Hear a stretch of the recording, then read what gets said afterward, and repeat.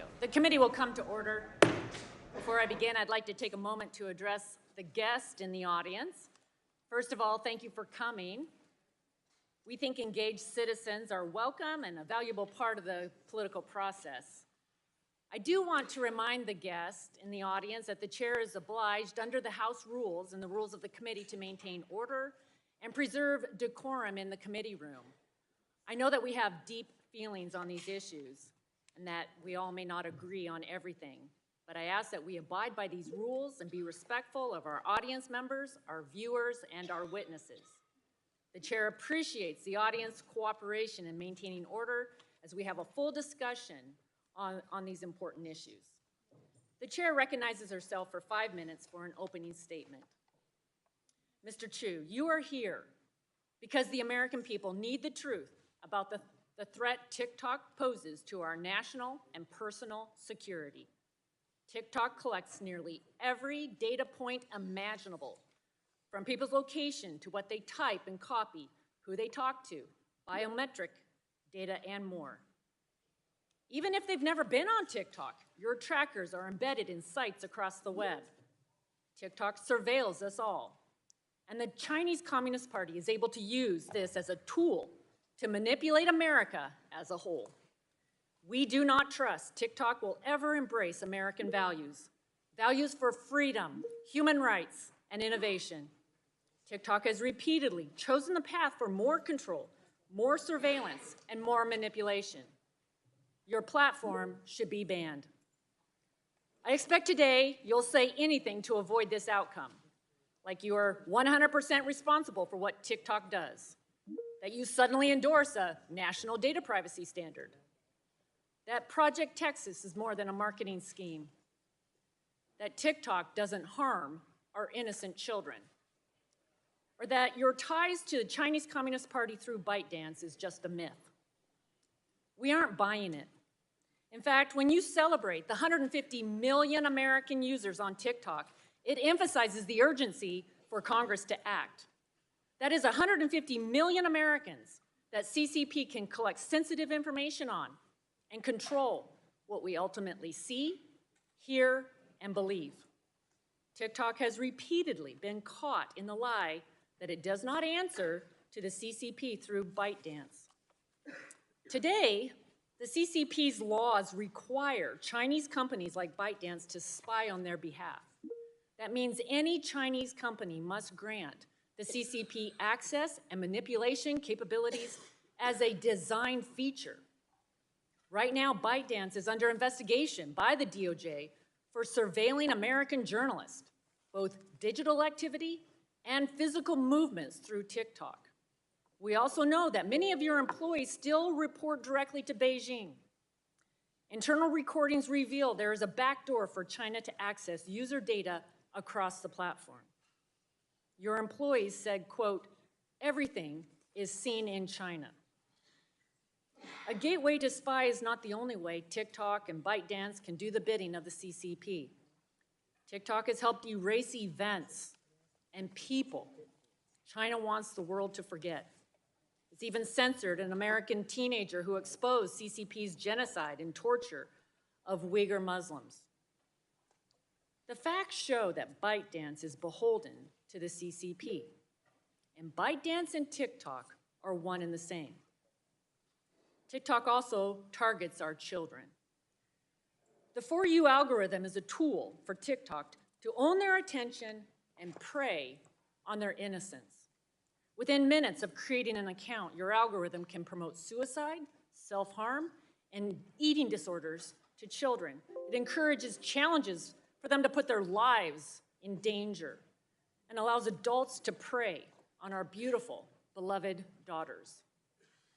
It's also a portal for drug dealers to sell illicit fentanyl that China has banned, yet is helping Mexican cartels produce, send across our border, and poison our children. In China, the CCP proactively prohibits this type of TikTok content that promotes death and despair to kids. From the data it collects to the content it controls, TikTok is a grave threat of foreign influence in American life. It's been said it's like allowing the Soviet Union the power to produce Saturday morning cartoons during the Cold War, but much more powerful and much more dangerous. Banning your platform will address the immediate threats. Make no mistake, this committee is also looking to the future. America needs to be prepared to stop the next technological tool or weapon China will use for its own strategic gain. We must prevent any app, website, and platform like TikTok from ever spying on Americans again. And we must provide the strongest protections possible for our children. That is why this committee is leading on a national privacy and data security standard. It restricts sensitive American data from reaching our adversaries to begin with, and what big tech and data brokers collect, process, store, and sell. It makes it illegal for any platform to track and target children under 17. Mr. Chew, the committee has requested that TikTok appear before us for a long time. For those we serve, we're glad the day has finally come. Today, the world is watching. ByteDance is watching. The Chinese Communist Party is watching. But the answers you owe are to the American people, a free people who cherish their God-given, unalienable rights to life, liberty, and the pursuit of happiness for all. They deserve the truth. Complete honesty is the standard and the law you are being held to before this committee, as we seek to get answers and a full understanding of what happens at TikTok under your watch. Thank you.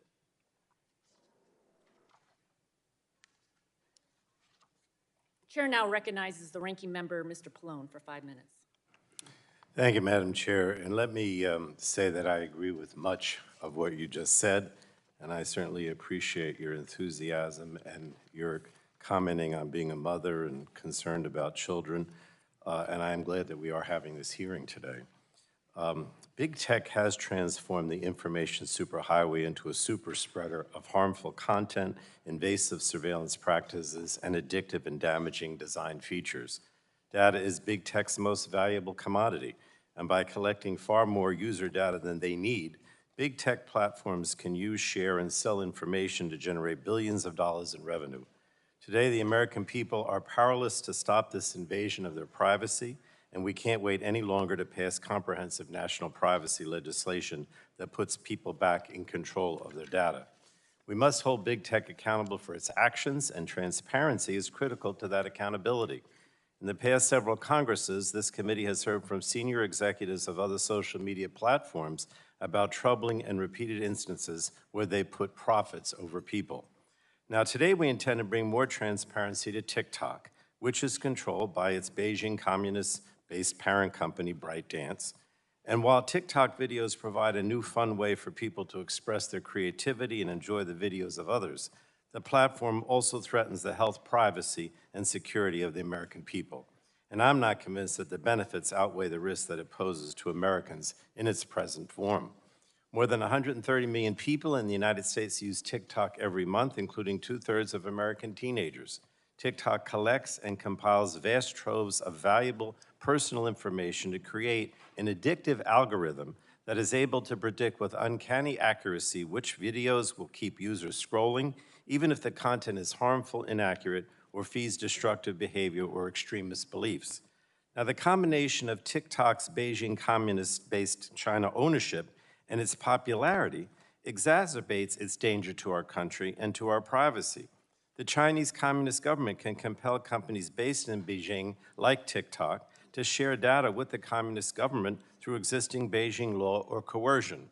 National security experts are sounding the alarm, warning that the Chinese Communist government could require TikTok to compromise device security, maliciously access American user data, promote pro-communist propaganda, and undermine American interests.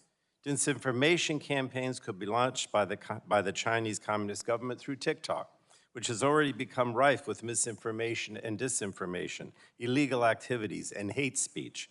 A recent report found that 20% of TikTok search results on prominent news topics contain misinformation. Social media's profitability depends on growth and engagement. More eyes on their content for longer time leads to more advertising dollars and revenue generation. Addictive algorithms are fine-tuned to optimize growth and engagement without necessarily taking into account potential harms to users. Children and teens are particularly vulnerable.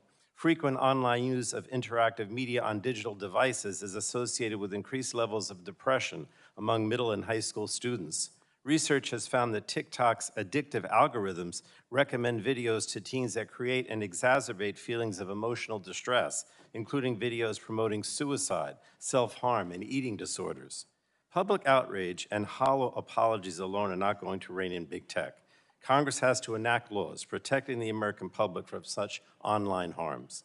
And we simply cannot wait any longer to pass the comprehensive privacy legislation that I authored with then-ranking member, now Chair Rogers, last Congress, that overwhelmingly advanced out of the committee. It ensures that companies, wherever they live, it ensures, I should say, that consumers, wherever they live in this country, will have meaningful control over their personal information. Our legislation establishes baseline data minimization requirements, ensuring that companies only collect, process, and transfer data necessary to provide a service. And it provides heightened privacy protections for children and teenagers.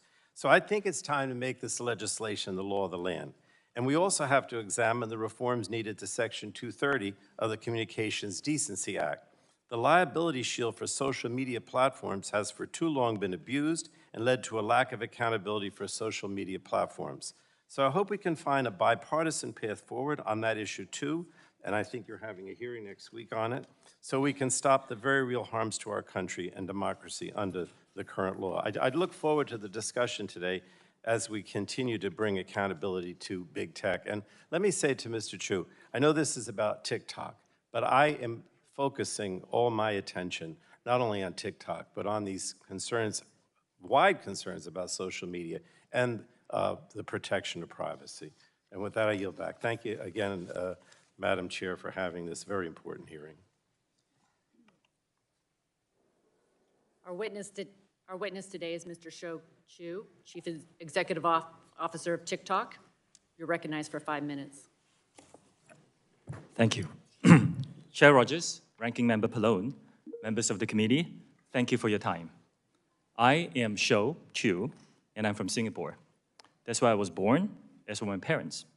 And after serving in Singapore's military, I moved to the UK to attend college, and then here to the US to attend business school. I actually met my wife here. By the way, she was just born a few miles away from here in Virginia. 2 years ago, I became the CEO of TikTok. Today, we have more than 1 billion monthly active users around the world, including over 150 million in the United States. Our app is a place where people can be creative and curious, and where close to 5 million American businesses, mostly small businesses, go to find new customers and to fuel their growth. Now, as TikTok has grown, we've tried to learn the lessons of companies that have come before us, especially when it comes to the safety of teenagers. While the vast majority of people on TikTok are over 18, one of our fastest growing demographics are people over 35. We spent a lot of time adopting measures to protect teenagers. Many of those measures are firsts for the social media industry. We forbid direct messaging for people under 16, and we have a 60-minute watch time by default for those under 18. We have a suite of family pairing tools so that parents can participate in their teens' experience and make the choices that are right for their family. We want TikTok to be a place where teenagers can come to learn, which is why we recently launched a feed that exclusively features educational videos about STEM. STEM videos already have over 116 billion views on TikTok. And I think TikTok is inspiring a new generation to discover a passion for math and science. Now, I would also like to talk about national security concerns that you have raised, that we take very, very seriously. Let me start by addressing a few misconceptions about ByteDance, of which we are a subsidiary. ByteDance is not owned or controlled by the Chinese government. It's a private company. 60% of the company is owned by global institutional investors. 20% is owned by the founder, and 20% owned by employees around the world. ByteDance has 5 board members. 3 of them are American. Now, TikTok itself is not available in mainland China. We're headquartered in Los Angeles and in Singapore, and we have 7,000 employees in the US today. Still, we have heard important concerns about the potential for unwanted foreign access to US data and potential manipulation of the TikTok US ecosystem. Our approach has never been to dismiss or trivialize any of these concerns. We have addressed them with real action. Now that's what we've been doing for the last 2 years, building what amounts to a firewall that seals off protected US user data from unauthorized foreign access. The bottom line is this: American data stored on American soil by an American company, overseen by American personnel. We call this initiative Project Texas. That's where Oracle is headquartered. Today, US TikTok data is stored by default in Oracle servers. Only vetted personnel operating in a new company called TikTok US Data Security can control access to this data. Now, additionally, we have plans for this company to report to an independent American board with strong security credentials. Now, there's still some work to do. We have legacy US data sitting in our servers in Virginia and in Singapore. We're deleting those, and we expect that to be complete this year. When that is done, all protected US data will be under the protection of US law and under the control of the US-led security team. This eliminates the concern that some of you have shared with me that TikTok user data can be subject to Chinese law. This goes further, by the way, than what any other company in our industry have done. We will also provide unprecedented transparency and security for the source code for the TikTok app and recommendation engine. Third-party validators like Oracle and others will review and validate our source code and algorithms. This will help ensure the integrity of the code that powers what Americans see on our app. We will further provide access to researchers, which helps them study and monitor our content ecosystem. Now, we believe we are the only company that offers this level of transparency. Now, trust is about actions we take. We have to earn that trust with decisions we make for our company and our products. The potential security, privacy, content manipulation concerns raised about TikTok are really not unique to us. The same issues apply to other companies.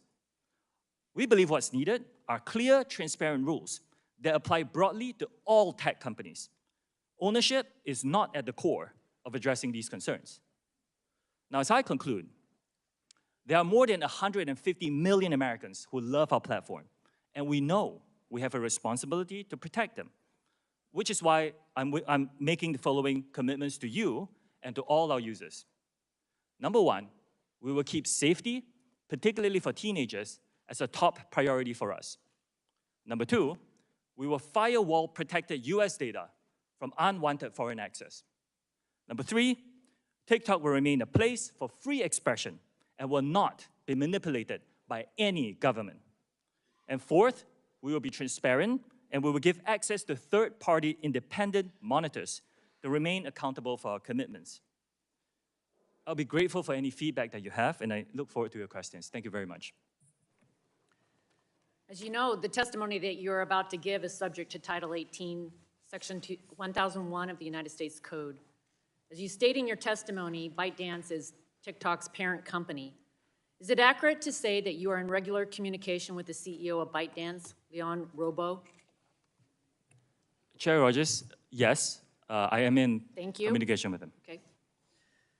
Kelly Zhang is the CEO of ByteDance China, overseeing Douyin, the Chinese version of TikTok. Are you in regular communication with Kelly? I'm not in regular communication with her. The ByteDance editor-in-chief is Zhong Fuping, correct? I believe so. And Wu Shugang is Beijing ByteDance technology board member and also an official of the Cyberspace Administration in China. Is this correct? I believe so. They are not in the right... Thank you. All of these individuals work or affiliated with the Chinese Communist Party, are at the highest levels of leadership at ByteDance, a company where you previously served as the chief financial officer and where you regularly communicate with their CEO. TikTok has told us that you weren't sharing data with the CCP, but leaked audio from within TikTok has proven otherwise. TikTok told us that you weren't tracking the geolocation of American citizens. You were. TikTok told us you weren't spying on journalists. You were. In your testimony, you state that ByteDance is not beholden to the CCP.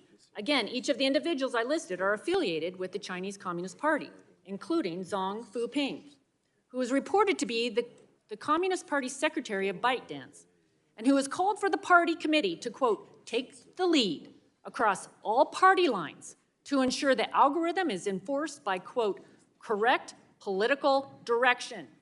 Just this morning, the Wall Street Journal reported that the CCP is opposed to a forced sale of TikTok by ByteDance, quoting a CCP spokesman as saying the Chinese government would make a decision regarding any sale of TikTok. So the CCP believes they have the final say over your company. I have zero confidence in your assertion that ByteDance and TikTok are not beholden to the CCP. Next question. Heating content is a way of promoting and moderating content. In your current or previous positions within Chinese companies, have employees engaged in heating content for users outside of China? Very quickly, yes or no? Our heating process is approved by our local teams in the various countries. The answer is yes, thank you. Have any moderation tools been used to remove content on TikTok associated with the Uyghur genocide? Yes or no? We do not remove that kind of content. TikTok is a place of freedom of expression. And Chair Rogers, like I said, if you use our app, you can go on it and you will see a lot of users around the world expressing content on that topic and many others. Thank you. What about the massacre in Tiananmen Square? Yes or no? I'm sorry, I didn't hear the question. The massacre in Tiananmen Square. That kind of content is available on our platform. You can go and search it. I will remind you that making false or misleading statements to Congress is a federal crime. I understand. Again, if you go on our platform, you will find that content. Okay, thank you. Reclaiming my time, can you say with 100% certainty that ByteDance or the CCP cannot use your company or its divisions to heat content to promote pro-CCP messages for an act of aggression against Taiwan? We do not promote or remove content at the request of the Chinese government. The question is, we will replace. The question is, are you 100% certain that they cannot use your company to promote such messages? It is our commitment to this committee and all our users that we will keep this free from any manipulation by any government. If you can't say 100% certain, I take that as a no. As I previously referenced, TikTok spied on American journalists. Can you say with 100% certainty that neither ByteDance nor TikTok employees can target other Americans with similar surveillance techniques? Chair Rogers, I first of all disagree with the characterization that is spying. It was an internal investigation. Yes or no? Can you do surveillance of other Americans? We will protect the U.S. user data and fire it all from all unwanted foreign access. It's a commitment that we've given to the committee.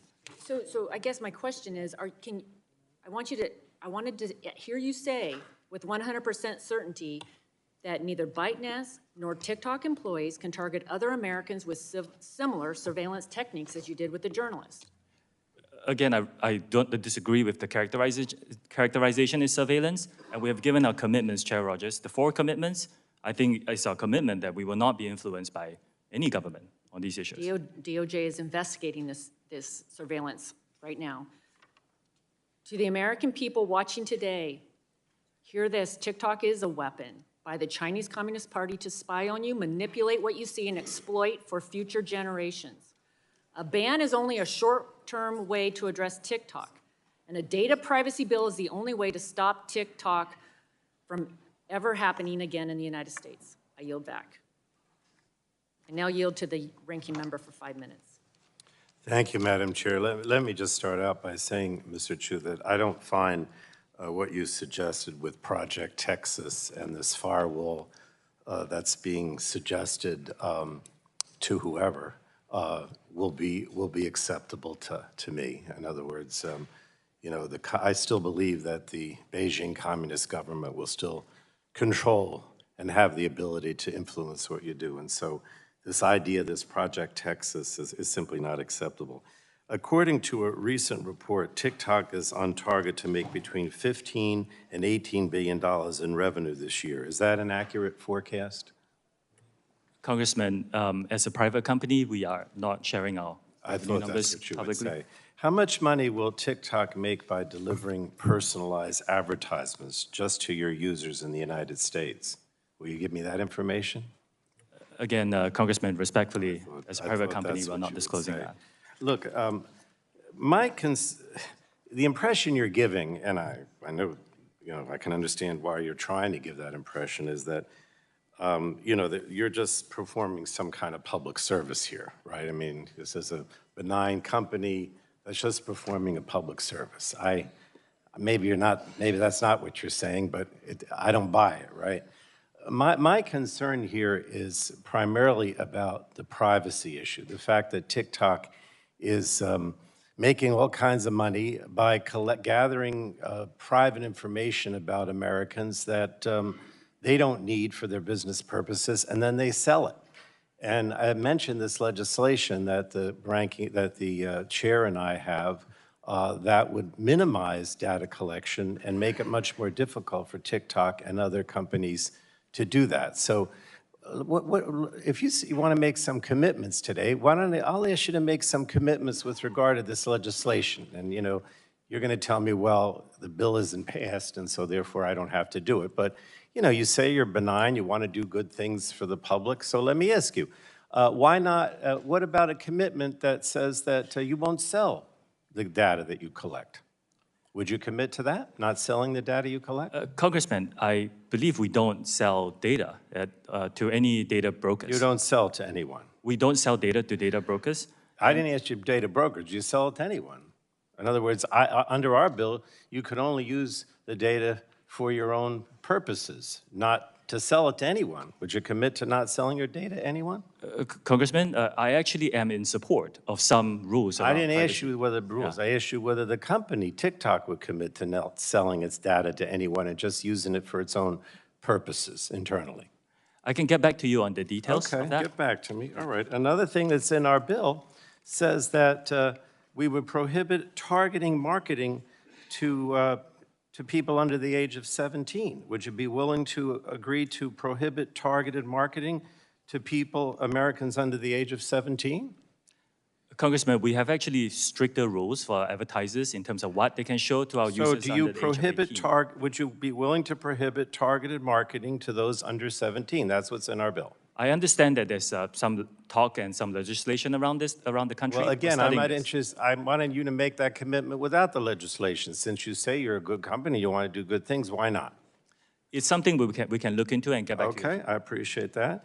Okay, we also have in our bill a requirement of heightened protection for sensitive data, particularly location and health data. Would you commit to not gathering or dealing with location or health data unless you get affirmative consent from the consumer? In other words, under our bill, those are categorized as sensitive, and unless the person specifically says, I want you to collect that data, you wouldn't be able to, location and health data. Would you commit to that? Congressman, in principle, I support that. Which, by the way, we do not collect precise GPS data at this point, and I do not believe we collect any health data. All right, so would you be willing to make that commitment that from now on you won't collect location and health data without, well, you're saying at all?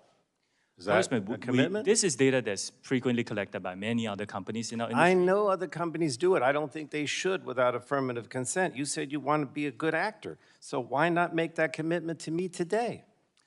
We're committed to be very transparent with our users about what we collect. I don't believe what we collect is more than most players in the industry. My problem here is you're trying to give the impression that you're going to move away from Beijing and the Communist Party. You're trying to give the impression that you're a good actor. But the commitments that we would seek to achieve those goals are not being made today. They're just not being made. You're going to continue to gather data. You're going to continue to sell data. You're going to continue to do all these things and continue to be under the aegis of the Communist Party through your organization that owns you. So, in any case, thank you, Madam Chair.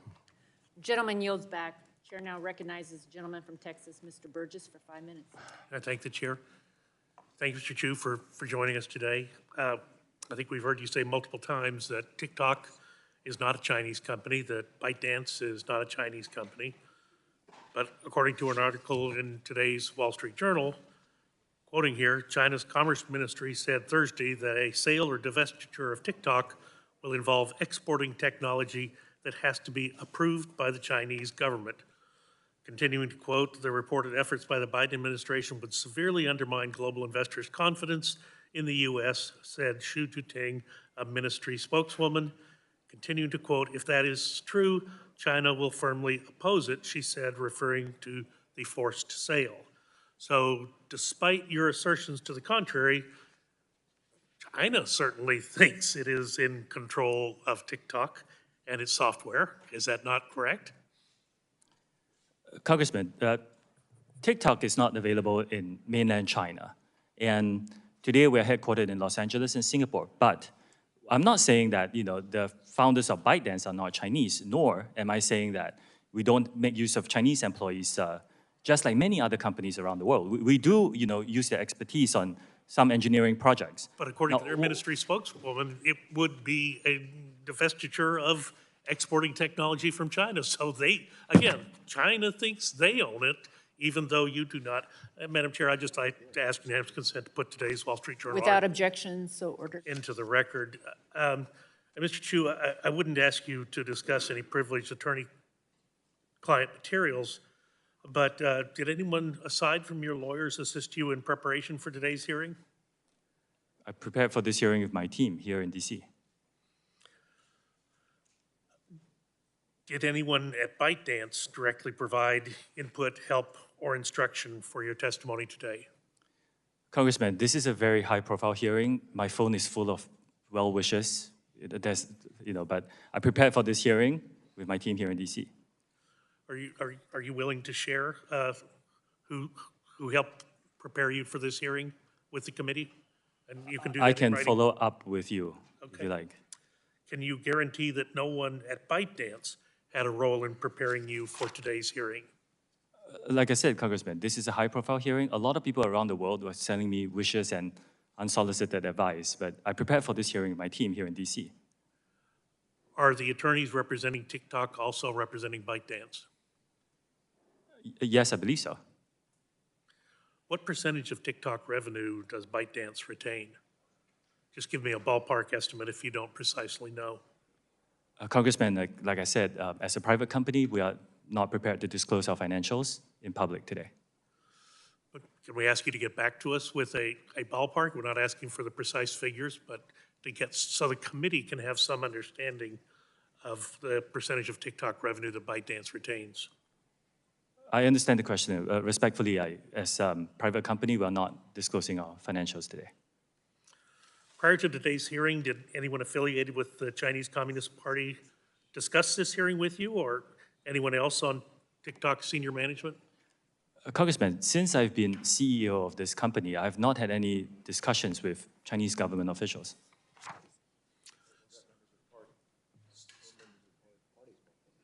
So but what about the Chinese Communist Party itself?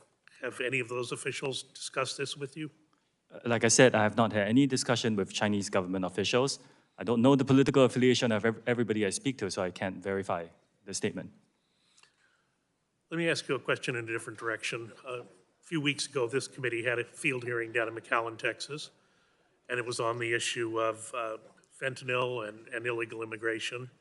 And one of our witnesses, Brandon Judd, a 25-year veteran Border Patrol agent, said that all social media platforms play a role in illegal immigration. That's one of the ways cartels advertise their services throughout the world and convince people to put themselves in their hands and come to the United States. The cartels all use social media platforms. Are you aware of this phenomenon? Any content that promotes human abuse is violative of our community guidelines, which dictates what is allowed and not allowed on our platform. We proactively identify and remove them from our platform. Well, it would be very helpful if you would share with the committee examples of how you have removed people, because what we heard at the hearing was that TikTok was one of the platforms that recruits adolescents in the United States to help with transporting people who are in the country who've been trafficked into the country, as well as contraband substances. Would you help us with that, understanding who you have removed from your platform? Congressman, I'll be delighted to check in my team and get back to yours. and be collaborative. Thank you. I'll yield back. Gentleman's time has expired. Chair recognizes the lady from California, Ms. Shou, for 5 minutes.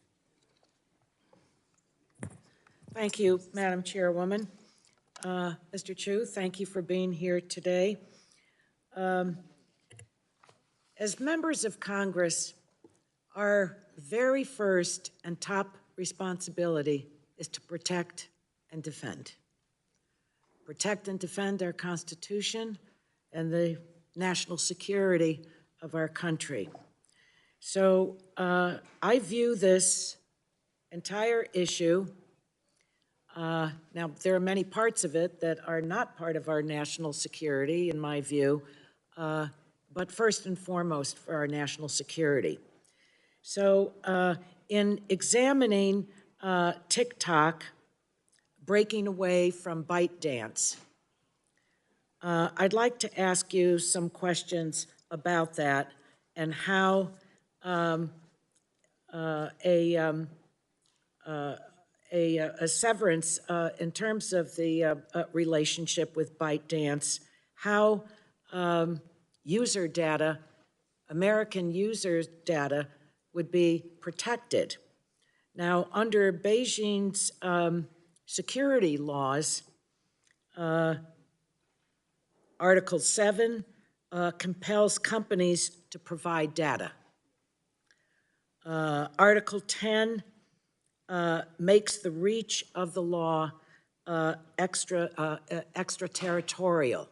Now, this is very clear. I don't need to read all of it into the record, but those are the laws of the PRC. How does ByteDance, how does TikTok, rather, how do you convince the Congress of the United States that there can be a clean break? Why would the Chinese government sidestep their national law, including Article 7, Article 10, in terms of user data? Congressman, thank you for the question. I'm glad you asked this. As I said in the opening statement, our plan is to move American data to be stored on American soil by the American company. I understand that, but you're sidestepping, or I haven't read anything in terms of TikTok, how you can actually say, and you spoke in your opening statement about a firewall relative to the data, but the Chinese government has that data. How can you promise that that will move into the United States of America and be protected here? Congresswoman, I have seen no evidence that the Chinese government has access to that data. They have never asked us. We have not provided. Well, you know what? I find that actually preposterous. I have looked in. I have seen no evidence of this happening. And in order to assure everybody here and all our users, our commitment is to move the data into the United States to be stored on American soil by an American company, overseen by American personnel. So the risk will be similar to any government going to an American company asking for data. If that. Well, I'm one that doesn't believe that there is really a private sector in China. And when you look at their national law and what specifically these two articles, Article 7 and Article 10, are very clear.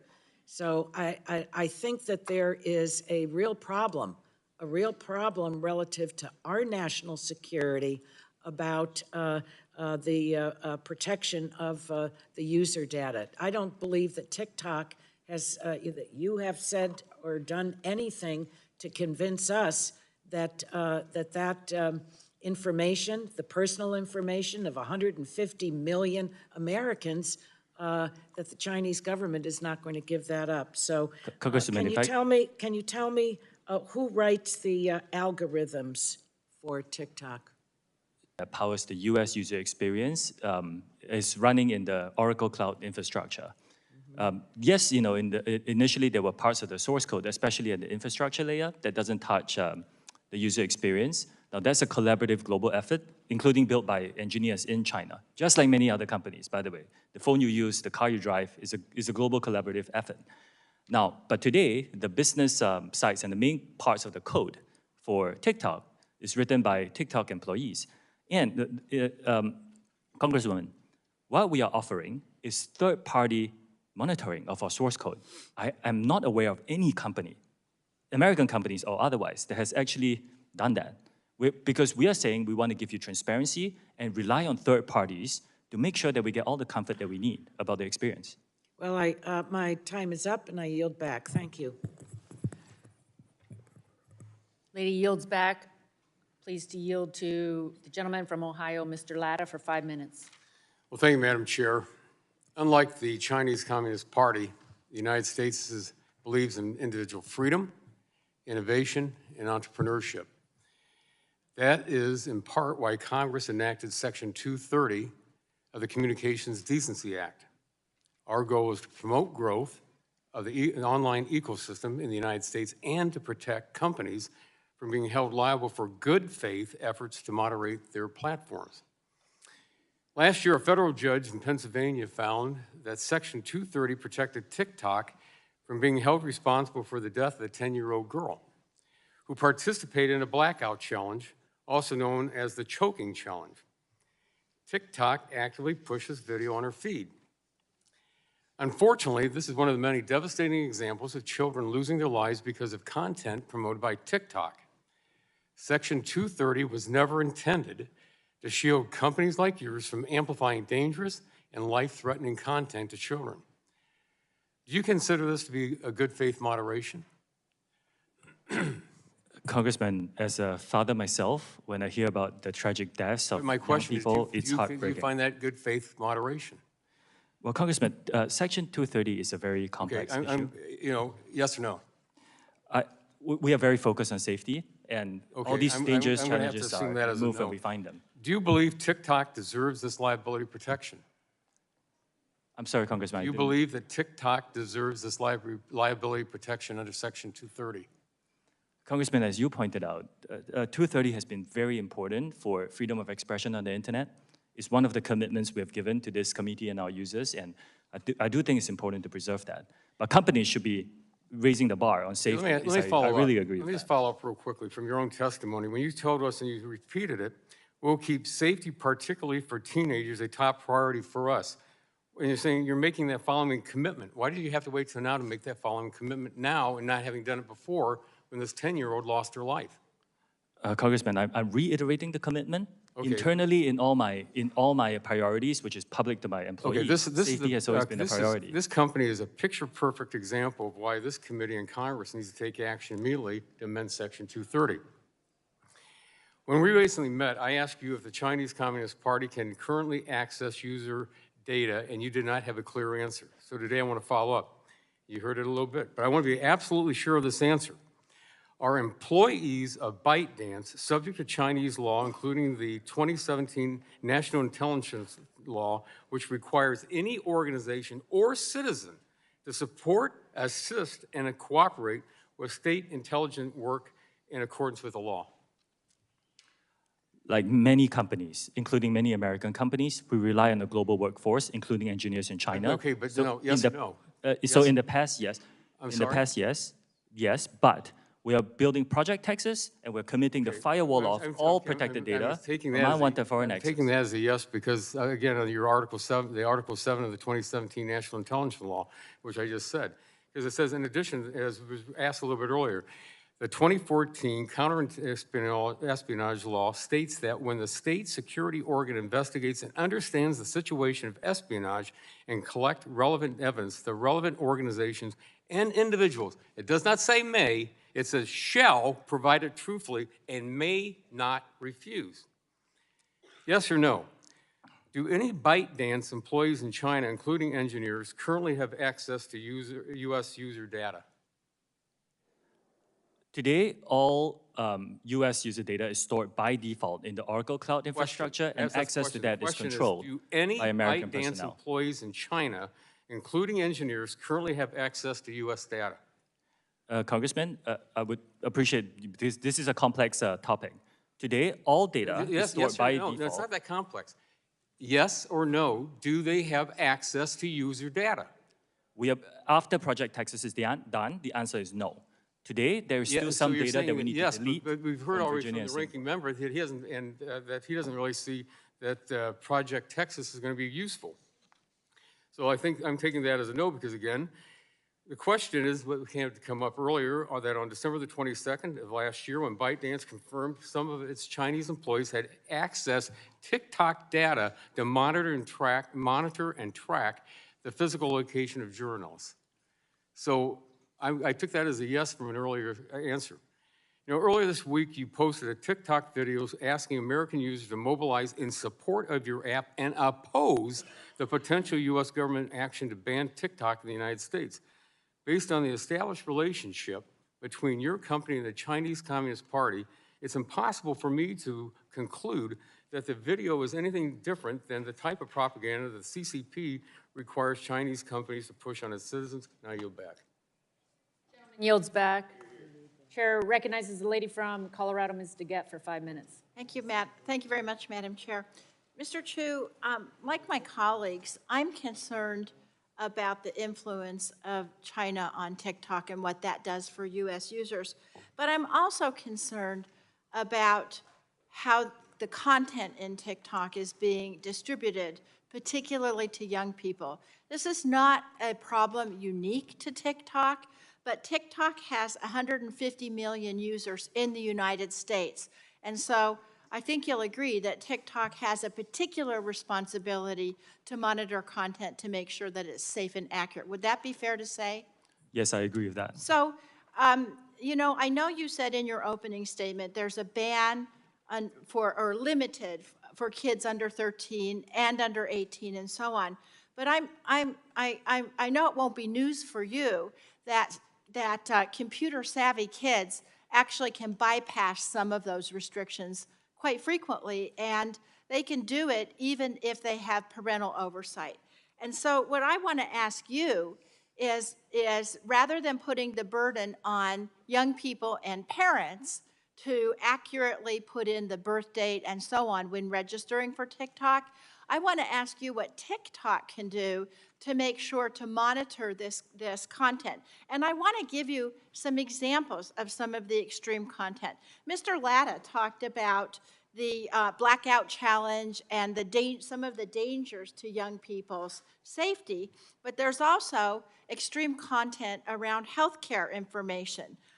In one study, 13 out of 20 results for the question, does mugwort induce abortion? It talked about herbal so-called abortifacients like papaya seeds, which don't work. And so if people searching for information on safe abortions went on TikTok, they could get devastatingly incorrect information.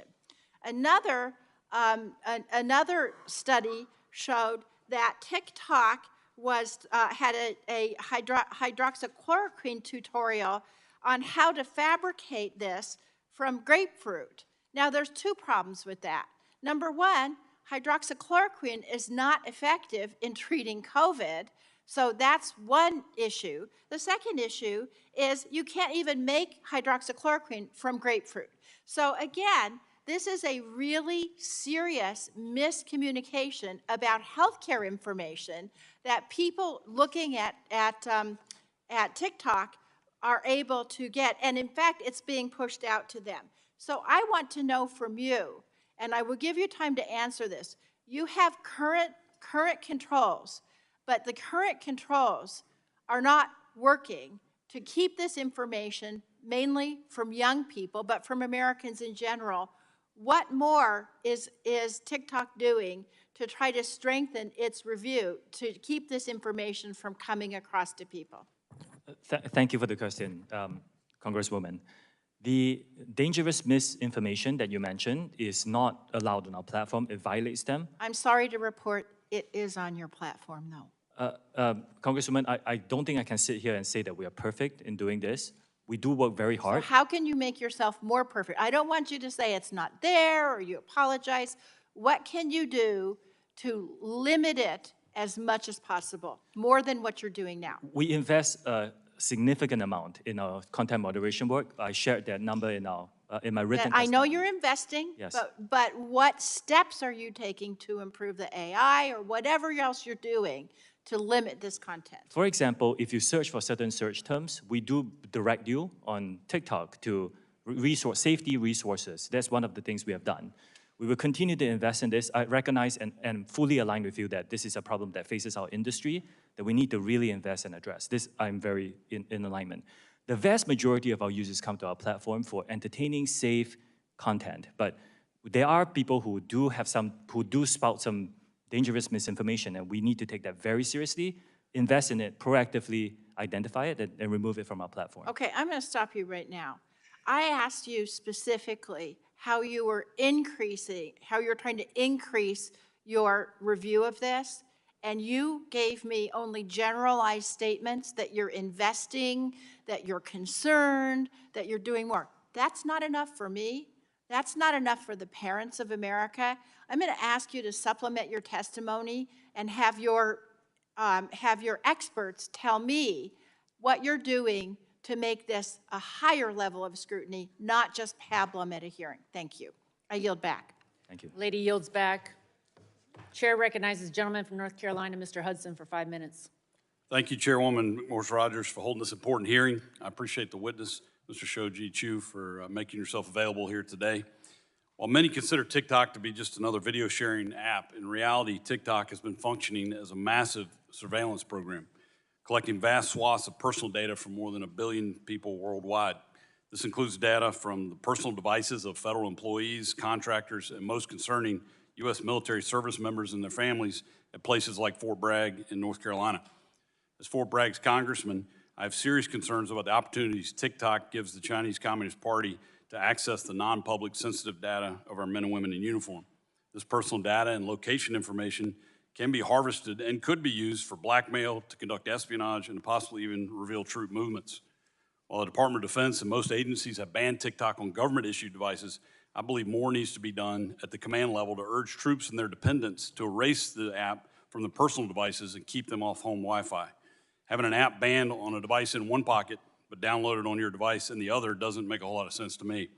I believe Congress and DoD should address the continued use of TikTok on military installations as well as any use that depicts U.S. military operations. Mr. Chew, does TikTok access the home Wi-Fi network? Only if the user turns on the Wi-Fi. I'm sorry, I may not understand the So if I have question. TikTok app on my phone and my phone is on my home Wi-Fi network, does TikTok access that network? It will have to access the network to get connections to the internet, if that's the question. Is it possible then that it could access other devices on that home Wi-Fi network? Congressman, we do not do anything that is beyond any industry norms. I believe the answer to your question is no. It could be technical. Let me get back to you. Okay, I'd appreciate it if you can answer that. I'd like to change directions real quick.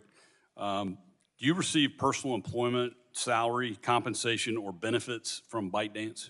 Yes, I do. What is your salary from ByteDance? Congressman, if you don't mind, I would prefer to keep my compensation private. Okay. Do you personally have any company shares or stock in ByteDance or Douyin? Congressman, if you don't mind, I would like to keep my personal assets private. Is TikTok the company your only source of employment compensation?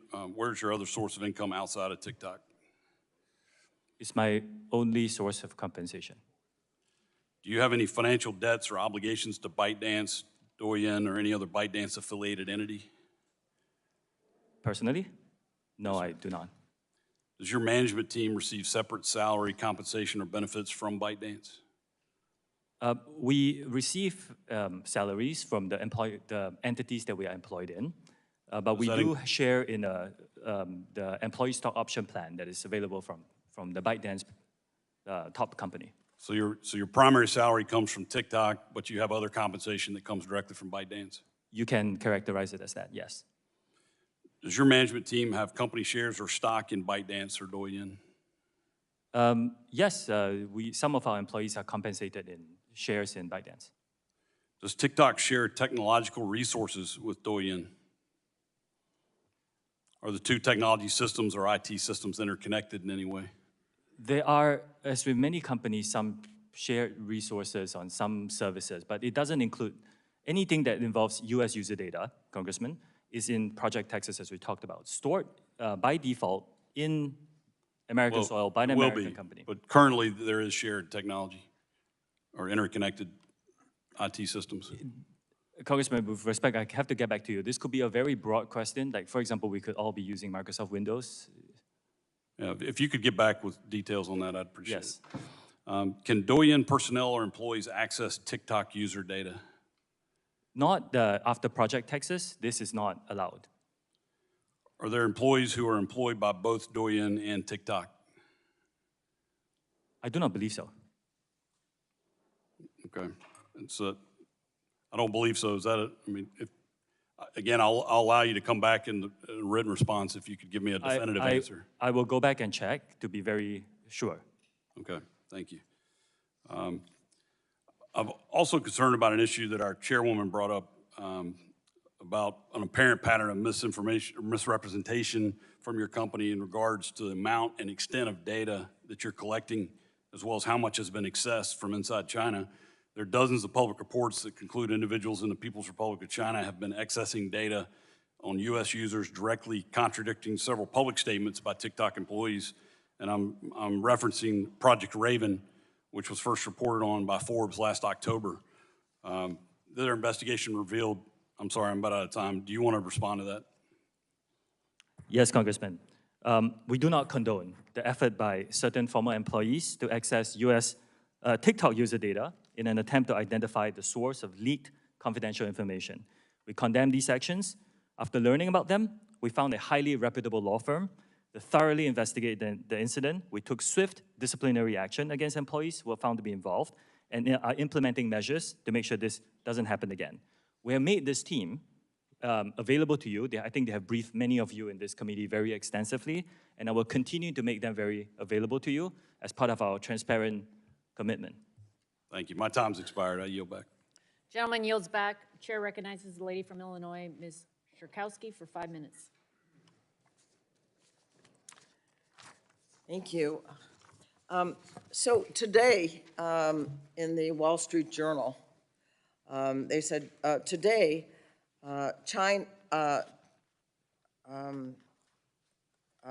China's commerce minister said that China opposes the sale of TikTok because it would involve exporting China's technology and would, and this is the important part, and would need to be approved by the Chinese government. Would need to be approved by the Chinese government. So all of what you've been saying about the distance between TikTok and China has been said to be not true in the paper today, and I would like to see what you have to say in response. Congresswoman, I do disagree with that characterization. I think we have designed Project Texas to protect U.S. user interests and to move forward here in the U.S. Again, it's the protections of storing American data on American soil by an American company looked after by American personnel. And I do not think that our commitments to this committee and all our users is impacted by any event that you mentioned. Now, the whole discussion on this, the resolution of this is an ongoing and developing event. So we will continue to pay attention to this, and we'll get back to you when we have more specifics. So But my commitments stand. Yeah. Okay, so if it's an ongoing debate, apparently with China, so it's hard to say with any certainty that China would not have any influence. But let me ask another question. Last fall, along with Gus Bilirakis, who were chair and co-chair of the subcommittee together, were told that TikTok had surveilled, was involved in surveillance of users, very personal information. And you might say, well, not more than other companies, and I agree with Ranking Member Pallone that I really don't want to go by that standard particularly, but that TikTok's in-app browser surveilled everything from Americans, including passwords and credit card numbers, et cetera. So I just want to ask you if TikTok did track and collect this sensitive data that Americans don't want to have disclosed. Congressman, thank you. I'm glad you asked this question because, like you pointed out, we actually do not believe we collect more data than any other social media company out there. A lot of these reports, and we can talk about which specific one you're talking about, a lot of them are not that accurate. Some of them we have actually gotten in touch with the authors to help them understand the data that we're collecting. A lot of it is speculation. This is something they could do. But if you look at the subtext, this is something that every company could do. I'm running out of time. Let me just say that if TikTok chose not to take this sensitive information that you don't need for a transaction and support our comprehensive privacy bill, that would be very helpful.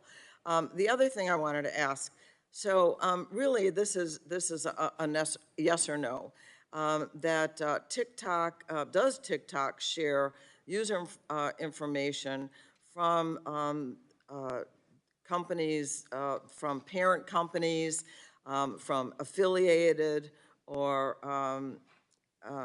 send user information to overseas? In the past, yes, for interoperability purposes. Now, after Project Texas, all protected U.S. data will be stored here with the access controlled by a special team of U.S. personnel.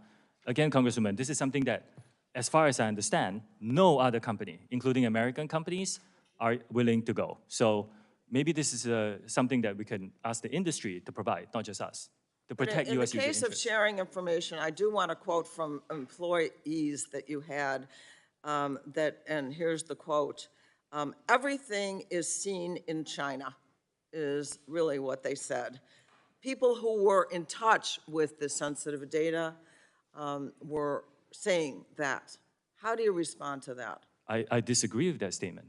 Well, I know you disagree with that statement, but my point is, how does that happen that employees of the company are saying that, in fact, that's not true? I cannot speak to, I don't know who this person is, so I cannot speak to what the person has or has not said. What I can say is, based on my position in this company and the responsibility that I have, that statement is just not true. Okay, unfortunately, and I'll close, I guess I'm over my time, we need to look into the facts of this, and so do you. And I yield back. Gentlelady yields back. Chair recognizes the lady from Florida, Ms. Kamek, for 5 minutes. Thank you, Madam Chairwoman. Mr. Shou, are you aware of Chinese Communist Party leader Chairman Xi Jinping's comments in May 2021 during a Communist Politburo study session where he instructed colleagues to target different countries, different audiences with short-form video? Are you aware of these comments? Yes or no? Congressman, I'm not aware of these comments. Okay. Well, and as was pointed out by Chairwoman Rogers, you have regular contact with Chinese Communist Party Secretary, Mr. Zhang Fuping, who is your boss at ByteDance, correct? No. No. No, he's neither my boss, nor do we have frequent contact. But you have regular contact with ByteDance. With the CEO of ByteDance. Who is, Mr. Zhang Fuping is the editor-in-chief. He's not the My CEO. colleague, Representative Burgess, a few minutes ago exposed that TikTok and ByteDance share legal teams. You confirmed this, correct? Our general counsel is Yes. an Yes or American no? lawyer, Yes. veteran of Microsoft. Also, my many colleague, Representative Latta, confirmed that your parent company, ByteDance, currently can access user data. Yes? We have to be more Yes. specific. Yes.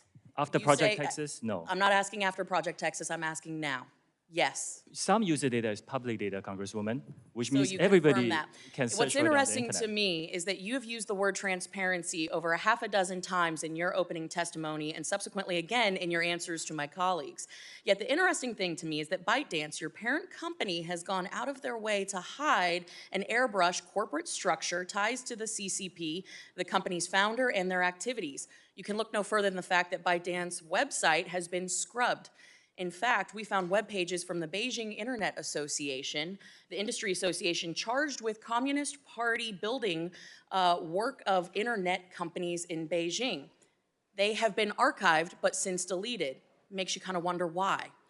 Yes or no, ByteDance is required to have a member of the Chinese government on its board with veto power. Is that correct?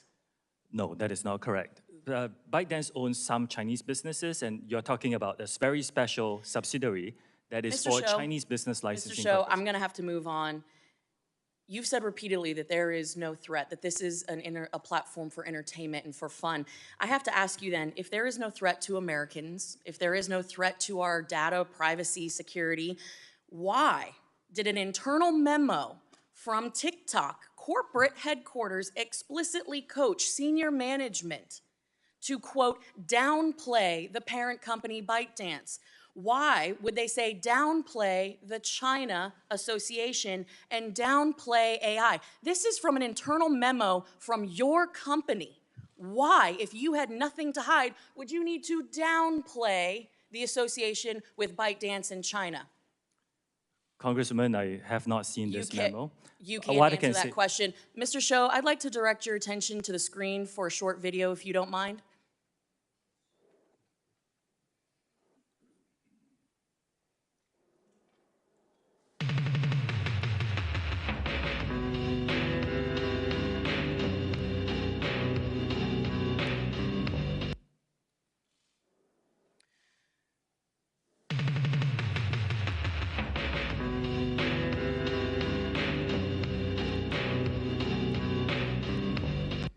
Mr. Shou, that video was posted 41 days ago. As you can see, it is captioned me as F at the House Energy and Commerce Committee on March 23rd of this year. This video was posted before this hearing was publicly noticed.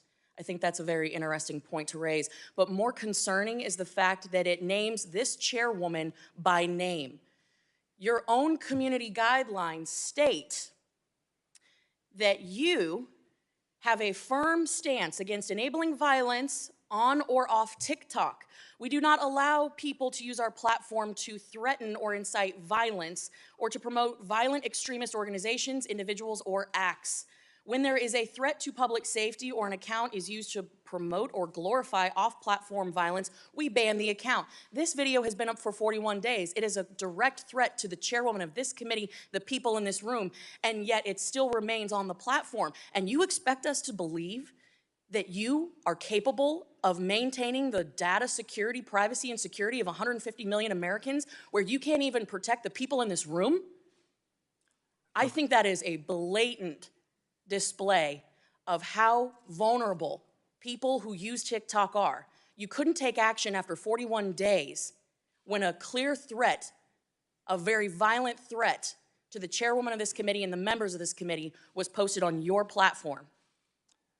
You damn well know that you cannot protect the data and security of this committee or the 150 million users of your app because it is an extension of the CCP. And with that, I yield back. Can I respond, Chair? No, we're going to move on. Gentlelady yields back. Chairman recognizes the lady from California, Ms. Matsui, for 5 minutes. Thank you very much, Madam Chair. And I'm really glad that we're having this very important hearing here today. And let me just say, make no mistake, the Chinese government represents a real and immediate threat.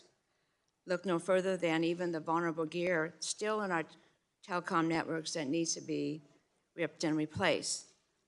But we can't lose sight of the important internet governance issues TikTok and other social media companies represent.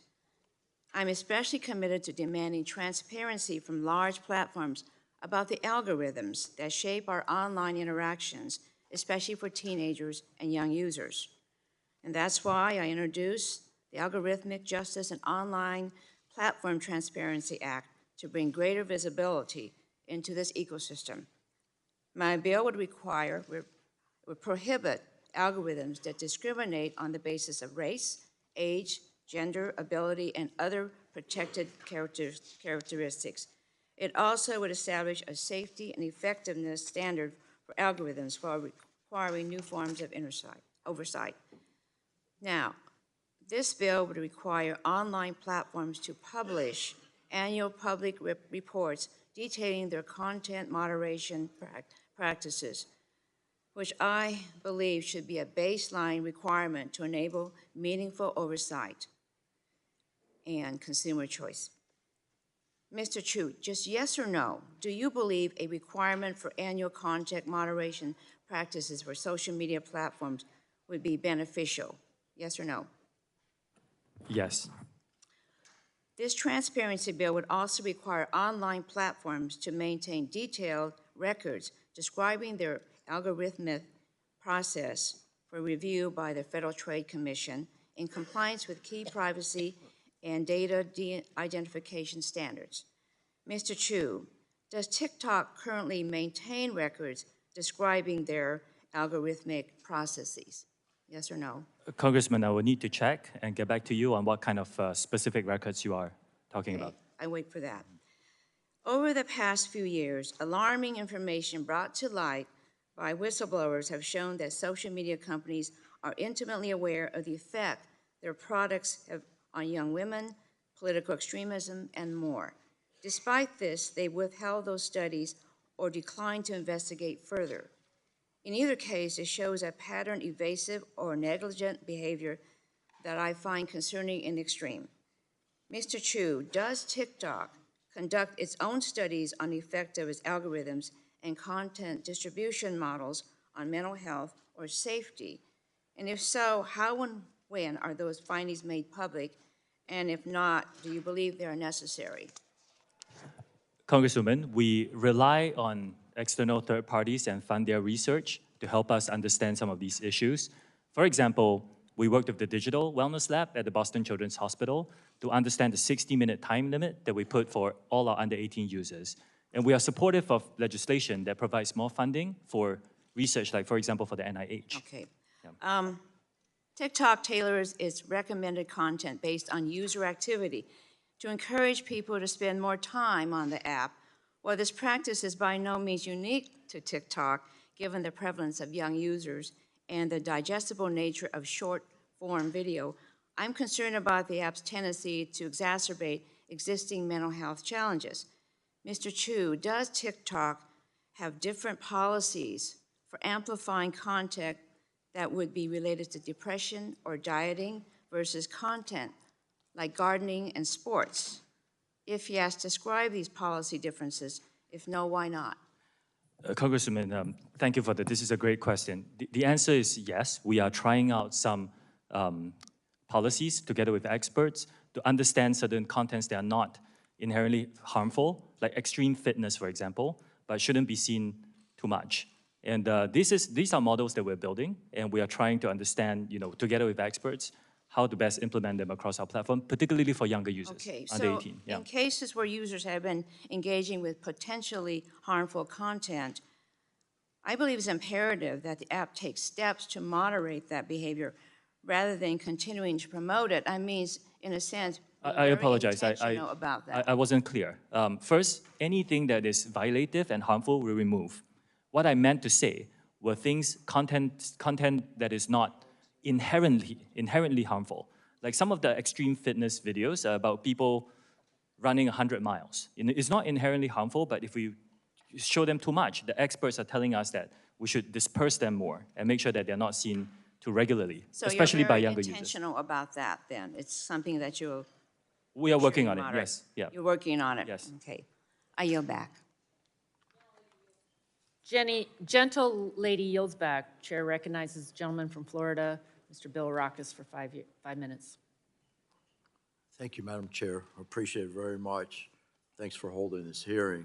Mr. Chew, your algorithms have prioritized providing harmful content directly to children, like self-harm challenges and even suicide.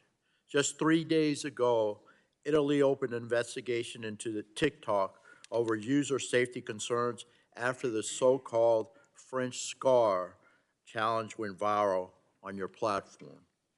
I know you know about the blackout challenge, which others may know as the choking challenge that encourages children to bring them to the point of unconsciousness or in some cases, tragically, death.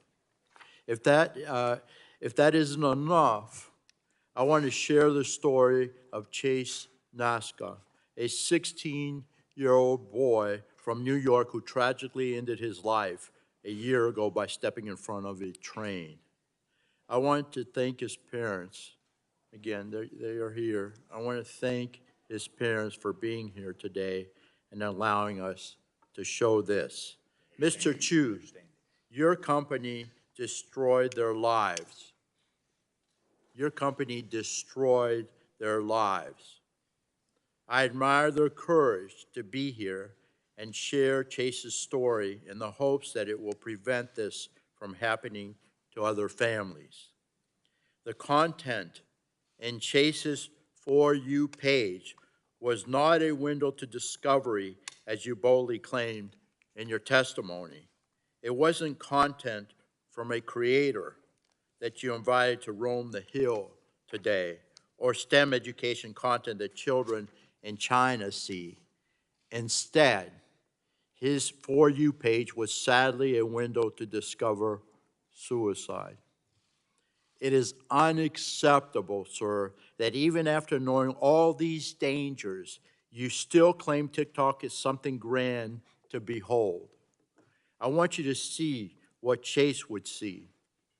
And I think if you want, again, would you share this content with your children, with your two children? Would you want them to see this? And again, I want to warn everyone watching that you may find this content disturbing, but we need to watch this, please. Blair took. You got to kill yourself. Oh, word? Like right now? And then I'm gonna put a shotgun in my mouth and blow the brains out of the back of my head. Cool.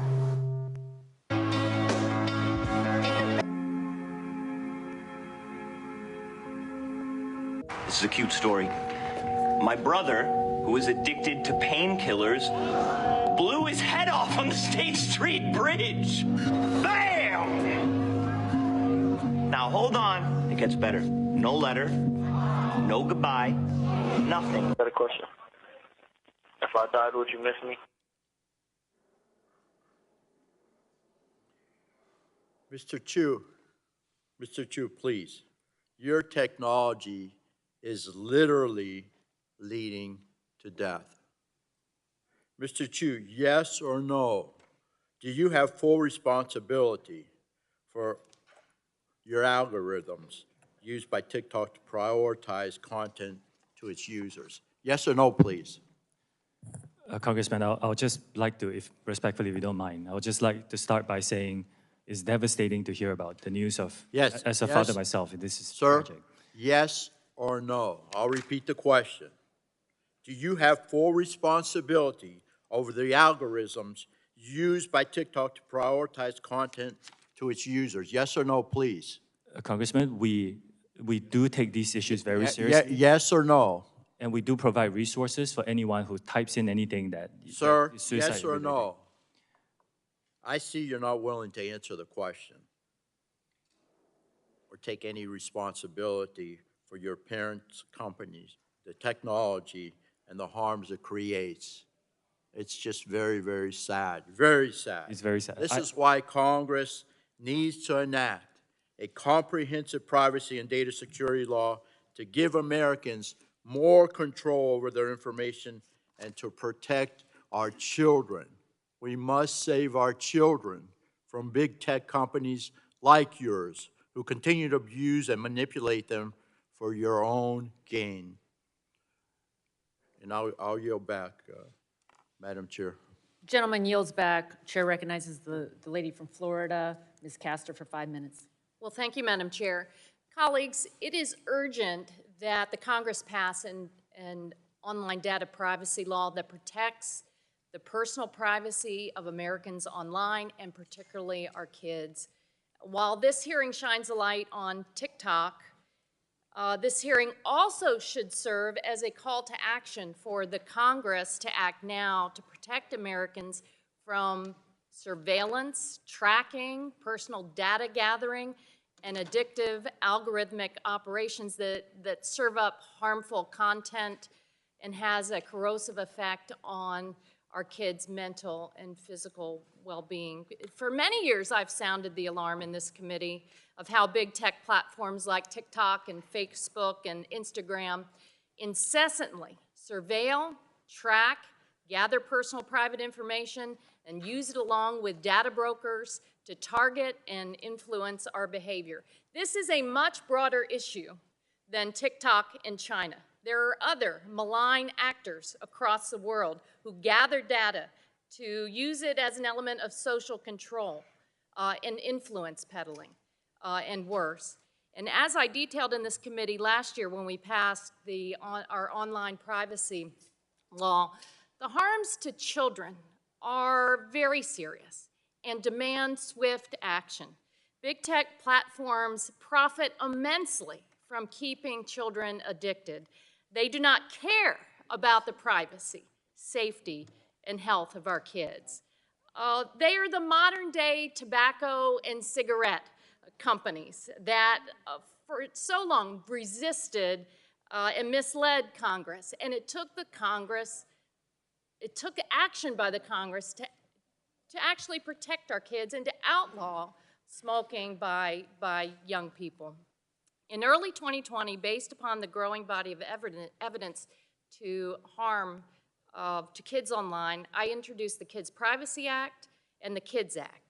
And I want to thank all of the researchers, the young people, the parents, the Surgeon General of the United States who have explained the correlation between social media usage and body dissatisfaction, disordered eating habits, anxiety, depression, self-injury, suicide ideation, and cyberbullying. Heck, Frances Haugen, the Facebook whistleblower, was right here and testified to us that Facebook and Instagram conducted research on this topic. They knew and understood the harms, but they continued to elevate profits over the well-being of children. And TikTok does the same. Last Congress, when we passed the ADPPA, the committee incorporated many of these important child online privacy and safety provisions from my bills. But we can make the 118th Congress's version of this bill, of this new law, even more protective of children. And I look forward to working with the chair and the ranking member to make that happen. Mr. Chew, TikTok has incredible sway over children in the U.S. But you don't have a very good track record. In 2019, TikTok was hit with the largest civil penalty by the Federal Trade Commission in a children's privacy case. 4 years later, TikTok still has not taken sufficient action to fix the problems. I assume because child users are incredibly profitable to your bottom line. So answer me this. TikTok allows advertisers to specifically target advertising to children aged 13 to 17, correct? Congresswoman, I do want to disagree with the statement that child abuses are not allowed on our platform at all. It's deplorable conduct and it's not allowed on our platform. Target advertising to young people aged 13 to 17. We do serve personalized advertising at this point, but the policies are very safe for them. How much money does TikTok make selling ads targeted to minors? Congresswoman, can I clarify minors in what age? From just say age 13 to 17. For the teenager population, I want to clarify that we do have a under 13 experience and zero advertising on that platform. For those, well, that's a whole other topic. Okay. Between 13 and 17, if you don't mind, I'll check into my team and get back to you on those answers. You know, TikTok could be designed to minimize the harm to kids, but a decision was made to aggressively addict kids in the name of profits. And it's our responsibility, members, to act swiftly to address this. This has gone on for too long. We've dilly-dallied too much. This committee, thankfully, we've taken responsibility and acted, but we have an enormous responsibility to act swiftly and get this bill to the floor of the House and passed into law as soon as possible. Thank you. I yield back my time. Gentlelady yields back. Chair recognizes the gentleman from Ohio, Mr. Johnson, for 5 minutes. Thank you, Madam Chair. Mr. Chew, I'm an information technology professional, been doing it for the most of my life. You've been evasive in many of your answers. I'm going to talk to you in some language that maybe you'll better understand, ones and zeros, okay? Let's talk about the Citizen Lab report. This is something your team frequently mentions in hearings as a way to exonerate yourself. For example, in the limitations section, it reads, we could not examine every source code component and test in the apps in every circumstance, which means our methods could not find every security issue, privacy violation, and censorship event. So it's an incomplete assessment. The report notes that TikTok's data collection using third-party trackers was in apparent conflict with the GDPR and that multiple themes were censored by TikTok. What is shocking to me is the shared source code between TikTok in the United States and the CCP-censored Douyin. The Citizen Labs report says that many of the functions and classes were identical and that the differences in behavior between TikTok in the United States and Douyin in China are slight changes in hard-coded values. Incredibly, specific censorship parameters from Douyin are present in TikTok, but just turned off. The authors say that for unknown reasons, the parameter variable itself is preserved. So while Citizen Lab may have been afraid to say the obvious conclusion, Mr. Chew, I am not.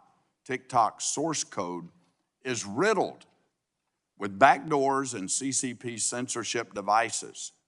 Here's the truth. In 1 million lines of code, the smallest shift from a 0 to a 1 on just one of thousands of versions of TikTok on the market will unlock explicit CCP censorship and access to American data. Mr. Chew, as CEO of TikTok, why have you not directed your engineers to change this source code? Congressman, thank you for the question. Have you directed them to change the source code? Like what we are offering and Yes my or fourth no? commitment? Have you directed them to change that source code? Congressman, if you give me a bit of time to just No, explain this. I don't. It's a yes or no question. Have you directed your engineers to change that source code? I'm not sure I understand it. Why are you allowing TikTok to continue to have the capacity for censorship, and yet you claim here that you don't? Let me remind doesn't. you of something. Do you realize that making false and misleading statements to Congress is a federal crime? Yes, I do. Okay. So have you directed your engineers to change that source code? I am giving third-party access monitoring by experts. And Congressman, you are an expert on this. You could agree with me that no other company TikTok does source this. code is the same as Douyin? What percentage? I can get back to you on the specifics. Okay, I'd appreciate that. Where was the source code for TikTok developed? Was it developed in China or in the United States? It's a global collaborative effort, like a lot of Was it code for a developed lot of in, companies. was it developed in China? Some of it? Some of it is. Okay, at ByteDance.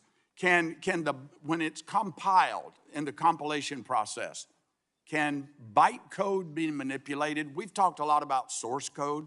What about the bytecode, the ones and zeros that actually execute on the device? Can it be manipulated? Yes. Congressman, to give you comfort, that's why we're giving third-party monitors. Yes, As an expert, I think you can agree that very few companies I've got offer the to do this. report here by Citizen Lab. I want to read you something from Ron Diebert. Specifically, in your written testimony to Congress, you stated on page 9, Citizen Lab found that there was no overt data transmission by TikTok to the Chinese government and that TikTok did not contact any servers within China. You implied that Citizen Lab exonerated TikTok from any information sharing with China. Well, the director of Citizen Lab saw this and issued a statement correcting the record yesterday. And I'm quoting Ron Diebert, the director of the lab. I am disappointed that TikTok executives continue citing the Citizen Lab's research in their statements to government as somehow exculpatory. I've called them out on this in the past, and it's unfortunate that I have to do it again, unquote.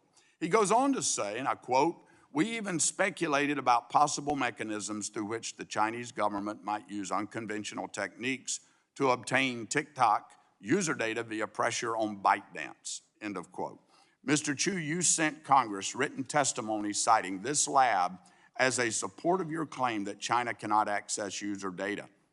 US user data. And now this lab has come out to say, we never said that. That's misleading, Mr. Chew. I hope you understand what that is. That's misleading. Mr. Chew, this is yet another instance of TikTok attempting to mislead Americans about what their technology is capable of and who has access to their information.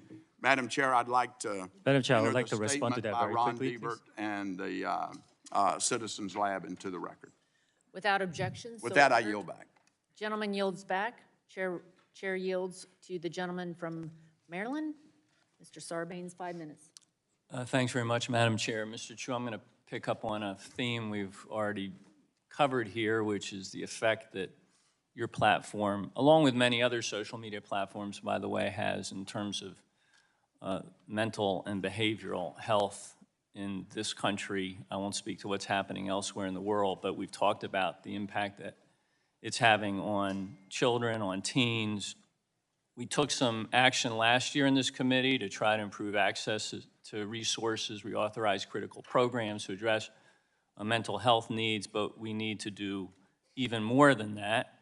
And we got to address what the big tech companies like TikTok are doing, because those are platforms that expose children, teens to additional risks.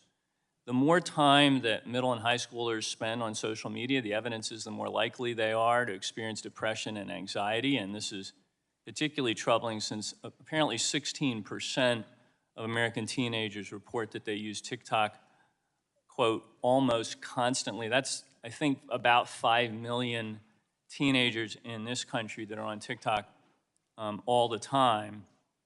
And we know that big tech, including TikTok, uses design features that can manipulate users, including children and teens, to keep them engaged, designed to feed them a never-ending stream of content, keep their attention for hours on end, which includes capitalizing on the desire for others' approval through like features, preying on the fear of missing out through push notifications and so forth. Again, you're part of an industry that's set up to do this. You, in some sense, don't appear to be able to help yourselves in reaching out and finding that new user and then holding on to them. TikTok itself has acknowledged that these features and others, like the endless scroll feature, can have an outsized effect on teens. And we've been discussing today how your app only intensifies that harm by amplifying dangerous content and misinformation. I don't want to be too paternalistic here because we have young people in the audience. We've got TikTok users that are watching this hearing, and I'm sure they have their own ideas about how this technology is being managed by TikTok and other social media platforms. They like to access the platforms, and they should be able to do that safely, so it's certainly in their interest, and they can drive this conversation, I think, perfectly well, but it's not a fair fight, is it? I mean, the algorithms are on one side of the screen, the human brain is on the other side of the screen, drowning in these algorithms, in many instances at an age where the brain's not even fully developed yet, so those addictive impulses are being sort of perfected by the technology, and again, it leaves the users sort of helpless in the face of that. Are you looking at ways to redesign core features like the ones I mentioned to be less manipulative, and addictive for users? And can you commit to making some of those modifications here today? Congressman, thank you. We do want to be leading in terms of safety of our users, particularly for teenagers. We were the first to launch a 60-minute watch limit. Yeah, let's talk about the 60-minute launch. And I'm very glad to see people, others in our industry follow. For many of your recommendations, we'll study them very seriously. Yeah. We actually have a series of features. Like, for example, if you're under 16, you cannot use a direct messaging feature because we want to protect those younger users. If you're under 16, you cannot go viral by default. If you're under 18, you cannot go live. And let me go back to the 60-minute limit because my understanding is that teens can pretty easily bypass the notification to continue using the app if they want to. I mean, let's face it, our teens are smarter than we are by half. and they know how to use the technology, and they can get around these limits if they want to. Are you measuring how many teens continue to exceed the 60 minutes of time on that app? We Have any understand. sense how that's working? We understand those concerns. Our intention is to have the teens and their parents have these conversations about what is the appropriate amount of time for social media. That's why we give the parents what we call family Let me pairing. ask you this question before I run out of time. If you concluded that putting some reasonable limits in place and trying to find a way to enforce them would lead some percentage of your users to leave TikTok and go somewhere else, is that something that you're prepared to accept? Yes. Really? Well, I'd love to get the research on how these limits are being implemented, how they're being bypassed, and the things that you're taking, the measures you're taking to address those issues going forward. Please bring that information back to our committee as we move forward. I'll be happy to. I yield back. Gentleman yields. Chair recognizes the gentleman from Kentucky, Mr. Guthrie, for 5 minutes. Thank you, Madam Chair, for yielding. I appreciate the time. Mr. Chew, your terms of service specifically state that TikTok does, and I quote, not allow the depiction, promotion, or trade of drugs or other controlled substances. Despite this content being against your terms of service, and I've brought this up with other service providers, but despite this content being against your terms of service, content on your platform related to illicit drugs like fentanyl, drug trafficking, and other illicit activity is pervasive and racks up hundreds of thousands of views. For example, in 2020, the Benadryl challenge resulted in the death of an American teenager. And we heard of another challenge earlier today that brought a death of a teenager. While you were at ByteDance, if you were the CFO for ByteDance, did Doohan allow related illicit drug trafficking or challenges resulting in death or injury to kids? Congressman, I represent TikTok here today. I can tell you that TikTok does not allow illegal drugs content on our platform. Does Doohan do it in China?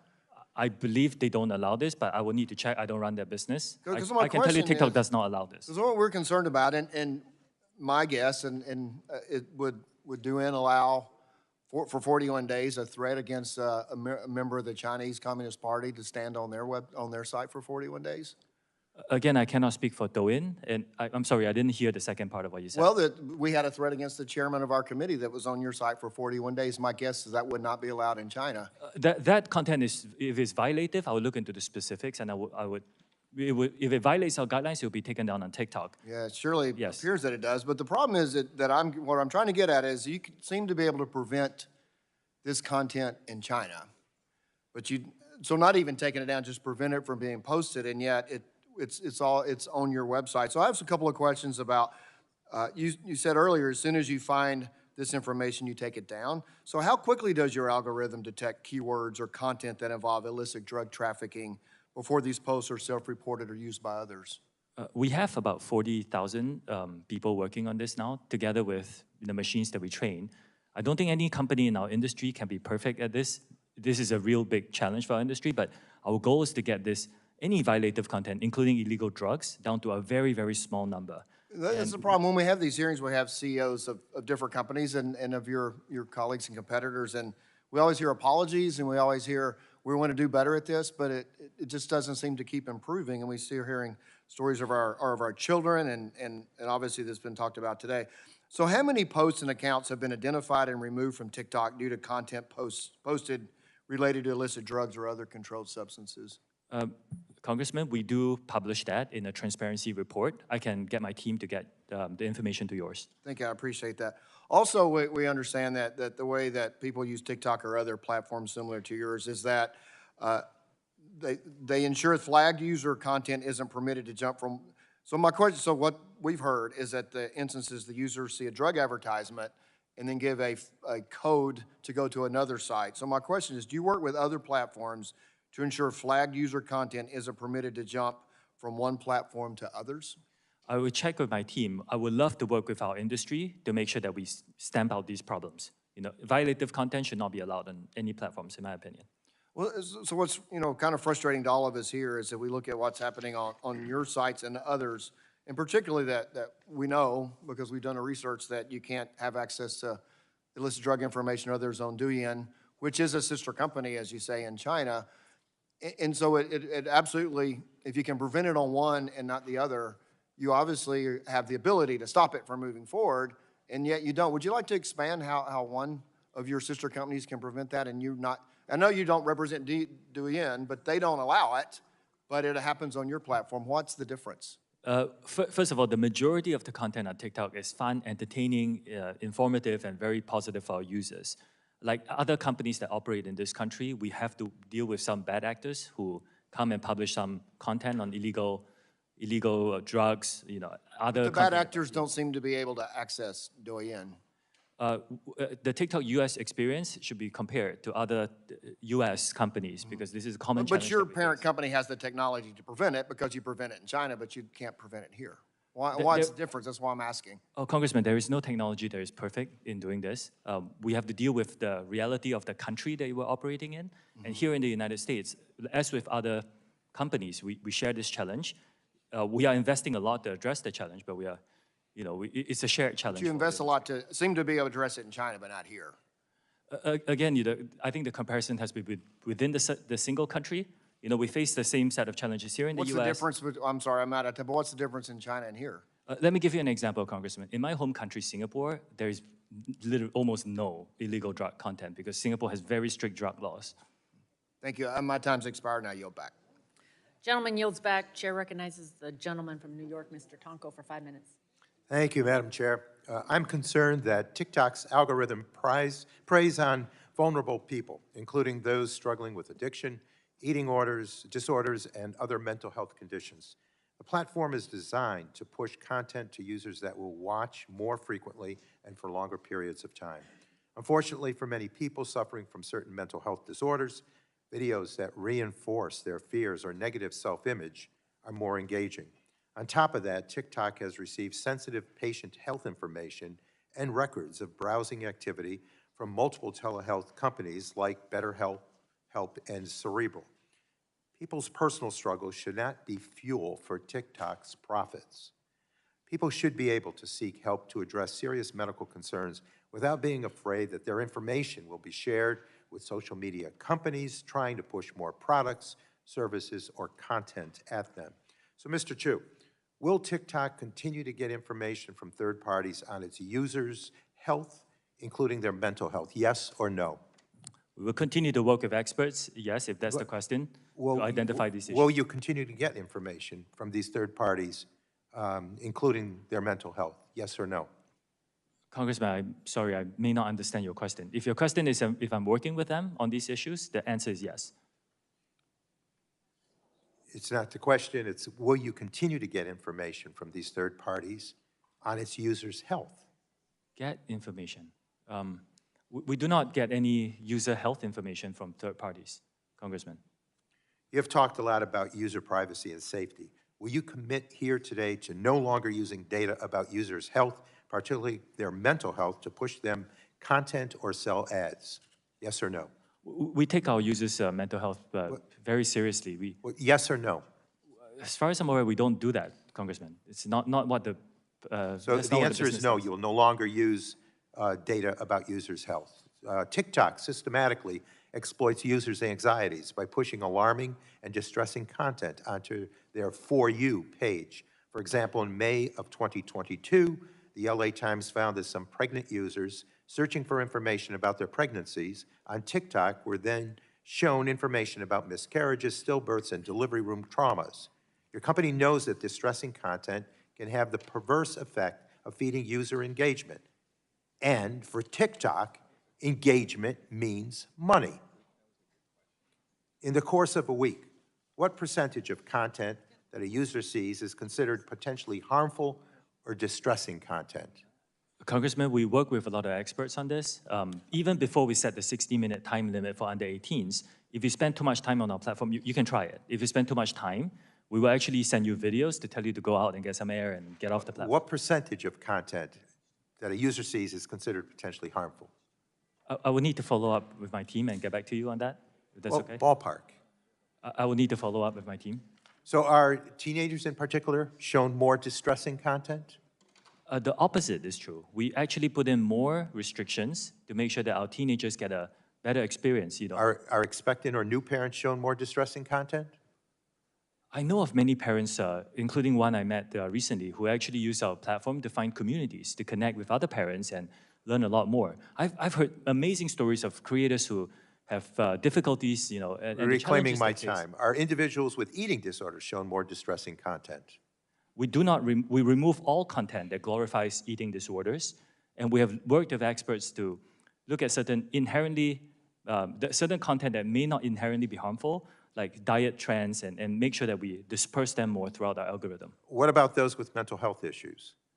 Are they This is given an more issue we distressing take. content?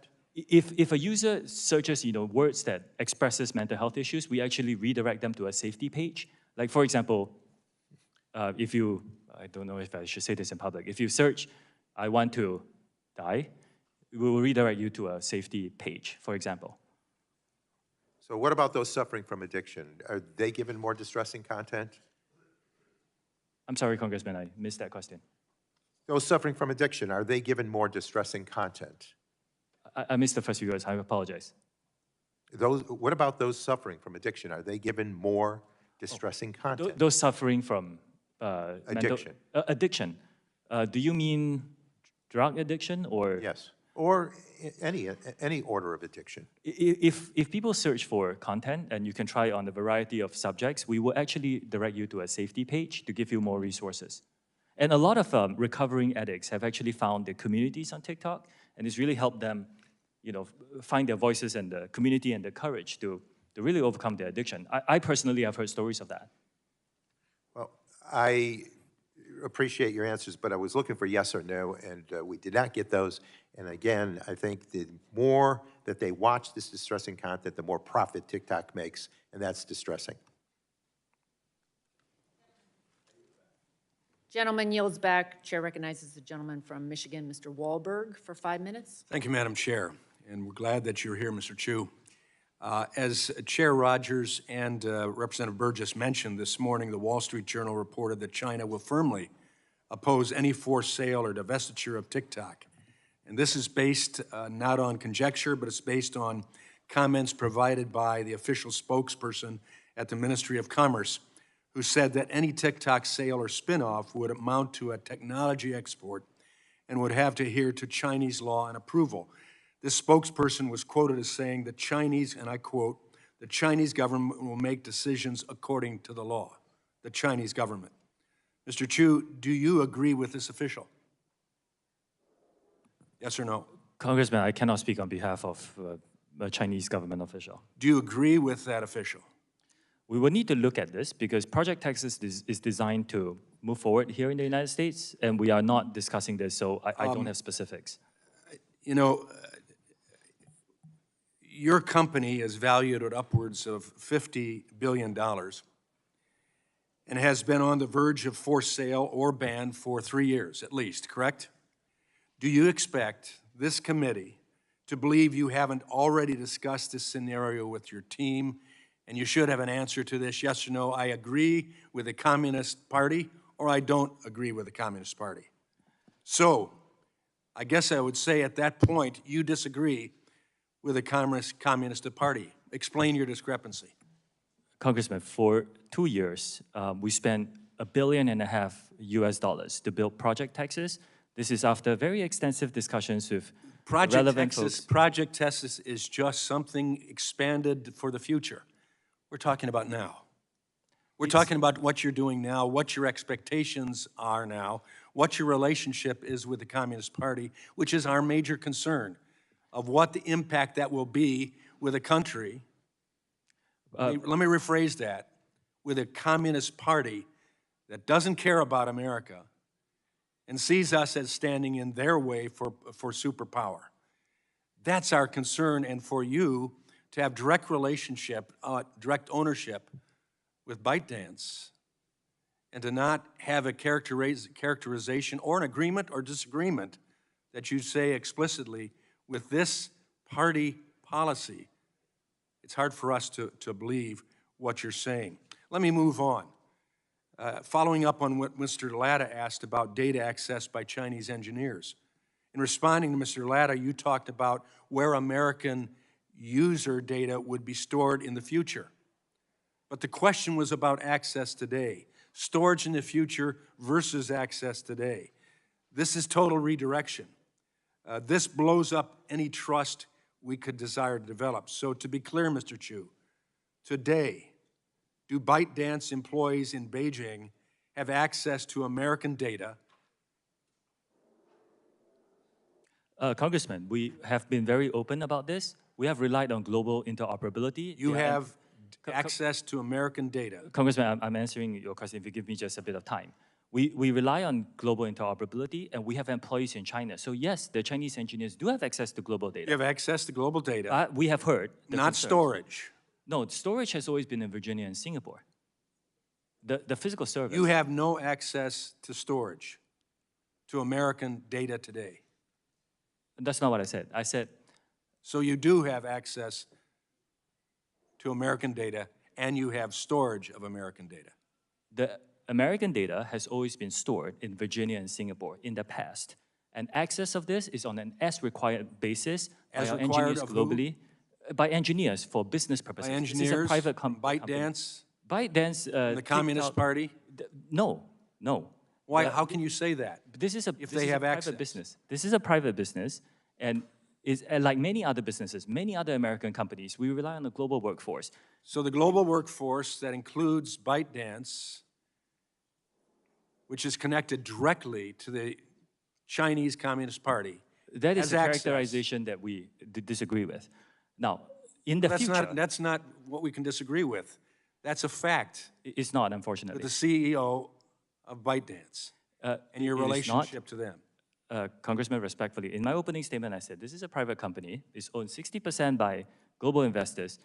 3 out of the 5 board members on ByteDance are Americans. This is a private business. And you report directly to ByteDance with the CEO who is a member of the Communist Party. Let me move on. He's not. I think we got the answer. Sadly, at this point. I believe my time has expired, so I yield back.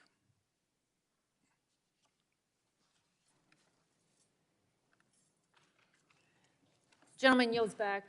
Chair recognizes Ms. Clark for 5 minutes. Thank you, Chairwoman Rogers. Thank the ranking member, Pallone, for holding today's hearing. Throughout this hearing, I also want to thank our witness for being here to testify on what are very important issues before us today. Throughout this hearing, my colleagues have outlined the potential threat posed by the security of Americans' data by TikTok being affiliated and some would say owned by a Chinese company. Foreign adversaries having direct access to Americans' data, as well as the ability to influence this content Americans see on a prolific social media platform, represents an unprecedented threat to American security and to our democracy. However, the problems of social media platforms, content moderation, algorithmic discrimination, and safety are neither new nor unique to TikTok. Mr. Chew, I share the concerns raised by my colleague, Congresswoman Matsui, related to algorithms. I believe that without mitigation against bias, platforms will continue to replicate, exacerbate discrimination that is illegal under civil rights law, as well as exclude important dialogue about sensitive topics like race from occurring on the platform. For example, I was disturbed by reports that TikTok content moderation algorithm flagged words like Black or Black Lives Matter as inappropriate content. So my first question, Mr. Chew, is do you agree that platforms like TikTok should be subject to regular audits or transparency requirements to identify whether policies have a disparate impact on communities that are protected classes like race, religion, national origin, or gender?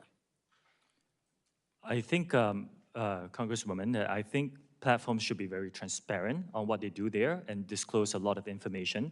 We can get back on the specifics of what we mean by an audit, but I do agree very strongly that platforms should be very transparent, and it's a commitment that we're giving to this committee and all our users that our platform will be a place of freedom of expression.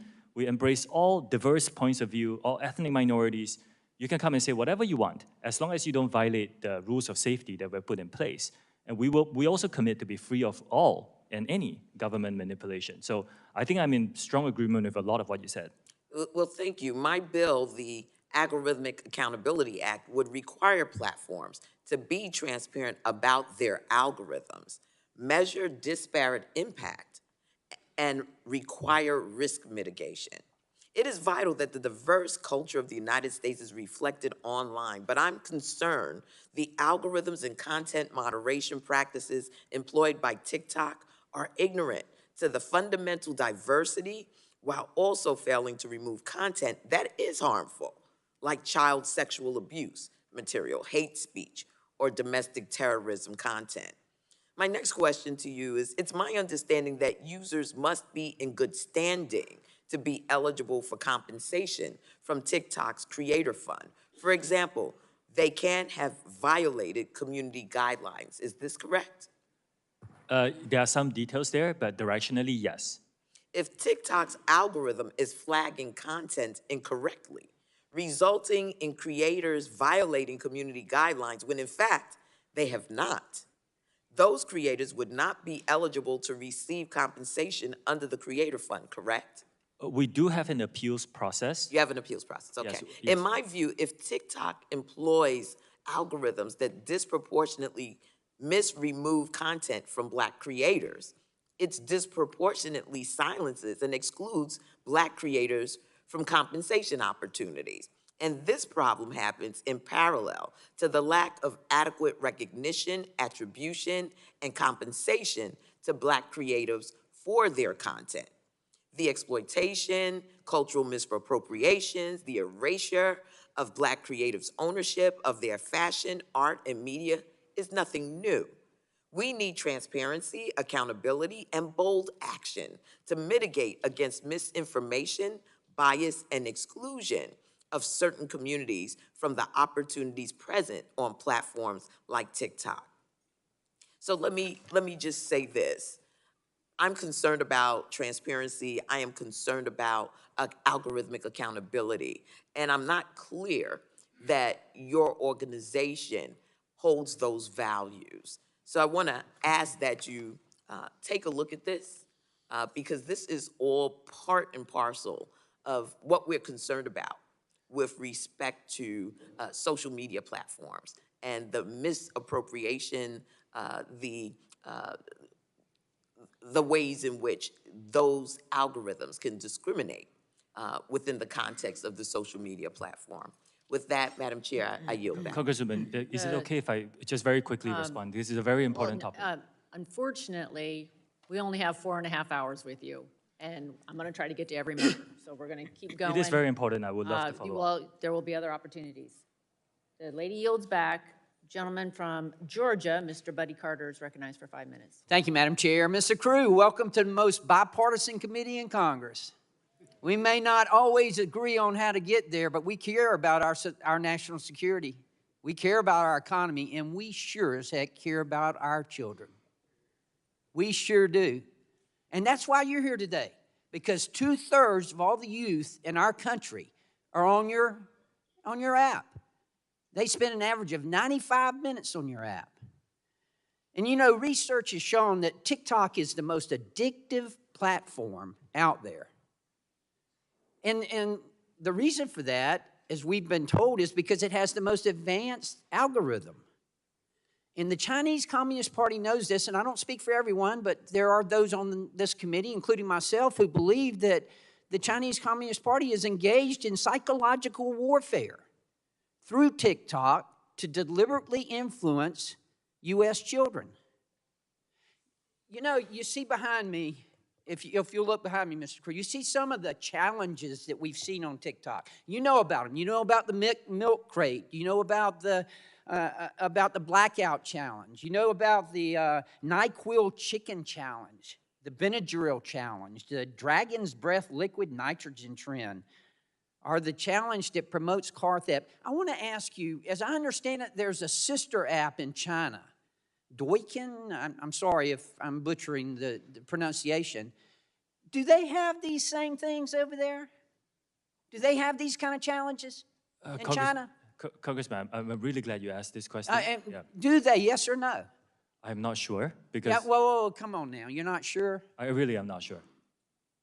Remember, you took the chair lady, she said you got to tell the truth, okay? Do you know whether they have these kind of challenges like this over in China? Because it's my understanding they don't. I'm not sure because I spend my energies running TikTok. And you don't look at any of your other competitors or look at anything similar to yours. So you don't know whether they don't have this over in China. I did. We have it here, but they don't have it here. And that's why I'm asking you this. Why is it that TikTok consistently fails to identify and moderate these kinds of harmful videos? Why is it? Why is it that you allow this to go on? We've already heard, God bless you, from parents who are here with us, who have lost children. I submit to you, everybody up here cares about the children of this country. Tell me why. This is a real industry challenge, and we're working No, very it's not hard. industry. This is TikTok. We're talking about TikTok. We're talking about why is it that you can't control this? And although I believe in giving credit where credit's due, I want to thank you. It's my understanding that the video that threatened the life of the chairwoman has been removed. Thank you for doing that. Sorry we had to bring it to your attention here, but it's been removed. Tell me why this goes on. This is an industry challenge for all of us here operating in this Okay, country. so much for industry challenge. I want to shift gears real quick. I want to talk about biometric matrix, and I want to talk specifically, can you tell me right now, can you say with 100% certainty that TikTok does not use the phone's camera to determine whether the content that elicits a pupil dilation should be amplified by the algorithm? Can you tell me that? We do not collect body, face, or voice data to identify our users. We do not. You don't? No. The only face data that you will get, that we collect, is when you use the filters to have, say, sunglasses on your face. We need to know where your eyes are. And Why do you need to know what the eyes are if you're not seeing if they're dilated? And that data is stored on your local device and deleted after use if you use it for facial. Again, we do not collect body, face, or voice data to identify our users. I find that hard to believe. It's our understanding that they're looking at the eyes. How do you determine what age they are then? We rely on age gating as our key age assurance. Age gating, which is when you ask the user what age they are. We have also developed some tools where we look at their public profile to go through the videos that they post to see whether... Well, that's creepy. Tell me more about that. It's public. So if you post a video, you choose that video to go public, that's how you get people to see your video. We look at those to see if it matches up the age that you talked about. Now, this is a real challenge for our industry because privacy versus age assurance is a really big problem. Look, you keep talking about the industry. We're talking about TikTok here. We're talking about children dying. Do you know how many children have died because of this? Do you have any idea? Can you tell me? Congressman, again, it's heartbreaking. Can you tell me how many children in America have died because of challenges like this? The majority of people who use our platform use it for positive experiences. That's not what I ask you. I ask you, tell me the number of children, of U.S. children who have died because of these challenges. Congressman, again, the majority of people who come on our platform get a good experience. I'm not talking about the majority of children. I want to know a number. Dangerous challenges are not allowed on our platform. If we find them, we will remove them. We take this very seriously. Obviously, you found one today and you removed it. We had to bring it to your attention, and I know I'm out of time. Thank you for being here. Welcome again to the most bipartisan committee in Congress. Gentleman yields back. We will now take a brief recess and resume in 10 minutes. The committee stands in recess.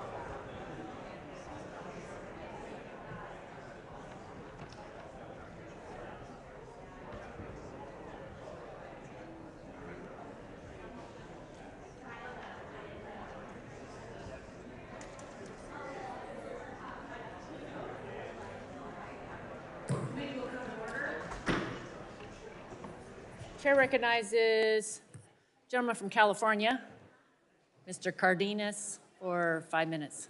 Cardenas, sorry. That's good.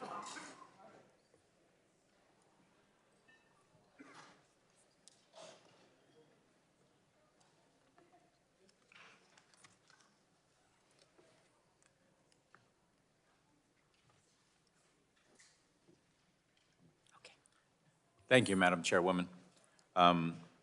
I appreciate this opportunity for this committee to have this important hearing regarding TikTok and its effect on the American people, especially the American children, and the potential effect, not potential, but the effects that it has had and may have in the future when it comes to our democracy and misinformation and disinformation that permeates on TikTok. It's unfortunate that I think most Americans or most parents think that TikTok is this innocent little thing where kids get on there and they do a little dance or something like that. But TikTok is much, much more, as some of my colleagues, and I thank them for bringing up some of these serious issues, literally life and death issues that TikTok is right in the middle of. And also, what I'd like the witness to acknowledge is that it appears that Ms. Kamek, my colleague, brought up those two posters, and since then, TikTok has taken them down since then, not before then. Are you aware of that, Mr. Chew? I was briefed during the break that they are taken down. Okay. How do you feel about the fact that it was up for apparently 40-some days, 41 days, and yet in the middle of this hearing, it was brought directly to your attention, and as a result, it has been taken down so quickly? It goes to show the enormous challenge that we have to make sure that although the vast majority of our users come for a good experience, we need to make sure that bad actors don't post violative Yes, content. and the way, Mr. Chew, that you can make sure is that you can make sure that you choose to invest more resources, more money into more ability to pull down damaging and deadly information from your platform. Are you investing more and more and more every day into bringing down that kind of content? That's my question. Are you? Yes, and I'm committed to investing more in this regard to stay on top of the growth. Right here in the United States, many, many languages are used and spoken. For example, TikTok in the United States is being used in many languages. Specifically, when it comes to Spanish language, are you dedicating more resources today than you did months ago, years ago, on making sure that you are combing through that content to make sure that if content is dangerous or damaging or deadly, that you are bringing it down as quickly as possible? Yes, we are investing in more Spanish language content moderation, and yes, we will, once we identify violative content, we'll take it down as soon as possible. Thank you. And your testimony today isn't the only opportunity for you to commit to answering questions to this committee. So I'd like you to forward to this committee. Again, I'm not asking for trade secrets, but I would like to get some semblance of understanding as to how much you are investing with the number of bodies, the number of people, the number of resources in making sure that you are investing more in pulling down content that is either deadly or dangerous on your platform. Can you forward that to the committee? I will check with my team and get back to you on this, Congressman. Thank you very much. Appreciate that opportunity. As was mentioned earlier, it might sound a little funny, but you have, in fact, been one of the few people to unite this committee, members, Republicans and Democrats, to be in agreement that we are frustrated with TikTok. We're upset with TikTok. And yes, you keep mentioning that there are industry issues that not only TikTok faces, but others. You remind me a lot of Mike Zuckerberg. When he came here, I said to my staff, he reminds me of Fred Astaire, good dancer with words. And you are doing the same today. A lot of your answers are a bit nebulous. They're not yes or no. So I'd like to ask you a question. Yes or no? Is your revenue going up at TikTok month over month or year over year? Yes, our revenue is going up year over year. And with that, some of the answers I'd like you to forward this committee is, are you investing more and more money into making sure that content that is dangerous and or deadly, you're investing more and more resources in that aspect of your expenditures and your commitment to your users and to your organization? Yes, I commit to that, and we are investing more, and we will continue to do that. Okay. My last question is this. Are you a Chinese company? TikTok is a company that's now headquartered in Singapore and Los Angeles. Okay. We are not available in mainland China. Our users are in other countries around the world. Okay. Is there a corporation that has any authority above TikTok? TikTok is a subsidiary of ByteDance, which is founded by a Chinese founder. Yes. And ByteDance is a Chinese company? Well, ByteDance owns many businesses that operate in China. Is it or is it not a Chinese company? Congressman, the way we look at it, it was founded by Chinese I'm not asking you how you look at it. Fact, is it a Chinese company or not? For example, Dell is a company, it's an American company. They have activities all over the world. Is it a Chinese company? I frequently have these discussions with others on what is a company that is now global. That's okay. I'd prefer you answer the question and stop dancing verbally on it. Madam Chair, my time has expired. Thank you very much. Gentleman yields back. Chair recognizes the gentleman from California, Mr. Obernolte. Well, thank you very much, Mr. Chew. It's nice to see you again. If I could just bring us back up to 30,000 feet for a second, I just want to talk about what we're afraid of here, you know, what we fear might happen. Social media companies, and TikTok is not unique in this, gather a tremendous amount of user data and then use powerful AI tools to use that data to make eerily accurate predictions of human behavior and then seek to manipulate that behavior. And that's something that it's not just TikTok, it's all our social media companies that are doing this. Ultimately, the solution is to enact comprehensive federal data privacy legislation that will prevent that kind of behavior, or at least allow users to consent to it. And that's, I know, something that the chair is working on, the ranking member. I hope that this committee will act on that this year. The specific concern here, though, as regards TikTok, is that this type of capability falling into the hands of foreign countries is something that has national security implications, and that's why Congress is getting involved on this issue. So I know that you have proposed Project Texas in an effort to alleviate these fears. So I wanted to ask some specific technical questions about Project Texas and the way that you believe that it will solve this problem. So one of the things that you've said in your testimony is that part of Project Texas will have engineers at Oracle going through the source code for TikTok. How large is that code base? Well, it's not small, but it's not just Oracle, Congressman. We are also inviting other third-party monitors. We're in the process of figuring out who the best Sure. So we're talking millions, tens of millions of lines of code? How big is the base? It is significant, but it's something that we believe can be done. And again, I want to say that I have not heard of another company, American or not, that has allowed for this to happen. But I mean, you're kind of in a unique position having to answer these concerns of Congress. So are they going through the code for just the app or the app and the server code? I can get back to you on the technical details, but it's comprehensive, including the software that powers a lot of the software that powers the experience. And how long will that review take? I need to get back to you on the timeline, but we are progressing quite well on Project Texas, and whenever we hit a milestone, I commit to be very transparent about it. Okay. So I'm wondering, because I'm also concerned as a software engineer about the process in which new code is introduced into the code base. Do you use a software configuration management system at TikTok? The way we plan for new code to be done is that even before the code becomes live, it has to be reviewed. The changes have to be reviewed by so the you're third-party talking monitors. about a code review. That was good. That was another question I had for you. So the code review, is it done with a team of engineers or just with a single engineer? Oh, it's going to be a team effort. Okay. Yeah. And that's going to be done at Oracle or elsewhere? It's going to be done in one of our transparency centers, so that we still need to make sure that the code itself is secure. And Okay. so yeah. What I'm hearing you say is that even though the code might be written by someone not in the United States, before the code is integrated, it'll be reviewed in a code review by a team of engineers within the United States? That's the plan. Okay, and this, back to the question about the software configuration management system, how do you manage the integration of that code change into the rest of the TikTok code base? The long and short of it is we have built a team of American personnel with security credentials. The person who leads the team used to work for the Secret Service, No, I for understand, example. but I mean, there's a software solution for integrating those code changes into the code base. What solution is that?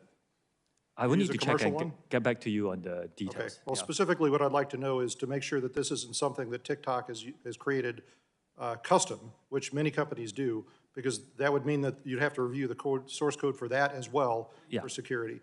How do you protect against threats like a malicious actor being hired not by TikTok, but by Oracle, for example, or by USDS? The approach that most companies take for these things is to have several layers of monitoring to make sure that everything that somebody has reviewed, there's a secondary review, so that one malicious actor is not able to create the damage that the malicious actor can do. But you rightly pointed out, these kind of problems are industry-wide problems. Right. Every company has to deal with them. Okay, well, let me ask a specific question about that. I mean, in thinking about if I were a malicious actor, a software engineer on one of your projects, how I would go about writing a malicious code. I wouldn't put it right there and say, hey, I'm malicious. I would put unrelated lines of code in different sections of the code that work together to do something malicious. How do you think that that could get caught? Again, we have to rely on third-party experts to help us with that. I think there are enough experts who can catch a lot of these things. The work on security globally, on all data security, is never perfect. Yeah, I understand. But we can have a lot of oversight to keep it safer than any other experience. I appreciate the effort. My concern, Mr. Chew, is I don't believe that it is technically possible to accomplish what TikTok says it will accomplish through Project Texas. I just think that there are too many back doors through that process to allow that to be possible, and I think a malicious actor would succeed in inserting malicious code in there if they wanted to. But I see we're out of time. I hope we get an opportunity to talk some more about this. I yield back, Madam Chair. Gentleman yields back. Chair recognizes the gentlelady from Michigan, Mrs. Dingle, for 5 minutes. Thank you, Chairman Rogers and Ranking Member Pallone for holding this hearing, and to Mr. Chew for testifying here today. Your good news, you're halfway through with me. As screen time increases, so do inherent risks. And with the proliferation and popularity of new social media platforms, so does the potential reach of dangerous, provocative, and often harmful content. And my fear, the abuse of collected data. As a representative from the state of Michigan, I can speak from experience on how social media has been used to target members of the Michigan delegation, including a plot to kidnap our governor, and how it can be weaponized to perpetuate harms towards individuals and communities. And you saw firsthand how it targeted the chair of this committee. Today, many of my colleagues on both sides of the aisle have raised legitimate concerns about protecting children online, misinformation, and securing our data. Concerns that I share, and has been said by many of my colleagues, are bipartisanly shared. I think in many ways, these myriad of issues highlight the need for comprehensive data privacy, legislation that would ensure the safety and integrity of every American's data on every social media platform and mitigate potential harms. One important area of concern I have regarding data collection is geolocation data and how it can be abused. I've seen it abused. I have seen women die because it has been abused. This subject has dangerous implications for survivors of domestic violence, people seeking medical care, and protecting children from potential predators. Mr. Chew, in your testimony, you wrote that current versions of the app do not collect precise or approximate GPS information from U.S. users. Yes or no answers, please. Mr. Chew, have any prior versions of TikTok's app collected precise GPS information from U.S. users? Yes or no? Yes, from back in 2020, about 3 years ago. Are there currently TikTok users who still hold old versions of the app that collect precise GPS information from U.S. users? Yes or no? There could be, but that's a small percentage today. Still dangerous.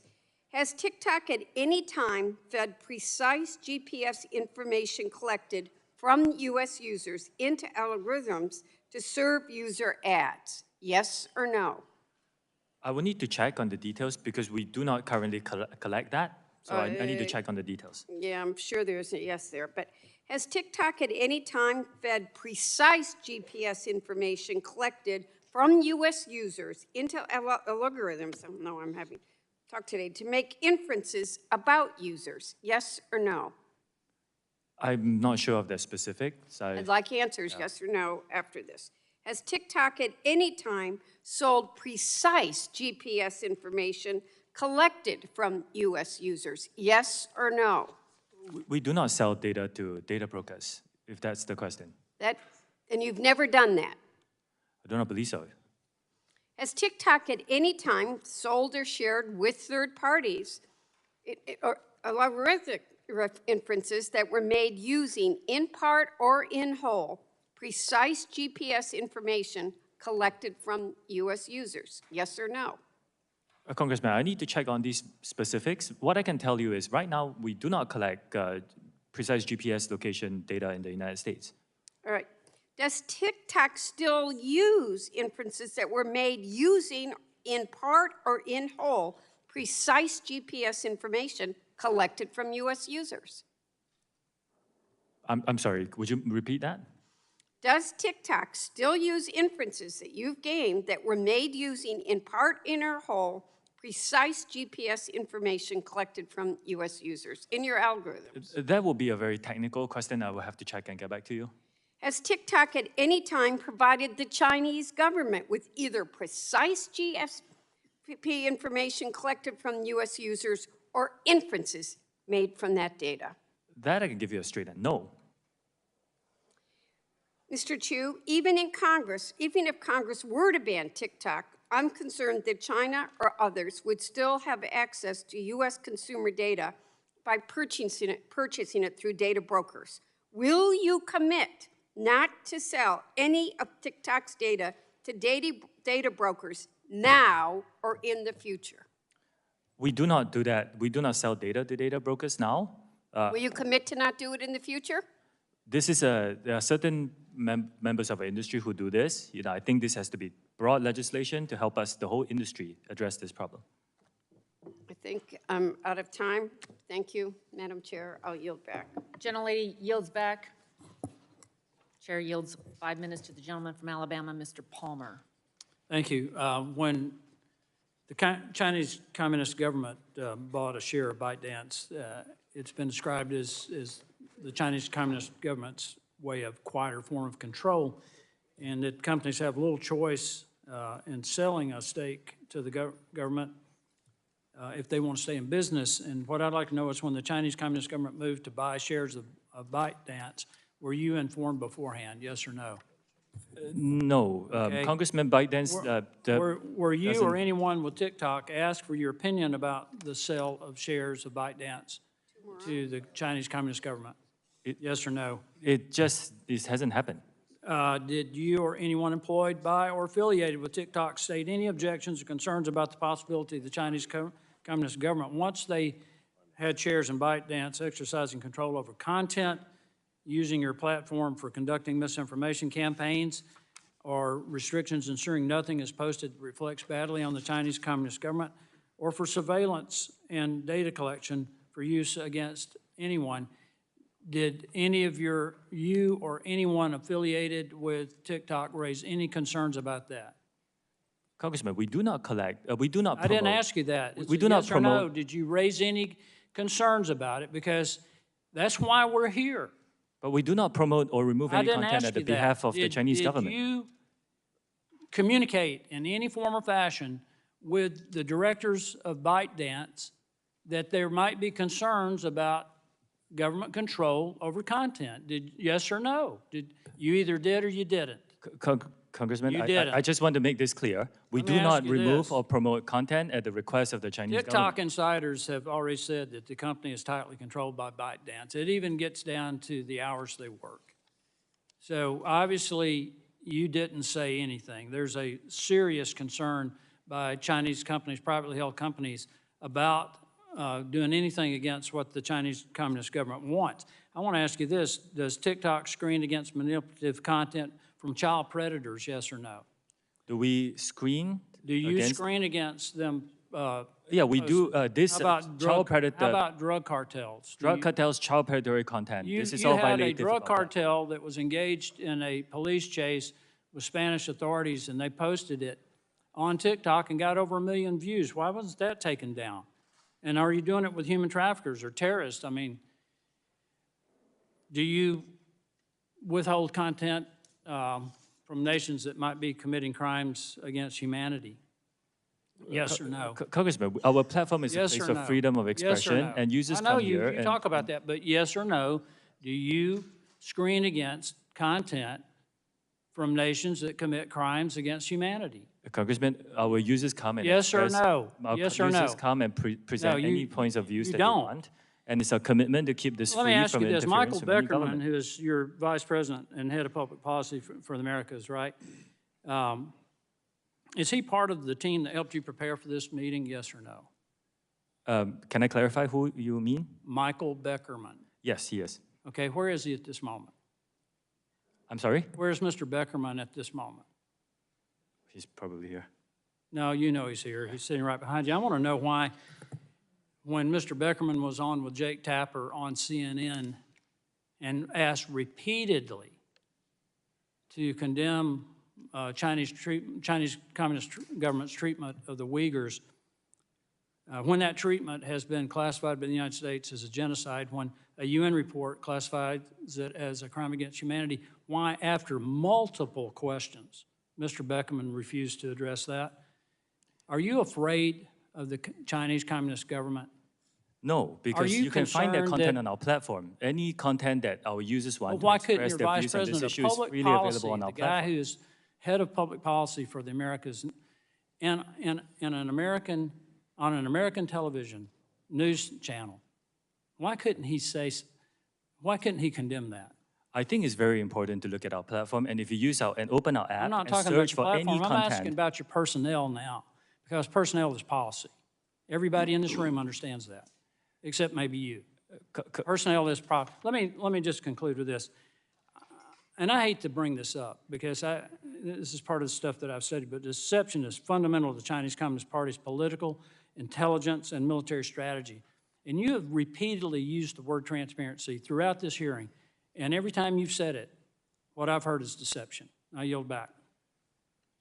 Gentleman yields back. Chair recognizes gentleman from Texas, Mr. Vesey, for 5 minutes. Thank you, Madam Chair. I got to tell you, Mr. Chew, as a father of a 16-year-old that likes social media, a lot of your evasiveness today in answering many of these questions really disturbs me, because I can tell you that the teenagers of today, they really don't want to be on Facebook. They want your platform, and you were asked to come before this committee to testify about many things, and a lot of us are worried about our kids' personal data.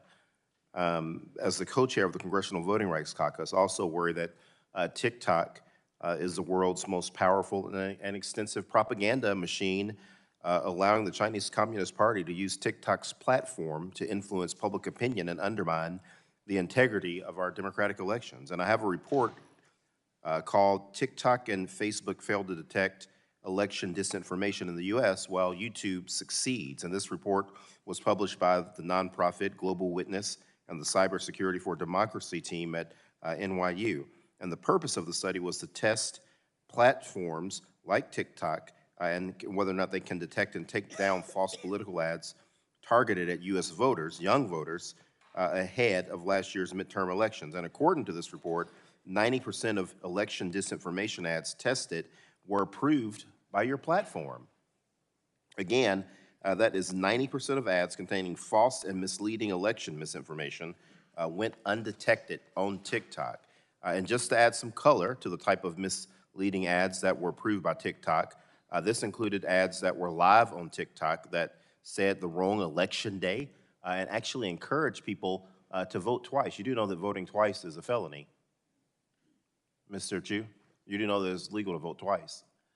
Congressman, any misinformation that comes around a political election is something we take very seriously. Let me, I'm particularly troubled about this type of information because it can run rampant on TikTok. And given that TikTok, again, y'all are appealing to a very young and diverse user base, that is exactly the people that we've seen targeted time and time again with voter suppression campaigns run by malicious actors. Mr. Chew, do you agree with me that it is completely unacceptable that 90% of these ads were undetected on your platform, And can you detail for us right now TikTok's policy regarding election misinformation and paid political ads, and how the company monitors such information, and how you plan to get that number down to 0? Whilst TikTok is a place for our users to come and express their points of views freely, we do take misinformation, dangerous misinformation, particularly around an election, very seriously. And we will work with third-party experts to identify misinformation. You call allowing 90% of false content, political content, on your platform to be taken, you define that as being taken seriously? I need to look into the specifics. I'm not sure where the number came from, but I can tell you, Congressman, that we are the only platform that I know of that doesn't actually take political ads. We don't accept money. I don't think other platforms can say that. Mr. Chew, can you detail how you responded to that report? Did you respond to that report that I just mentioned? I need to look at the specifics of the report, Congressman, and I can get back to you on that. All right. Mr. Chew, I want to shift to Project Texas. I know that we've discussed this initiative throughout today's hearing, but I want to dive deeper into your notion that promises about Project Texas should give us any confidence in TikTok's ability to localize U.S. data and discontinue access to that data to ByteDance employees in China. Why? Because we've already had a TikTok executive appear before Congress and give sworn testimony about the comfort that we should take in TikTok's U.S.-based resources. Well, TikTok data security practices were being scrutinized by the U.S. government, and unfortunately, we've since found out from journalists and recorded conversations that those assurances were worthless. In your testimony, you also mentioned that Oracle has already begun inspecting TikTok's source code and has access to the platform's recommendation algorithm. Why should this give the American public any great assurances, particularly given that Oracle now owns a stake in TikTok and stands to gain monetarily the more revenue that TikTok and its algorithm generates? Congressman, not only is Project Texas unprecedented in our industry in protecting U.S. user data and interests, we are inviting third parties to come in and monitor this, and we will, be transparent in that process. And this is more beyond all companies that I know of in my industry. Thank you, Madam Chair. I'm out of time. Gentleman yields back. Chair recognizes the gentleman from Florida for 5 minutes, Mr. Dunn. Thank you very much, Madam Chair. Mr. Chew, I'm aware that on arriving in D.C. this week, you appeared on TikTok and boasted you had 150 million U.S. users, 5 million U.S. businesses. That represents a lot of data. You also referenced your appearance before this committee as a chance to share all that TikTok is doing to protect Americans using the app. Mr. Chew, has ByteDance spied on Americans at the direction of the Chinese Communist Party? No. Madam Chair, I'd like to enter into the record this October 20th, 22 Forbes article entitled TikTok Parent ByteDance Plan to Use TikTok to Monitor the Physical Location of Specific U.S. Citizens. Without objection, so ordered. Thank you. The project assigned this to a Beijing-led team, and they were going to follow individual American citizens. I ask you again, Mr. Chew, has ByteDance spied on American citizens? I don't think the spying is the right way to describe it. All right, this is ultimately... We can differ on that. This is ultimately an internal Any investigation. TikTok or ByteDance data that is viewed, stored, or passes through China is subject to the laws of China, one-party authoritarian state hostile to all American standards of privacy. China's court system reports to and falls under the Chinese Communist Party.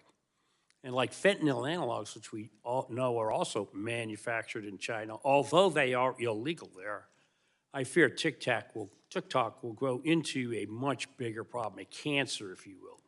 And I'm deeply worried that it may be too late to stop the spread of this cancer. Like fentanyl, another China export, which causes addiction and death, dangerous algorithms in Chinese Communist Party are not good for Americans, not good for our families, and definitely not good for the United States. Mr. Chew, prior to serving as the CFO of ByteDance, you served as a CFO and Director of Global Operations for Show Me from 2015 to 21. Is that correct? Are you asking me in 2015? Very good. Would you mind repeating that, please? Madam Chair, I'd like to enter another article into evidence. This is from the National Cybersecurity Center in Lithuania.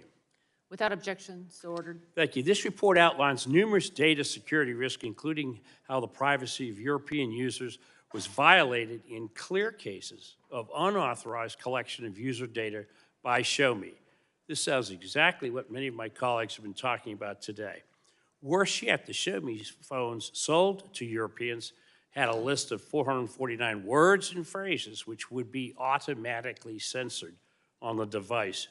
Censored phrases included the Voice of America and Democratic Movement, among others.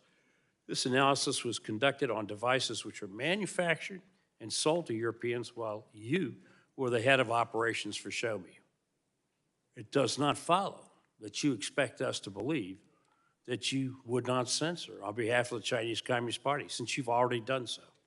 I want to be unequivocal on this. We do not remove or promote content on behalf of the Chinese TikTok, government. in your words, strives to deliver on their mission to inspire creativity and bring joy to American users, I assure you that is not the mission or goal of the Chinese Communist Party, which runs the People's Republic of China, that TikTok's parent company, ByteDance, is domiciled in. Mr. Congressman, Chu, you can these are check with our straightforward users to things. see the world experience that they're deserves an getting. answer. You have not given straightforward answers.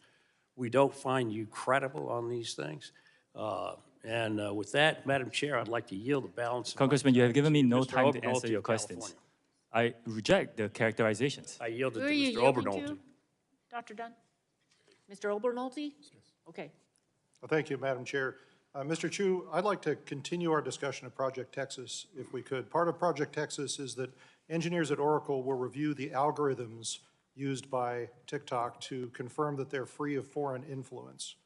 I have a question about that because we're talking about AI, that's a very generic term. Do you use machine learning to influence the algorithms at TikTok?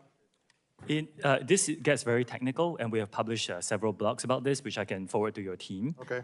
But yes, it's mainly based on interest signals. Right, okay, Like, so here's my question. How could looking at the algorithm confirm that it's free from foreign influence? Because the algorithm is just a neural net architecture with inputs and outputs and weights, and how to train that. I mean, the influence is an external factor.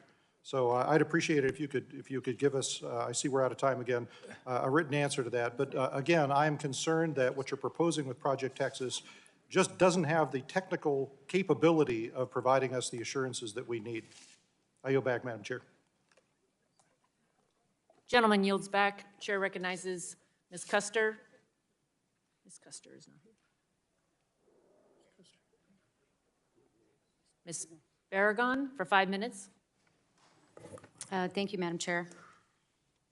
Mr. Chu, TikTok warns users when content is graphic or disturbing and labels state-affiliated media accounts to ensure the viewers aren't seeing propaganda. Does TikTok provide similar information to Spanish speakers, users, as well as English speakers? I believe so, Congressman. I will get back to you on that. Okay, and do you know if TikTok has a specific strategy for tackling Spanish language content that violates its trust and safety guidelines? We do. I will get back to you on the specifics on that. Okay. When offensive English language search terms or hashtags are blocked for violating community guidelines in English, is the Spanish translation of the term or the hashtag automatically blocked as well? I believe so, but let me check the specifics and get back to you. Do you have any idea how many people that you might have working at TikTok that addresses Spanish misinformation? I know ballpark, it's quite a significant team, but I can get back to you on the details.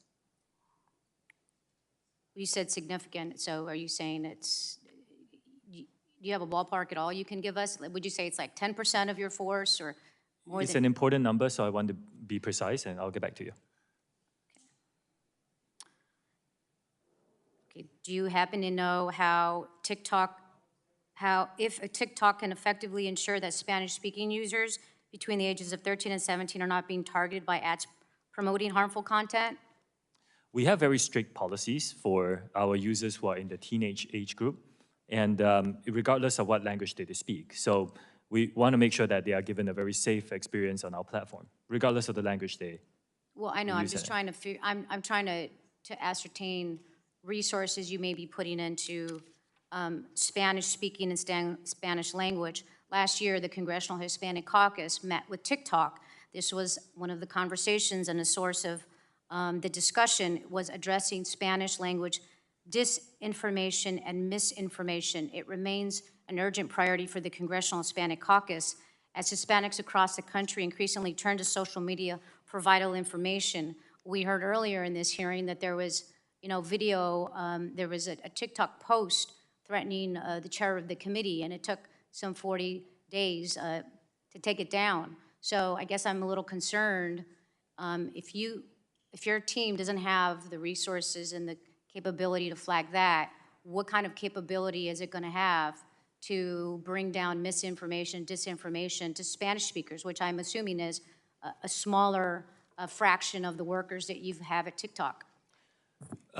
TikTok is a place for all our users to come and express their very diverse views, and we are open to all ethnicities, and we are open to all everyone to come here and freely express their views. So it is our commitment to make sure that the safety of those users, regardless of the language, and of course, the Spanish language user base is super important to us. Okay, We so need to you make sure can't- that we continue to Okay, invest so in you that. don't have an answer then. Okay, I will look forward in your coming back.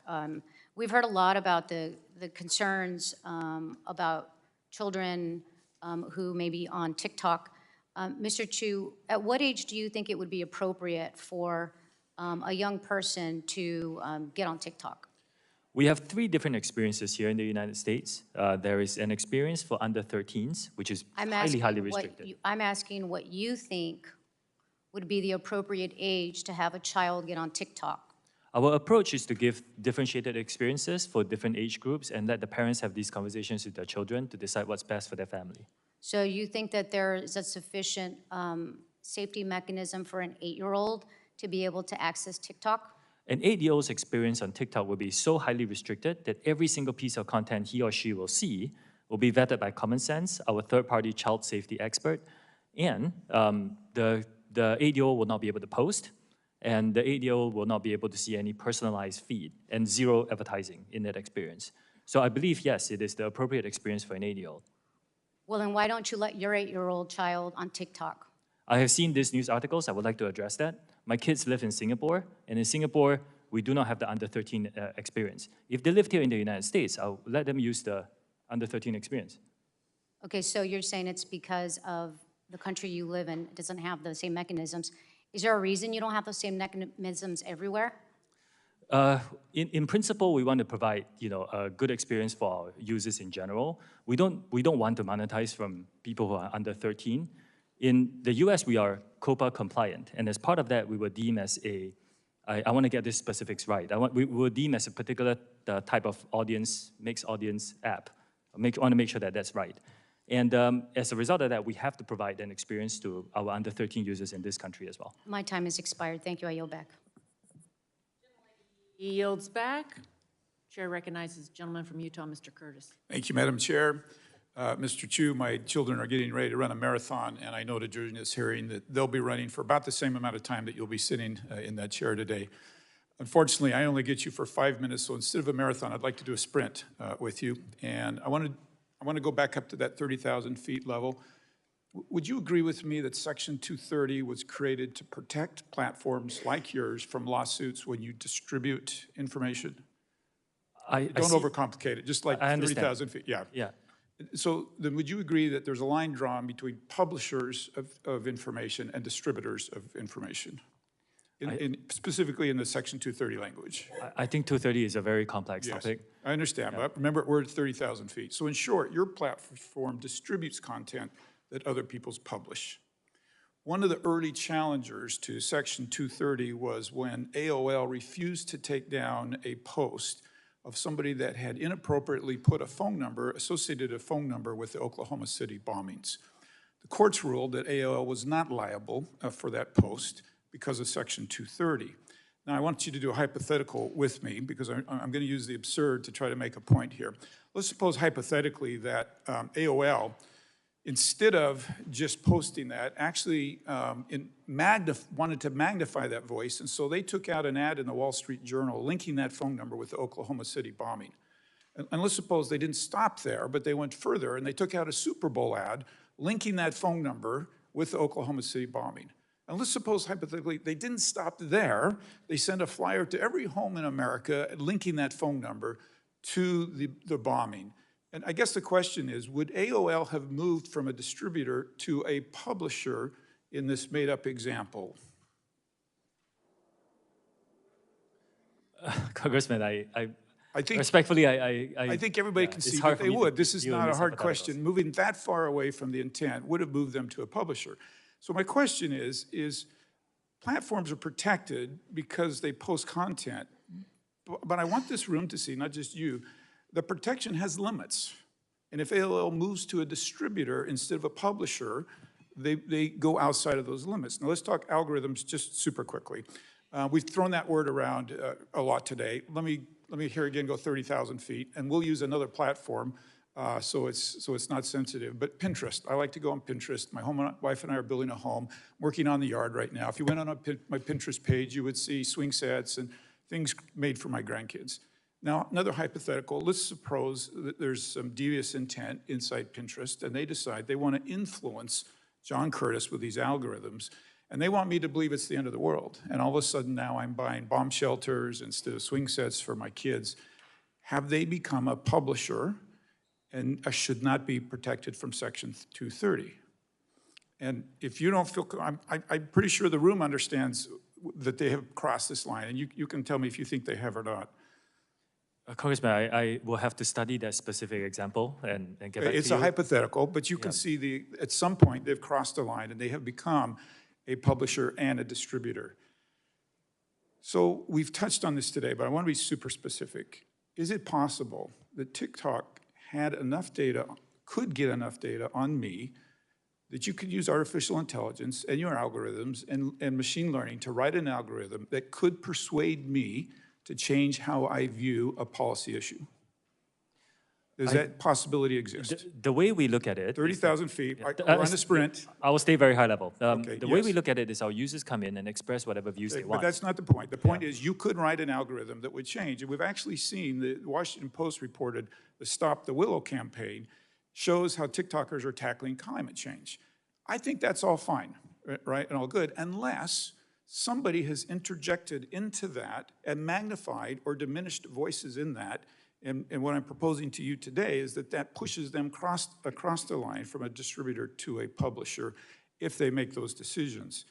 Now, serious allegations have been made against your platform and others, many of them here today, and you're not new to these allegations. This isn't your platform, but some time ago there was an allegation that a platform recommended ISIS-related videos. We've talked about the weight loss videos. We didn't talk about it, but the still in the elections. Whatever the motivation, I'm trying to point out that as you move from a publisher, as you manipulate this data with algorithms, that you step out from the protections of Section 230. Do you see that logic? This is a very complex I understand it's very complex, but you see the logic. In your mind, has TikTok ever stepped across the line from a distributor to a publisher? Congressman, again, this is a very complex topic. I will need to get back to you on this. I understand that. Okay, and finally, very quickly, you produced a video that now is well known about your visit here and today in Washington, D.C. Can you tell me 100% that no TikTok employees manually manipulated that to get more views? I checked, and as far as I know, there was no boosting and heating. I went viral organically. Okay, Madam Chair, I'm sorry I'm out of time. I yield my time. Gentleman yields back. Chair recognizes Ms. Blunt Rochester. 5 minutes. Thank you, Madam Chair. Mr. Chew, as I'm sure you know, this hearing is part of an ongoing effort by our committee to examine data security and other concerns with social media companies broadly. And I have to tell you, I came to this hearing interested to hear the actions that TikTok is taking to combat misinformation, protect our young people, and ensure our national security. But I've not been reassured by anything you've said so far, and I think, quite frankly, your testimony has raised more questions for me than answers. As some of my colleagues already noted, platforms like TikTok can easily manipulate and undermine user autonomy with addictive features, invasive data collection practices, and disseminating misinformation and disinformation. That's why I will be reintroducing the Detour Act to mitigate this harm. Mr. Chew, yes or no, would you oppose legislation that banned the use of intentionally manipulative design techniques that trick users into giving up their personal information? In principle, it's just a yes or no. In principle, I agree that that kind of practices is not. And can TikTok users opt out of targeted ads? Yes or no? At this moment in time, we believe that this is a very important part of the experience. Yes or no? Time is ticking. It is an important part of the experience. Even if someone wants targeted ads, do you give a user a clear opportunity to prevent TikTok from using tools like pixels to collect their data and track them off of the TikTok platform? We give our users a lot of tools to control their privacy settings on our app. And by the way, if you're below 16, it's private by default. So you cannot even go viral. In August of 2022, response to a letter I wrote to your company on abortion misinformation, TikTok asserted several actions to address abortion misinformation. In light of recent attacks on safe and effective medication abortion, I'm remained worried by this misinformation. And following on Ms. DeGette's questioning, how many posts did you actually take down that contained abortion misinformation? Contents and views on both sides of the on abortion is allowed on our platform. It's just freedom of expression. If it's dangerous misinformation, we rely on third-party experts to help us identify and remove them. I can get back to you on specifics. Yes, please get back with us on the specifics. Mr. Chew, in your testimony, you indicated TikTok has taken several steps to implement Project Texas. You've said you've spent, in your testimony, $1.5 billion. You've hired 1,500 full-time employees. Can I ask for some specifics about the implementation? This $1.5 billion, what was it used for? The employees, were they people that you already had that you just transferred over? And what types of roles will they have? Oh, okay. This $1.5 billion US is spread across many things, including the infrastructure we have to build, the migration of the data to a new cloud infrastructure, and all the third-party security partners that we're hiring, and of course the new employees. Now, this team will now be run by a gentleman who used to be who has spent his career as a chief security officer in other companies, and another gentleman who used to work, I believe, in if you could just follow up with us, that would be very helpful. I will. Because we would really like to understand the details. Where's the money going? How many people are you, and what will they be doing? Okay. As I put just kind of a finer point on this, one of my concerns is that we came here hoping to hear some actions that would alleviate some of our concerns and our fears. We got family members. We have a lot of folks here that are constituents, that are content creators. And for us, we were looking for action. We wanted to make us feel like we really can trust, as you use the word. What I leave here with is thinking about the fact that your company is, I learned that you have personalized data advertising for kids as young as 13. And we've heard until Project Texas is supposedly stood up, engineers in China still have access to personal data. And that means engineers in China have access to personal data of 13-year-olds in the United States. And I think that really summarizes why you see so much bipartisan consensus and concern about your company. And I imagine that it's not going away anytime soon. Thank you, Madam Chair, and I yield back. Gentlelady yields back. Yield to the lady from Arizona, Ms. Lesko, for 5 minutes. Thank you, Madam Chair. Mr. Chew, do you agree that the Chinese government has persecuted the Uyghur population? Congresswoman, if you use our app and you open it, you will find our users who give all sorts of content. That's not my question. My question is, do you agree that the Chinese government has persecuted the Uyghur population? Well, it's deeply concerning to hear about all accounts of human rights abuse.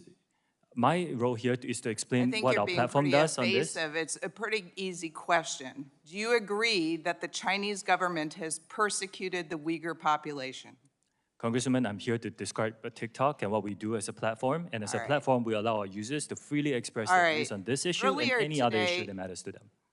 Well, you didn't answer the question. Earlier today, Chairman Rogers asked you, and I quote, "Have any moderation tools been used to remove content associated with the Uyghur genocide, yes or no?" Your answer, "We do not remove that kind of content." Yet, in 2019, TikTok suspended the account of Feroza Aziz, an American 17-year-old, after she put out a video about the Uyghur genocide. So your answer, sir, does not align with history. That particular case was a mismoderation. I believe that video had a picture of Osama bin Laden, so we thought it was content that was inappropriate. Yeah, I looked it up. That was a different post that they banned. I can get back on the specifics, yes. My next question.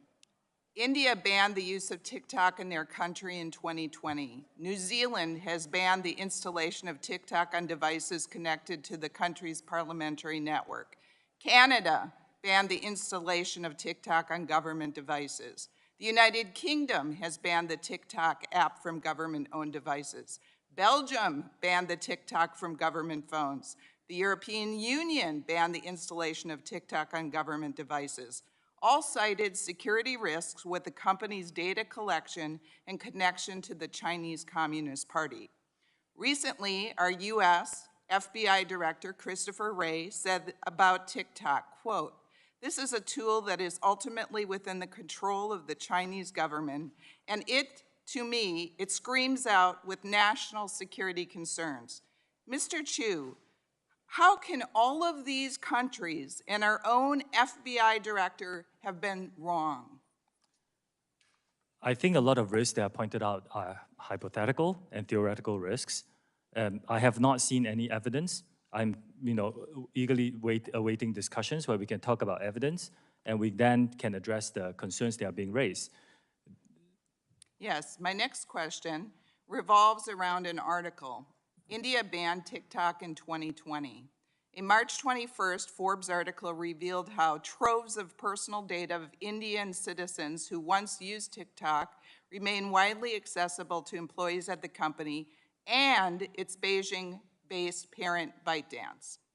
A current TikTok employee told Forbes that nearly anyone with basic access to company tools, including employees in China, can easily look up the closest contacts and other sensitive information about any user. This current TikTok employee also said, quote, "If you want to start a movement, if you want to divide people, if you want to do any of the operation to influence the public on the app, you can just use that information to target those groups." Why would Mr. Chew, why would a current TikTok employee say this if it wasn't true? This is a recent article. I have asked my team to look into it. As far as I know, we have rigorous data access protocols. There's really no such thing where anybody can get access to tools. All right. So I disagree with a lot of the conclusions of that. Madam Chair, I request unanimous consent that the Forbes March 21st, 2023 article be added to the record. Without objection. And I would like to turn over the rest of my time to Mr. Abernoldi. Thank you, Madam Chair. Mr. Chew, I'd like to continue asking the question that we ran out of time last time. So as part of Project Texas, you're going to have engineers at Oracle review the algorithms, the machine learning algorithms that TikTok uses to ensure that they're free from foreign influence. But as you and I were discussing, reviewing the algorithms doesn't do anything. The algorithms were simple. That's not where the secret sauce is. The secret sauce is in the data used to train them and the outcomes that you're asking them to predict. Would you agree with that? No, I actually believe that with third-party monitoring, you can identify a lot of the motivation of the code. And with enough third-party expert, you can identify a lot of what the code is designed to do. But how would you verify that you couldn't ask the algorithm for a different outcome than the one that the rest of the source code is asking for? The algorithm will be trained with this. Again, it's very technical, but it will be trained based on weights, for example, and those are things that we can verify. What weights are you putting on likes? If you could give us a written response to that, I'd appreciate it because I'm interested. Thank you, Madam Chair. I yield back. Lady yields back, gentleman, lady yields back. Chair recognizes for 5 minutes, gentleman from Florida, Mr. Soto. Thank you, Madam Chair. The genie's really out of the bottle on this now, so to speak. 150 million Americans are now on TikTok. That's almost half of America. They're expressing themselves in art and music, poetry, short film, comedy, among other creative expressions, and many of them are inspiring, talented young people. But we also on the committee recognize there's a darker side to it, right? Violence, adult themes, drug and alcohol, sexualization, suicide, all major issues on TikTok, but also Twitter, Facebook, YouTube, and other social media platforms. So the solution, as I see it, is to regulate TikTok and other social media platforms. And that job, Mr. Chew, as you know, really falls to us. There are real concerns, bipartisan common ground we've already had. We had a federal device ban that was voted on bipartisan in the omnibus. And I co-introduced a bill with my dear friend, Representative Kamek, about notices of that federal ban. Madam Chair, I think the first key is privacy. We have to pass the comprehensive legislation that got out of this community but eluded us in the last Congress. I'm really hoping we can get that done, and I'm really excited about hearing that from folks. The other thing is that TikTok needs to be an American company with American values and end its ties to the Chinese Communist Party. This is something that'll be critical as we look and go forward.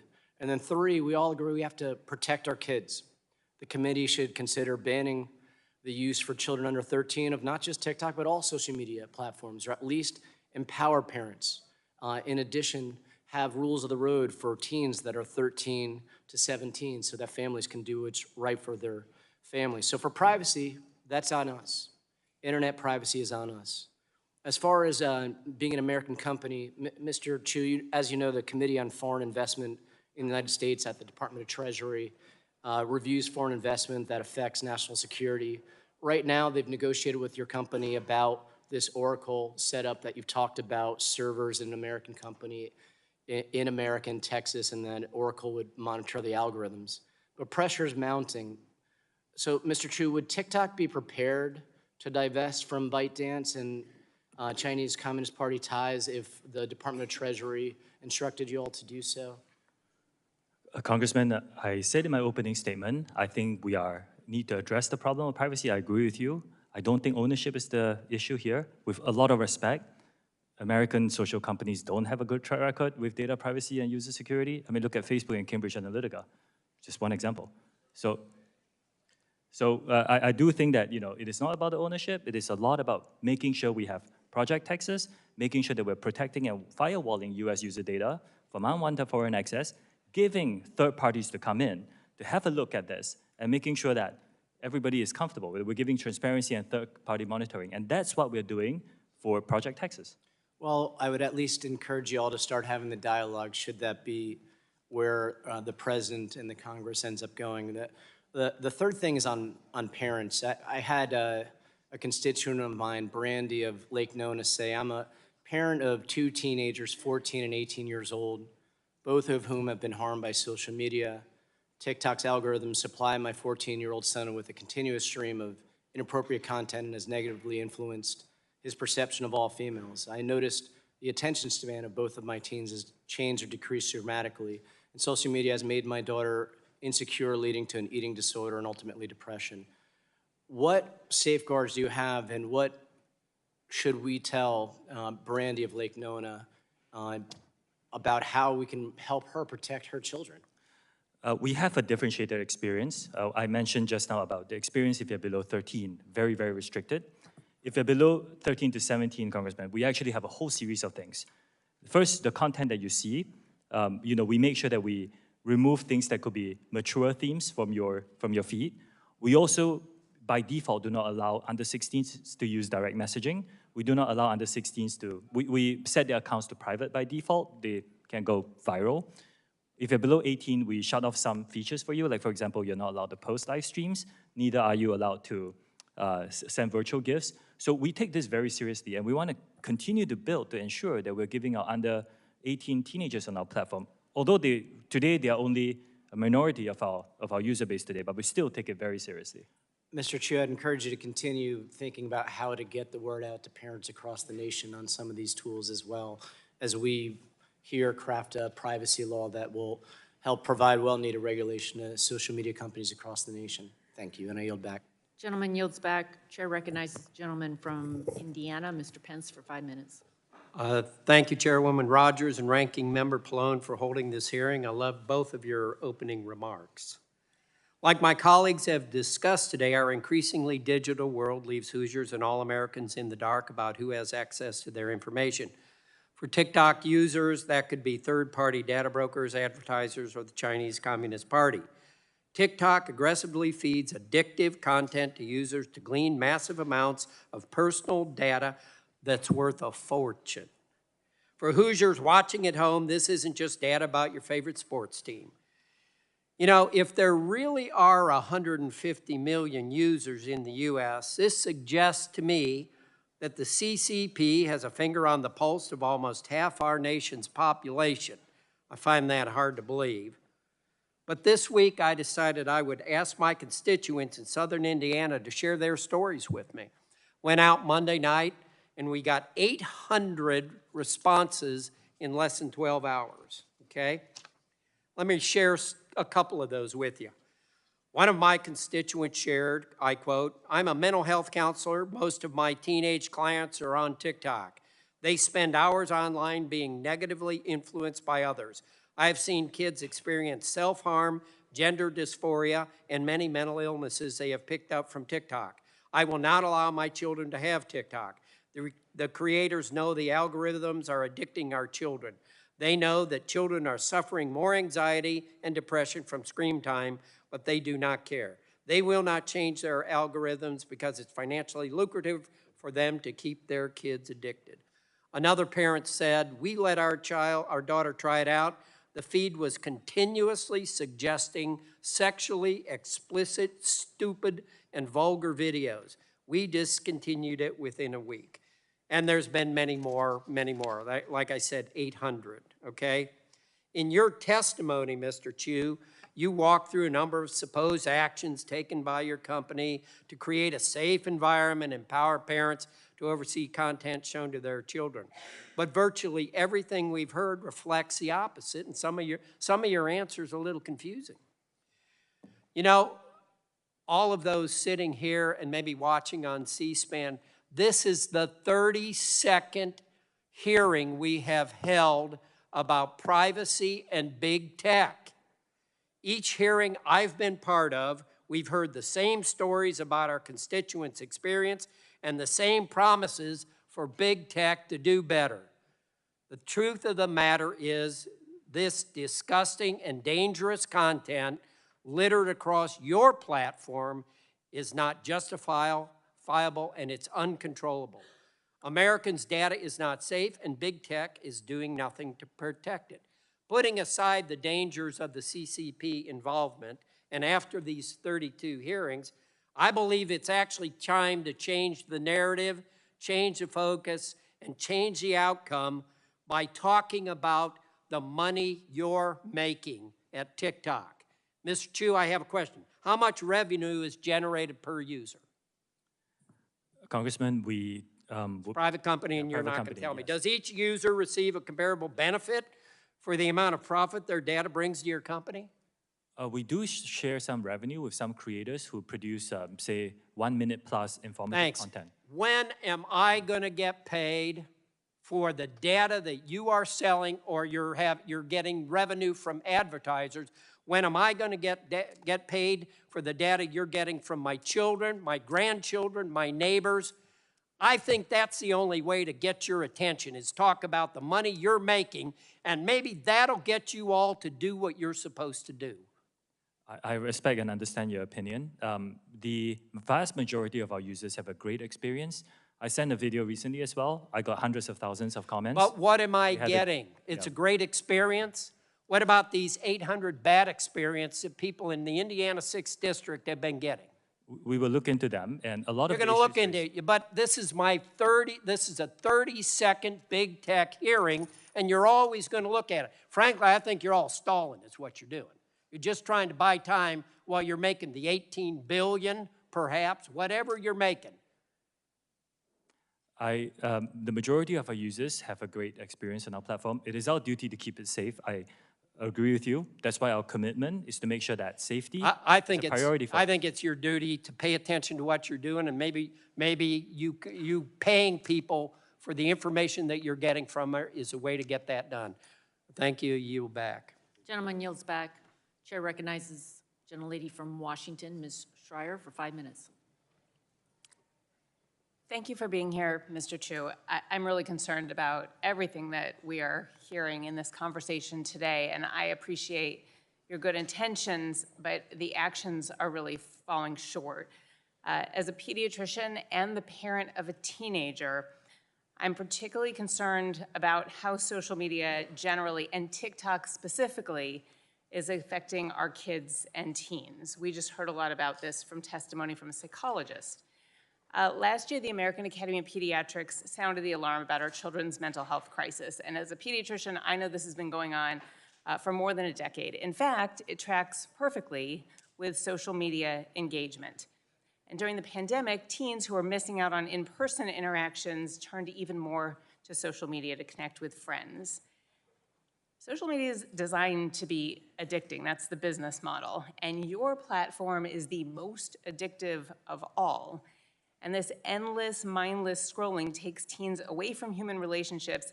And here's what's important. It keeps teens awake all night, well past their bedtime, at a time in their lives when sleep is critical for brain and physical development. In fact, sleep deprivation alone, ignoring even content alone, can cause depression, anxiety, social withdrawal, inattention, poor coping skills, and academic failure. So, Mr. Chew, I just want to follow up a little bit on what my colleague, Mr. Sarbanes, was discussing. It is your business model to keep eyes on the app, to keep it addictive. I know you likely have experts who have advised you on how to design this to keep those eyes on your platform for the longest possible time. So I want to know if you have psychologists or other health experts on staff looking at screen time, hours of use, and sleep.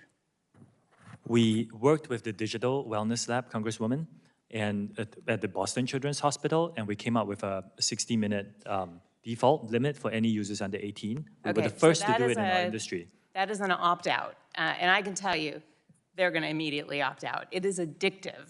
It's We like also give tools. asking a chain smoker not to take the next cigarette. It is not going to happen. And by the way, first I have a question, then I'll go back to Boston Children's. Mr. Sarbanes asked earlier, what is the percentage of teens who actually adhere to the 60-minute limit? I would need to check on those numbers and get back to you on specifics. I'd appreciate those numbers. Yes. I'm guessing it is an incredibly low percentage who actually heed that. Now, as far as Boston Children's goes, I know you're referring to them as a source for these ideas about go outside, get some air, take some time out. But I can tell you as a pediatrician, I'm guessing their suggestions were a little stronger than that. And so I'm wondering what is the next step? What are you doing when you find out that almost nobody is really opting out after 60 minutes to take this burden off of the kids and off of the parents and change your algorithms to make them not so hooked? We give our parents, as you pointed out, the family pairing tool. And in that tool, if you pair it with your teenager's phone, you can actually set a restriction, how many minutes. And we believe it's very important for parents to have these conversations with their teenagers so to decide what's best for their family. I also, Congresswoman, a lot of people come to our platform to have a really informative experience. Like I said, there were 116 billion pieces of content on STEM. And we're creating a feed dedicated to that. Book Talk has 115 billion. We've also heard today that well over 20% of the information is misinformation. We heard that about medical remedies that are not really remedies. We've heard it about mental health topics. I mean, this becomes very dangerous, especially when people who are not trained to think very critically are being given information and thinking that it's true. And you've said many times that the destructive information isn't available to kids, but it is. Like, we keep seeing examples here. And so I'm just wondering, what are you going to do with the algorithms? I mean, just because you're removing something that says anorexia, bulimia, or eating disorder, that doesn't do it. If you show girls repeatedly skinny bodies and advice on how to cook meals that are less than 300 calories, that's dangerous. We have worked with, first of all, anything that glorifies eating disorders, we remove that from our platform. It's violative. We're working with experts now. It's a challenging problem for our industry, but we're actually identifying some of these themes that you're talking about and trying to build models where that kind of content is not chained up for the younger users. So it's something we take very seriously too. We're seeing eating disorders in elementary age kids now, and I need you to expedite that process as much as possible because parents out there are worried, and I'm worried as a pediatrician. Parents can't take themselves off of these platforms. Kids, there's no way they're gonna take themselves off, and we need you to do your part. It may affect your bottom line, but it could save this generation. I share your concerns and I commit to Yield doing back. more. Gentlelady yields back. Chair recognizes the gentleman from Pennsylvania, Mr. Joyce. Thank you, Chair Rogers and Ranking Member Pallone, for holding this hearing. According to an August 2022 article in the New York Times, TikTok's in-app web browser can track every individual keystroke made by a user. We have heard today about the various ways in which the app's code could be used to monitor or track users, and likewise, we've heard concerns that this data may not be fully isolated from access by the Chinese Communist Party. That said, I'd like to know more about the historical, non-public U.S. personal data that your company has already amassed. Mr. Chew, you have publicly stated that the non-public information of TikTok users in the United States is being transferred to an Oracle-based cloud infrastructure because of safety concerns. Will that be completed by the end of this week, by the end of this month? What's the outline for dealing with that data that you've already amassed? All new data is already stored by default in this Oracle Cloud infrastructure with the No, I'm talking safeguards. about the data that you've already amassed. We are in the process of deleting. What timeline will that data be able to be stored? I believe we'll be able to get it done this year. I'm hiring. This year, thank you. It's not going to occur anytime soon. To be clear, until that data transfer happens, user data remains accessible to the Chinese Communist Party. On March 1st of this year, the committee asked you when you plan to delete non-public historical U.S. user data. Are you aware of this? Congressman, I disagree with this assessment that the Chinese government can get access to the data. It's really for, look, this is a private company. This is what Chinese employees You work on. responded. You responded in writing to this committee. I have the response that we got back from you on March 7, just 6 days later. Your attorneys wrote, the company, I'm quoting, the company plans to begin the process of deleting non-public historic U.S. user data this month and anticipates that the process will be completed this year. You came up with a supposed plan in the summer of 2022, specifically based on our concerns that the Communist Chinese government was spying on U.S. users. But you only just came up with the idea to delete historic non-public U.S. data just 2 weeks ago? Let me read it again. On March 7th, your attorneys wrote, and I quote, the company plans to begin the process of deleting non-public historical U.S. data this month and anticipates that the process will be completed this year. Mr. Chew, did you just come up with this plan only because we asked about it on March 1st? No, we started deleting this. Well, because that's what it looks like to me. We hired a third-party auditor to help us with this. Wouldn't you agree that awaiting even minutes for this personal privacy protection is absolutely wrong and it is not in the best interest of your users? Congressman, respectfully, there are many companies that use a global workforce. We are not the only one.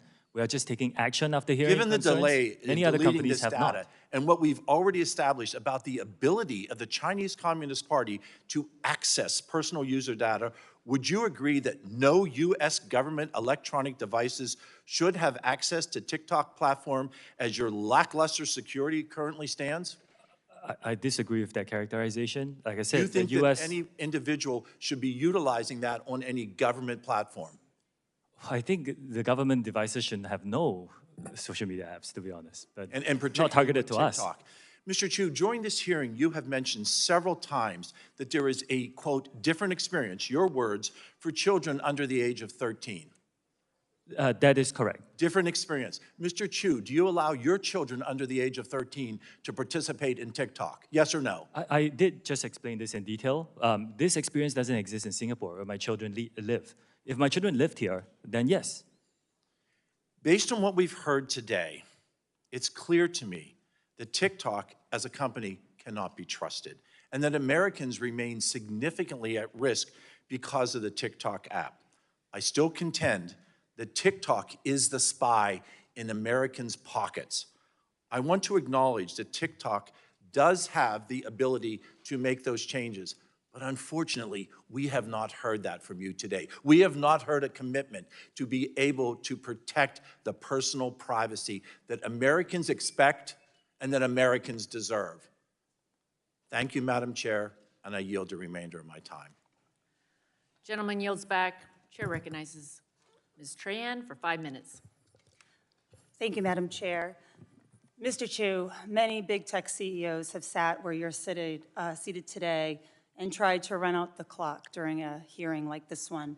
They were trained not to answer questions and just wait for the news cycle to pass so that they could get on with business as usual. Those same executives want this moment, TikTok's moment under the microscope, to distract Congress and the American people from the very real issues that exist on their platforms. You have an opportunity to turn the tables on them. While US-based social media giants have regressed on protections for children and teens, on protecting our data privacy, and on embracing transparency, you can lead, and you should lead. Last month, you announced that TikTok would expand access to its researcher API, but I'm concerned that your new policy could be more bark than bite, that it won't actually lead to the rigorous research that we as lawmakers and that parents and everyday TikTok users need. In fact, your terms of service demand that researchers delete their data at TikTok's unilateral direction. It puts onerous restrictions on how researchers' findings can be published, and it only allows access to public data, which researchers already have access to within the app. In order to actually address the content moderation and algorithmic amplification concerns that my colleagues have raised here today, and that I've heard about directly from parents in my home state of Massachusetts, independent researchers, not just other tech companies like Oracle, need to be able to evaluate how TikTok's algorithm is making decisions to promote content. Mr. Chew, will you commit to expanding your API to include data that would let researchers investigate how your algorithm is pushing content to users, whether it's showing up on your For You page, the hashtag page, or somewhere else? We are, one of the commitments I gave in the opening statement is a commitment to transparency and third-party monitoring. So, Congresswoman, I will look into the details of that and get back to you. And as well as the algorithm, including data on what types of users were targeted by the algorithm so that researchers can fully understand what content is being prioritized and who it's being pushed to. Again, we have a commitment to transparency.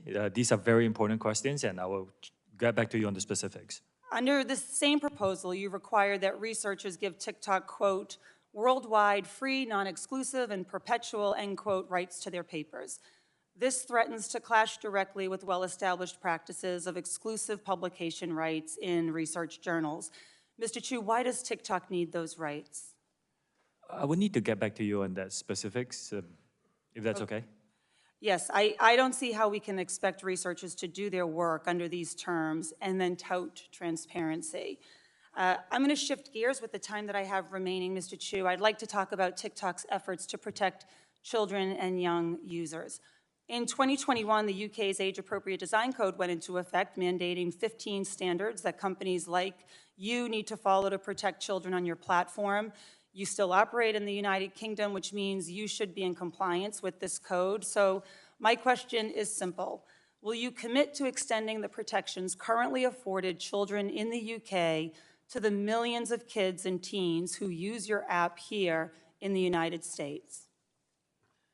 We take the safety of the younger users on our platform very seriously.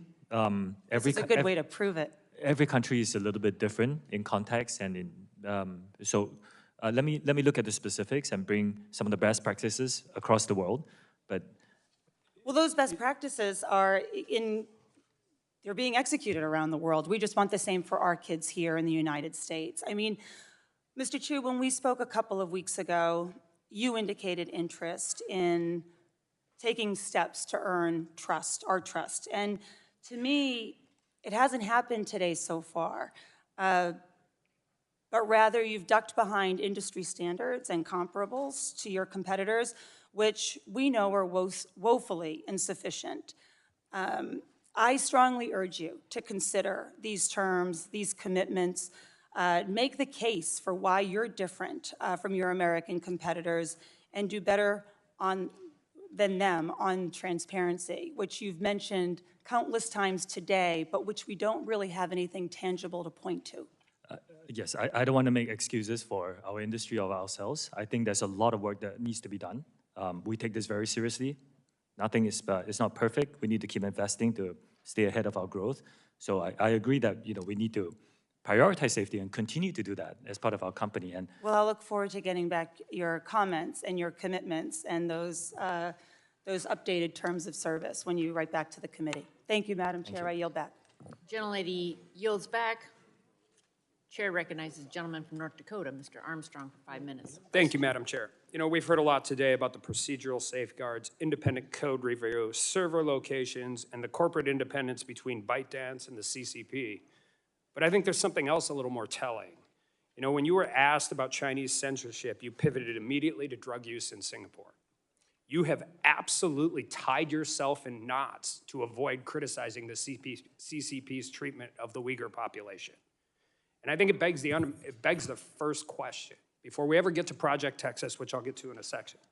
If the CCP demanded that ByteDance hand over all of the data that they had on US users in their possession, and ByteDance refused, I wonder what would happen.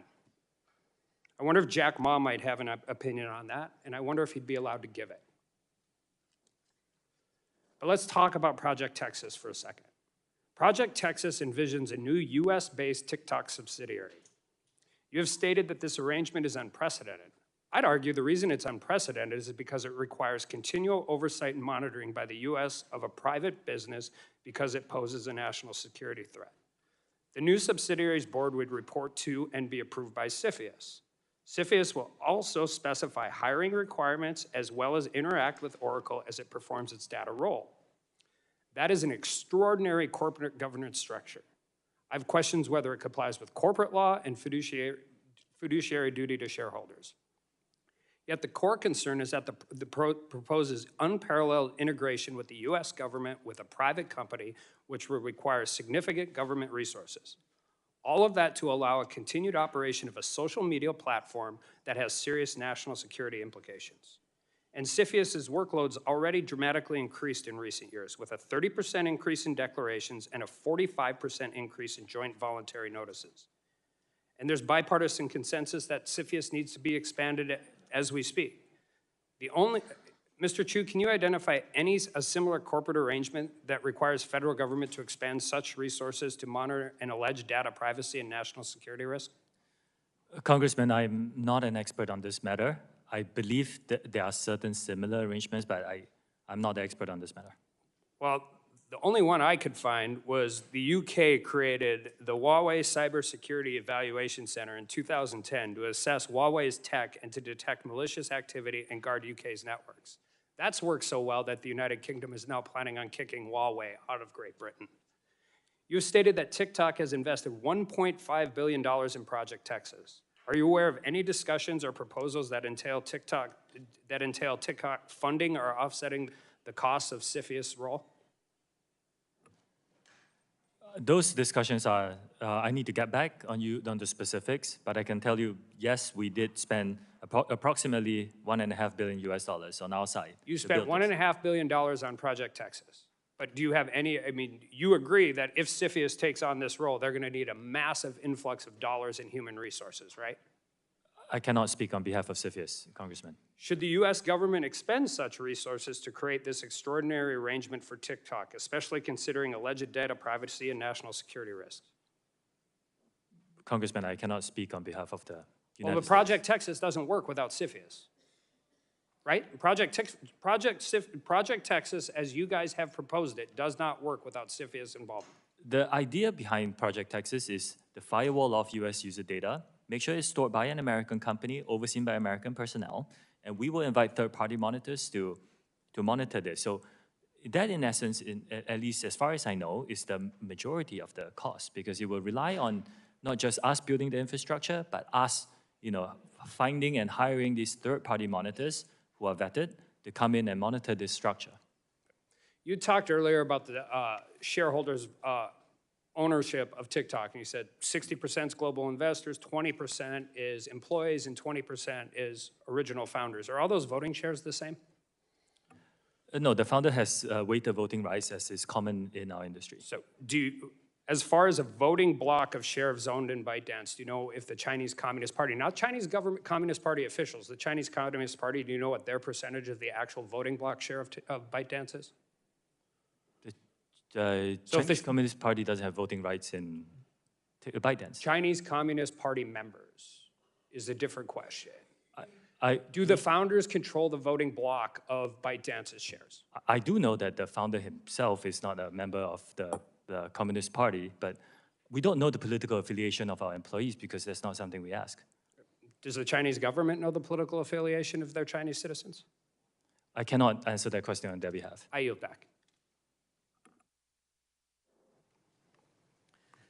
Gentleman yields back. Yield to the gentle lady from New Hampshire, Ms. Custer. 5 minutes. Thank you, Madam Chair. Mr. Chew, I just want to say I agree with all of the comments of many of my colleagues today that we need to take a close look at whether TikTok poses a national security risk. For today, I'm going to focus my limited time on how TikTok can better protect its youngest users. And I think a number of us have identified as parents today and have serious concerns as we relayed to you. Just this week, I heard from a parent in my district in Nashua, New Hampshire, whose child was served harmful content on TikTok and has needed counseling as a result. This experience is not unique to this family, and it underscores the need for better child protections on your app. I'd like to dig further into TikTok's current safety and privacy controls for children. I understand that TikTok restricts certain app capabilities for users under age 18 and has additional restrictions for users under age 16 or 13, such as limiting who can interact with them on the platform.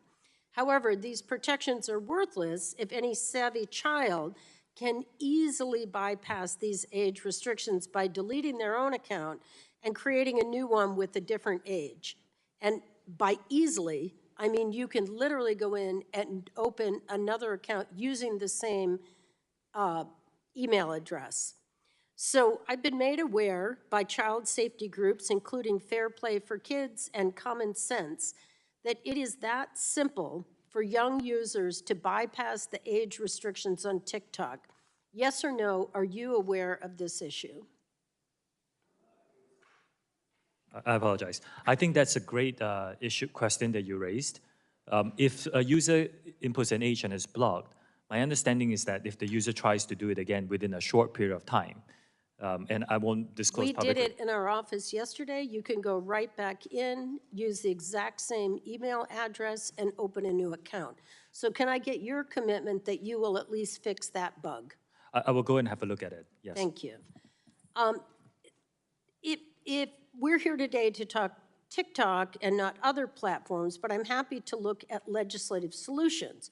In the interim, TikTok has a responsibility to do more to protect its young users, and I will accept your commitment to take a look at fixing that issue. Will you, let's see.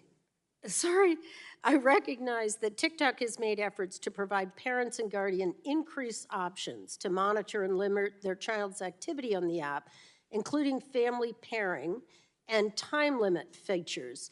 But I still have concerns. In order to access family pairing, parents then must download the app onto their phone. And this sounds like a design to lure more users onto the app rather than a practical safety feature. Furthermore, downloading the app may not be a viable option for many parents.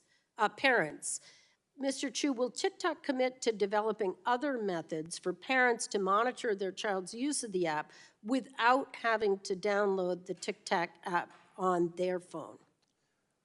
I can look into that specifically and get back to you. But the Okay. family pairing that you mentioned is a very good tool that we develop. I encourage parents with teenagers But it's not a to use perfect it. tool, and let me just say, one of my concerns is that the minimum time limit TikTok lets parents set for their children is 40 minutes, which for a young child is a very long period of time. Actually, giving parents control would mean providing them the freedom to set the screen time that makes sense for their family. Now, I've got a copy of the app page that shows just the 4 options. Would you commit to adding an other option so that the parent can easily set their own screen time limit? I can take a look at that. I think it's important. I think parents are looking for control. They're looking to allow their family to use these apps without TikTok taking over their child's media use. I've heard reports of users struggling to access the feature, and so I will look forward to hearing back from you on adding an other so that a parent can add a custom limit. So finally, I ask that you commit to report back to this committee and the American public on how TikTok addresses these safety issues and the steps that you are taking to default children's accounts to the most protective possible settings. And with that, Madam Chair, I yield back. Gentlelady yields back. Chair yields to the gentleman from Ohio. 5 minutes, Mr. Balderson. Thank you, Madam Chair. Thank you, Mr. Chen, for being here today. I would like to start by inserting into the record a report entitled TikTok, ByteDance, and Their Ties to the Chinese Communist Party, which was published by the Australian Parliament just over a week ago. If I could add that to the record, Without please. objection, so ordered. Thank you, Madam Chair. Mr. Chew, we know that your company's algorithm has been exposed for delivering videos to China that encourages them to develop eating disorders, promotes challenges that have caused children to accidentally commit suicide, glorifies the use of drugs and pornography. Despite the constant media coverage of this issue, your company continues to feed our children this dangerous and harmful content. Can you explain to parents back in my congressional district why it should be their burden and not TikTok's to set up the guardian parental controls for their children so that they do not view content which encourages eating disorders or committing suicide? Congressman, I take these issues very seriously. If the user is a teenage user on our platform, we actually have a differentiated experience, including certain models that we are building with experts to help identify certain content that's not inherently harmful, but could lead people to eating disorders. Anything that glorifies eating disorders is violative of our platform, and we remove that. And I want to assure you that I take this very, very seriously, this commitment. Mr. Curtis, my colleague, mentioned the use of heating tool on your platform to make specific videos go viral or get more views. Does TikTok use a cooling tool where employees can manually limit the amplification of content that TikTok should hide, like content that promotes eating disorders, drug use, or suicide among children?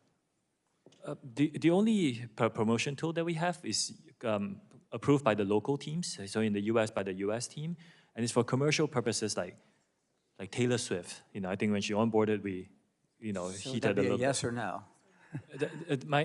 I just want to make sure that I'm answering your question with specifics. If this tool exists, why isn't it being used to cool then the spread of dangerous content? I mean, why is it still happening? Dangerous content that violates, we remove them. When we see them, we actually remove them from the platform. Okay. The fact of the matter here is that despite whatever action you take, that TikTok is taking to protect teens, your algorithm continues to promote harmful content, Wouldn't you agree that indicates there is something inherently wrong with the algorithm your platform employs? I do respectfully disagree with that. The algorithm drives a great user experience for many, many users. Well, I talked about STEM content. That has 116 billion views on our platform. One more example. Book Talk is a trend that happened on our platform. It's to encourage people to read. And globally, it has 115 billion views, and it's fantastic. I've heard people telling me that they are reading more because of Book Talk. So there is a lot of good and joy and positive that can be derived from the TikTok experience. Yes, there are some bad actors who come in and post violative content, and it's our job to remove them. But the overwhelming experience is a very positive one for our community. But if it's your job to remove them, it's been said many times here today about the 41 days that that video stood up with addressing Mrs. the Chairwoman. After this, I'm going to go and look into the specifics of that. All right, thank you. Madam Chair, I yield back. Gentleman yields back. Chair recognizes the lady from Texas, Ms. Fletcher, for 5 minutes. Thank you, Chairwoman McMorris-Rodgers, and thanks to Ranking Member Pallone for holding today's hearing, and thank you, Mr. Chew, for appearing today. It's been a long day, but we're here to learn about a complex set of issues that relate to TikTok and how to address them. And I think that's what we're hearing from colleagues on both sides of the aisle today, is a real effort to grapple with the challenges that we see for national security and for the safety and protection of American citizens, especially our children and young adults. And we've already covered today a lot of the information about the extensive use of the app, the number of users who are children and young adults, but I think it bears repeating, as Mr. Vesey mentioned, that TikTok is the preferred platform of young Americans. And they use it for all kinds of creative and important things, and we have seen that. But there are also some dangerous things that we know it has and continues to be used for. And that also, that the data that's collected is posing additional dangers. And that's what we're here for. Most people using TikTok do not realize that TikTok is collecting data about their keystrokes or about their browsing history on other sites and so much more. And I agree with my colleagues that we need a comprehensive set of data privacy laws here in the country, and we've heard some very good ideas today. Mr. Chew, you've mentioned several times today that these are industry-wide issues, and I agree with you that there are industry-wide challenges here. But there are also some specific things relating to TikTok that I want to focus my questions on and really want to understand where there's a difference and how we can craft legislation that addresses the very real challenges that we've been hearing about today. As you know, states across the country have joined an ongoing investigation into possible violations of consumer protection laws by TikTok as they pertain to TikTok's effect on the mental health of American children and teenagers. As part of this investigation, states have requested to review internal TikTok communications that takes place on LARC. That's TikTok's primary instant messaging system. Is that right? Yes. Okay. And does every TikTok employee have a LARC account? It is very similar to companies that use Slack or any other instant messaging tool. But LARC is a proprietary instant messaging tool. It's not Slack. It is something that was developed, yes, And by ByteDance. It was developed by TikTok? No, it's developed by ByteDance. It's developed by ByteDance. Okay. And so a couple of questions stemming from that. Is it true that LARC video conferencing has a translation feature in which Chinese is translated to English text and vice versa? That is correct. It helps with global cooperation. Okay. And those translated conversations are somehow saved into the LARC system? I will need to get back to you on the specifics. Okay. There is, I'll get back to you on the specifics. Okay. That would be great to know. And I neglected to ask, but does every TikTok employee have a LARC account? Yes, I believe so, yes. Including you? Do you have one? Yes, I believe so. Yes. And then do you have there's some kind of profile for your instant messaging system, so every employee identifies their manager and their department, who they work for, what they do. Is that all included in their LARC profile? Do you know? It's very common for companies to have enterprise messaging tools that companies use. It does, and I guess I'm asking specifically about LARC since it's specific to TikTok, whether it includes information like identifying who, for example, your manager is. Do you know whether that's something that's identified in LARC? Yes, again, some of these HR features are built into a lot of enterprise tools that we use, and yeah. So like for your own profile, does it identify who your manager is? Yes, it does. And who does it identify as your manager? I report to the CEO of ByteDance. Okay, and so that is Zhang Yiming, is that identified as your manager? That's the former CEO. He has stepped down from the board and so- as the CEO, yes. Okay, so Mr. Rubo is identified now as your manager on Yes. the system? Okay. And as you mentioned, it was developed by ByteDance, so it's not just used by TikTok employees, it's also used by ByteDance employees, is that right? Also by other companies now. I think Lark is selling it, and it's a good tool for instant messaging. So Lark is available to third parties outside of the ByteDance system as well, like Yes. Slack? And do you personally ever use Lark to communicate with ByteDance? With employees at ByteDance? Yes, I do. You do, okay. Well, I'm running out of time, and I'm sorry to say, because this is really interesting. I do think it underscores some of the concerns that have been raised in this hearing. So I think it's clear we have work we need to continue to do here in the Congress to address data protection and privacy. And with that, Madam Chairwoman, I thank you, and I will yield back. Gentlelady yields back. Committee stands in recess and will reconvene immediately following the third vote being called.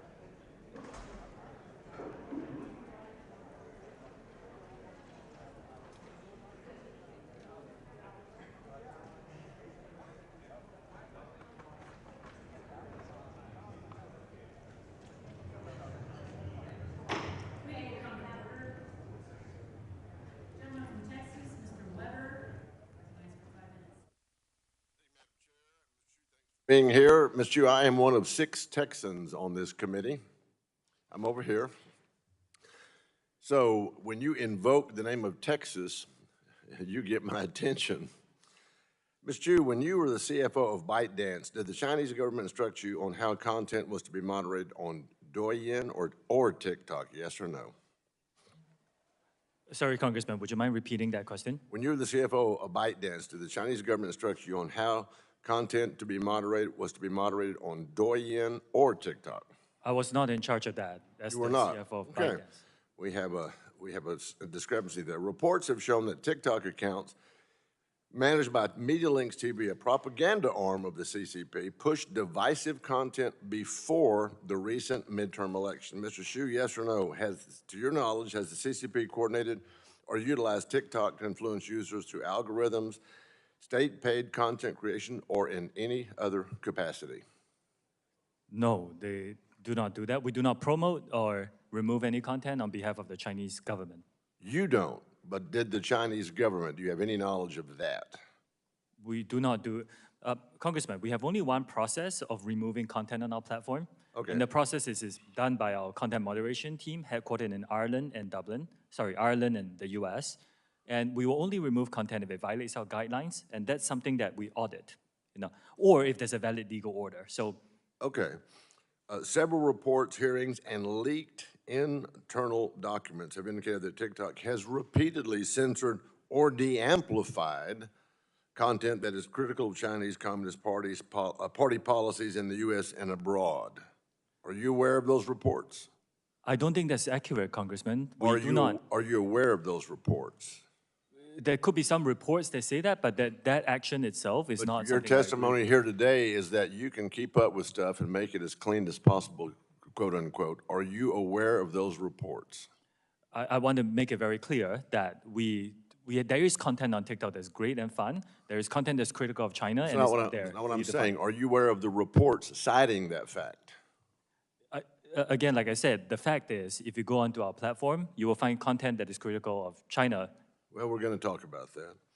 Now, this committee is looking at reforming Section 230 of the Communications Decency Act, which has already been mentioned here today. Do you think that censoring history and historical facts and current events should be protected by Section 230's good faith requirement? Congressman, that is a more complex topic. I will need to speak to my team and get back to you on the specifics. Is your team behind you? It's my broader team. I will speak to them and I'll get back to you. It's always good to have folks behind you, isn't it? Not them. Oh, no. Oh, okay, I got you. Here are my concerns with TikTok. Your claims are hard to believe. It's no secret to us that TikTok is still under the thumb of CCP influence. And let's be honest, TikTok is indoctrinating our children with divisive, woke, and pro-CCP propaganda, all while threatening our national security with Chinese spyware. In fact, let me look at my notes here. You had an exchange with Anna Shou. In your exchange with Congresswoman Shou, you said that, quote, extreme fitness videos shouldn't be viewed too much. Do you remember that exchange here today? What extremist videos? With Anna Shou out of California. Any content that is has extremist content is not allowed on our platform, and we identify them. Was that also true about the gun video that you saw today? Was that extreme content that should have been taken down? I would need to look at the specifics of the whole video. There was a bit of lag just now. We couldn't see the whole video. Okay, you know it threatened our committee chair here. That is unacceptable. Okay. And, so you're aware of that extreme video. And why did it take 40-plus days to get it down? Does it take literally an act of Congress? Should we plan to have a committee hearing every time there's something brought up so that we can limit the content on TikTok? Should Congress plan to do that, Mr. Shou? Congressman, we work very hard to remove violative content on our platform. Okay, well, let me move on. With Congressman Huston, he asked you about your wages and your stocks, and you said you prefer to keep that information private. Now you know how we feel about American public's information. We prefer to keep it private as well. We don't think TikTok does that. So, Madam Chair, my time is up. And if this committee gets its way, TikTok's time is up. Madam Chair, if I may, in my response to an earlier question. Gentlemen, I'm sorry, gentleman's time has expired, or, yeah. Chair recognizes Mr. Ruiz from California for 5 minutes. Thank you, Chair Rogers. I echo my colleagues' concerns about TikTok's impacts on the health and well-being of the American public. As a doctor and the ranking member of the Select Subcommittee on the Coronavirus Pandemic, I am troubled that TikTok is rife with medically inaccurate information, including dangerous misinformation and the intentional disinformation about COVID-19 and vaccines. TikTok's community guidelines state that the company will remove content or accounts that involve, quote, misleading information that causes significant harm, unquote. However, since the early stages of the pandemic, TikTok has been used as a platform for people pushing misinformation, disinformation, including by those casting doubt on the safety and efficacy of life-saving vaccines. And despite TikTok's pledge to address harmful misinformation, these videos are being viewed millions of times. For example, the Institute for Strategic Dialogue found that a sample of 124 TikTok videos containing vaccine misinformation were viewed 20 million times. And Media Matters found that a sample of 18 videos with COVID-19 misinformation were viewed over 57 million times.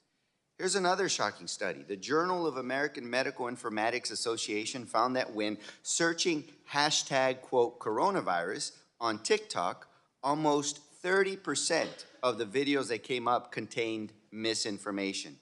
Videos in that sample containing a high level of misinformation were viewed a median of 9.4 million times. Mr. Shou, why are these dangerous videos falling through the cracks of your company's efforts to enforce its own community guidelines and remove harmful misinformation? Before I answer that, in my response to an earlier question from Representative Dunn, Mr. Shou, you're in my time. Answer my question. I understand, but if I would like to clarify something. I'm clarified. I have 5 minutes. Okay. In my time. You're in my time now. Answer my question. Yes, any dangerous misinformation we partner with third-party experts to be able to identify and help us with subject domain expertise. And with the expertise that we recognize, we rely on those to develop policies to recognize and remove content that could be. Your efforts have failed, and they're dangerous, okay?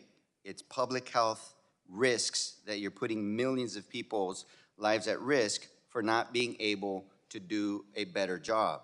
And I'm concerned that TikTok's features make users uniquely vulnerable to the spread of this misinformation. For example, TikTok makes it extremely easy to reuse audio and videos to create content, which allows misinformation to quickly spread through the platform. And TikTok's algorithm to recommend videos means that a user viewing one video containing misinformation can easily result in their quote-unquote For You page becoming filled with videos containing similar misinformation. This is a dangerous feedback loop. So is TikTok taking any action to modify these features so that they no longer facilitate the spread of this misinformation or this misinformation feedback loop? Congressman, again, like I said, any dangerous mis or disinformation, we work with third parties to recognize that, and it's proactively removed from our platform. Okay, so it doesn't need to get into those loops at all. So I can go back and read you the data and the Journal of American Medical Informatics. 30% of videos after searching for hashtag coronavirus had misinformation. Almost 1 out of 3, your third party and your company are missing almost 1 out of 3 misinformed videos. So you're telling me what you're doing. I'm telling you the data shows that you are grossly failing at that effort.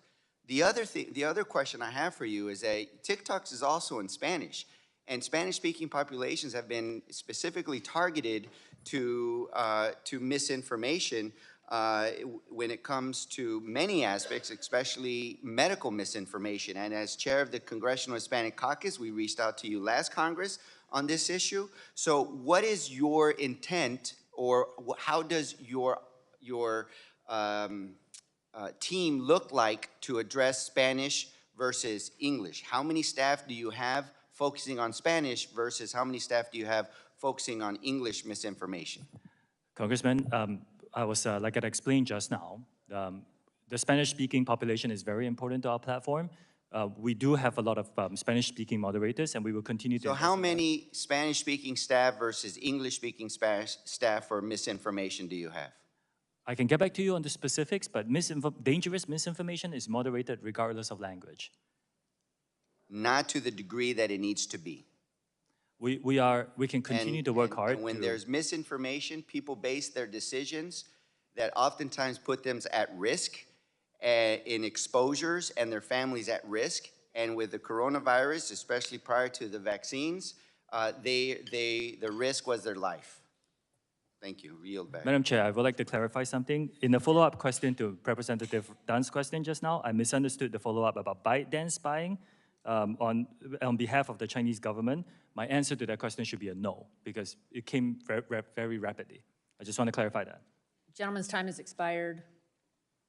Gentleman, or the chair recognizes the gentleman from Idaho, Mr. Fulcher, for 5 minutes. Thank you, Madam Chairman. Mr. Chew, we've been going a long time here by now, and a lot of questions have been answered, and a lot of them have not been answered. And primary thing I want to do is just share some thoughts of what I've seen, learned today, been exposed to. First of all, I've got to compliment you on having a product that's impressive. It is a very influential tool. It is addictive, and that's what you want users to be exposed to, is something addictive, and it is a data gathering masterpiece. So clearly, it's got the potential to sell products, connected like-minded people with that artificial intelligence capability in a viral fashion, and perhaps spread information quicker, better than anything else that's been developed out there. Now, I'm just going to tell you, I'm not a subscriber, at least a willing subscriber. But probably in that database somewhere is my preferences with colors or foods or who I've spoken to or what I've said or my favorite newspapers. I don't know. But that's available to be sold or given to whomever or whatever.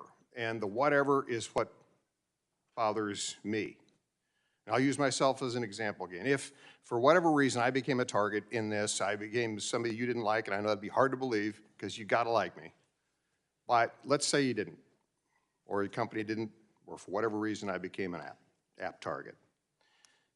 That artificial intelligence algorithm could be shared or spread selectively to a targeted audience that, with negative information that maybe has been paired up with that knowledge in that app to make me look really, really bad. Or to the converse. Same thing could be done to make me look really, really good. Here's the problem. It's someone else or some artificial intelligence algorithm that has inordinate power to subjectively combine strategic data with strategic audiences to shape whatever thoughts and news they want. And I've equipped it, not even knowing it. And that process could apply to anyone or anything. There's the danger. It could be the President of the United States. It could be their kids. It could be a company. It could be a political party. It could be a news outlet. Anything could be targeted for that selective viral spread of just some information. Mr. Chew, this may be genius, but that doesn't make it fair. It doesn't make it good, and it doesn't make it accountable. I wouldn't want my government to have that ability. I wouldn't want a company or a political party or my friend August here or my mother to have that capability. And I certainly don't want that to be accessible to anyone in China. Now, there's no question it's got immense value. And as proof of that, you're here. Because this hasn't been a fun day. I know that. Hasn't been a fun day for us either.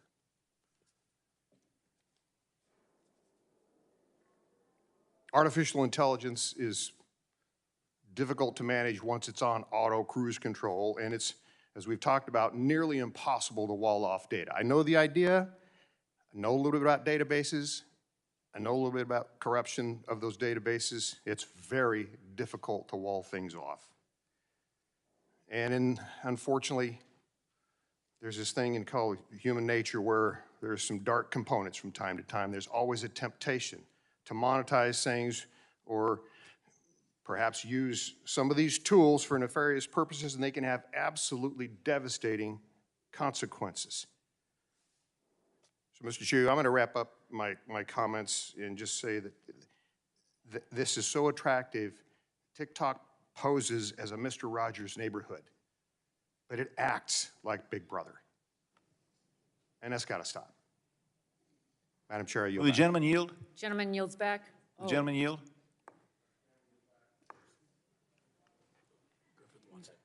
Oh, gentleman yields. Yield to Mr. Morgan Griffith. I thank the gentleman for yielding. Mr. Chew, earlier we had submitted into evidence the TikTok ByteDance and their ties to the Chinese Communist Party report that was filed as an exhibit last week with the Senate in Australia. If you have any comment, I'd like to get it on this paragraph out of their summary. Our research confirms beyond any plausible doubt that TikTok is owned by ByteDance. ByteDance is a PRC company, and ByteDance is subject to all the influence, guidance, and de facto control to which the Chinese Communist Party now subjects all PRC technology companies. We show in this report how the CCP and the PRC state agencies together, the party state, have extended their ties into ByteDance to the point that the company can no longer be accurately described as a private enterprise. You keep calling it a private enterprise, but all the countries in the world are saying it's not a private enterprise, it's part of the Chinese Communist Party. What say you, sir, yes or no? Is it part of the Chinese Communist Party, as everybody thinks, or are you still living in some mystical world? I disagree with many So conclusions. you're living in the that mystical report. world, I yield back. Gentleman yields back. Chair recognizes Ms. Democrat, right? Yeah. The gentlelady from Minnesota, Ms. Craig, for 5 minutes. Well, thank you so much, Madam Chair, for yielding. Mr. Chew, I'm probably like a lot of parents who are also members of Congress out here. I know a number of us, when you testified earlier today, you mentioned that the over 35 segment was a growing group of potential users. As if over 35 is old, and I realize that my own children think that I'm ancient, our 4 boys. But like a lot of us up here, we understand that there is some potential good, and of course, many of your influencers are doing what they're doing for all the right reasons. But one thing in your testimony you said a lot was safety.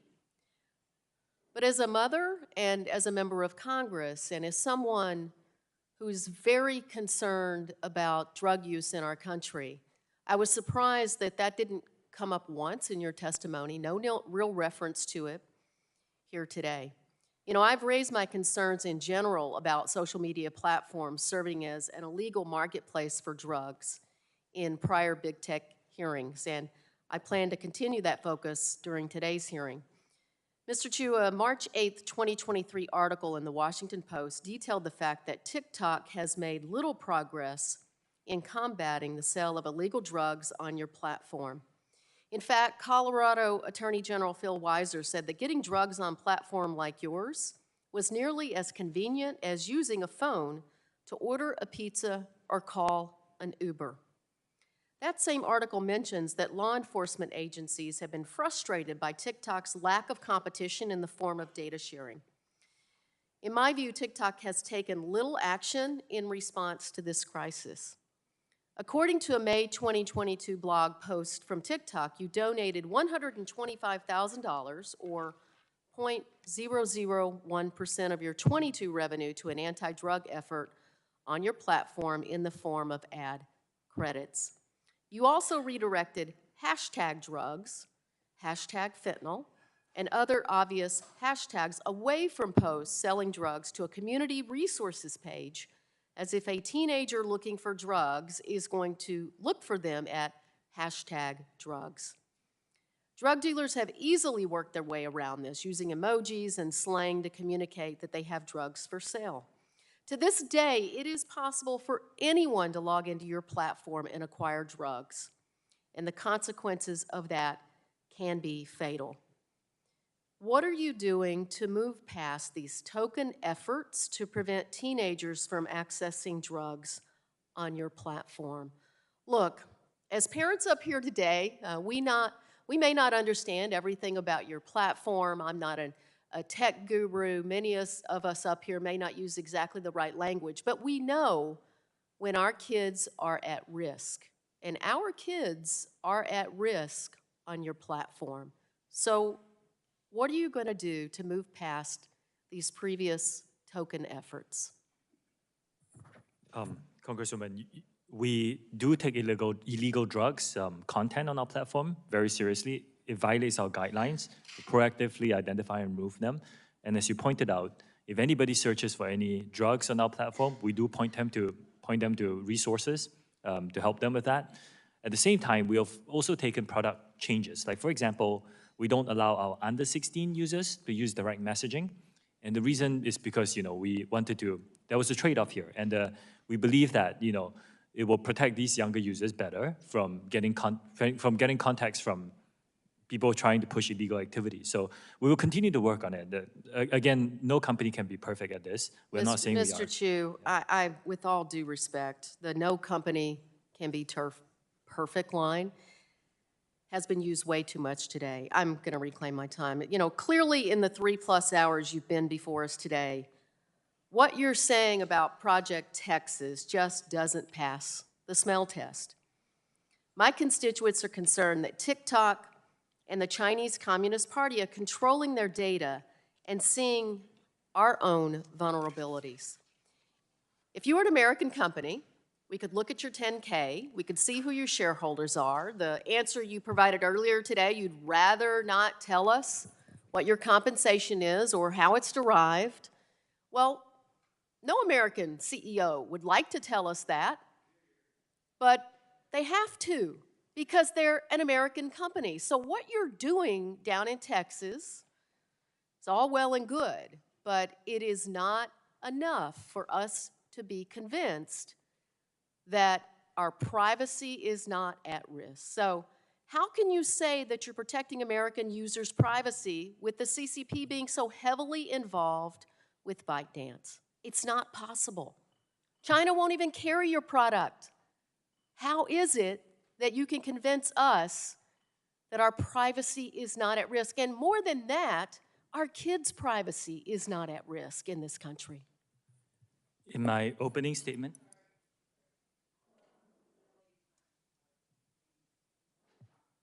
Thank you, Madam Chair. Gentlelady's time has expired. We're going to have to continue on. Gentleman from Georgia, Mr. Allen's recognized for 5 minutes. Thank you, Madam Chair, and thank you, Mr. Chew, for being here today. September 2021, the Wall Street Journal published an article titled "How TikTok Serves Up Sex and Drug Videos to Minors." This article gives a chilling depiction of the types of content that TikTok's algorithm is curating for our children. This article claims that your application served an account that was registered as a 13-year-old, quote, videos about drug use. It referenced to cocaine, meth addiction, and promotional videos for online sales of drugs. The algorithm was also found to have delivered countless videos depicting, quote, pornography and other adult content to the device of an account that was registered as a 13-year-old. Could you please explain to the members of this committee and parents across the country why your company deems it acceptable for such inappropriate content to be prominently featured on a child's For You page? A lot of the content that you mentioned, Congressman, are violative of our own policies, and we don't think they're acceptable, and we will remove them when we identify them. We take this very seriously. I mentioned this. This is an industry-wide challenge. We're investing as much as we can. We don't think it represents the majority of the user's experience on TikTok, but it does happen. Some bad actors try and come in and post some of this content, and we're doing our best to invest as much as we can to remove them. Well, I would say you're not doing enough. I have 14 grandchildren, Mr. Chew. Do you personally believe that such content is appropriate for minor children to consume? A lot of the content that you mentioned, like porn, for example, is not allowed on our platform. So no, I do not think they're acceptable for young people to consume. Earlier this week, the Wall Street Journal published an article titled, quote, "TikTok's Chinese partner has another wildly popular app in the U.S. This app is called CapCut. Is a video editing tool to help users go viral on TikTok. While for obvious reasons, most of our attention is focused on TikTok and ByteDance, other companies and their applications are also continuing to exploit the privacy of Americans. TikTok, CapCut, Lark, FaceU, all of these apps are also controlled by ByteDance and pose serious privacy concerns. In 2022, it was reported that TopBuzz, an international version of ByteDance's censored Chinese news app, was used to spread pro-China messages to Americans. When it comes to the data privacy of Americans, we must have a clear set of guidelines to ensure Americans' data is protected and not passed along to unknown third-party actors who could pose a threat to our security. I urge my colleagues to continue to work together to pass a national data privacy bill, not just one out of the House Energy and Commerce Committee, but also through the House of this Congress. It is the only systematic way we can address privacy concerns. Unfortunately, I've been given no reason to believe that TikTok does not pose a threat and cannot be trusted to follow our laws when they conflict with the desires of the Chinese Communist Party. Your firewall that you're talking about, if you had a bad actor in your what you call your Texas initiative, could get through that firewall and send any information that they wanted to send anywhere directly to the Chinese Communist Party. Would you deny that? Congressman, this risk that you talk about exists for every company, bad actors. I'm talking about TikTok, sir. In fact, the risk is lower for us because these... It is a risk, correct? The personnel will be vetted. So the risk is actually lower than most companies in the industry. Well, that is why we have to deal with your company. And with that, Madam Chair, I yield back. Gentleman yields back. Chair recognizes the gentleman from California, Mr. Peters, for five minutes. Thank you, Madam Chair. Mr. Chew, thanks for being here today.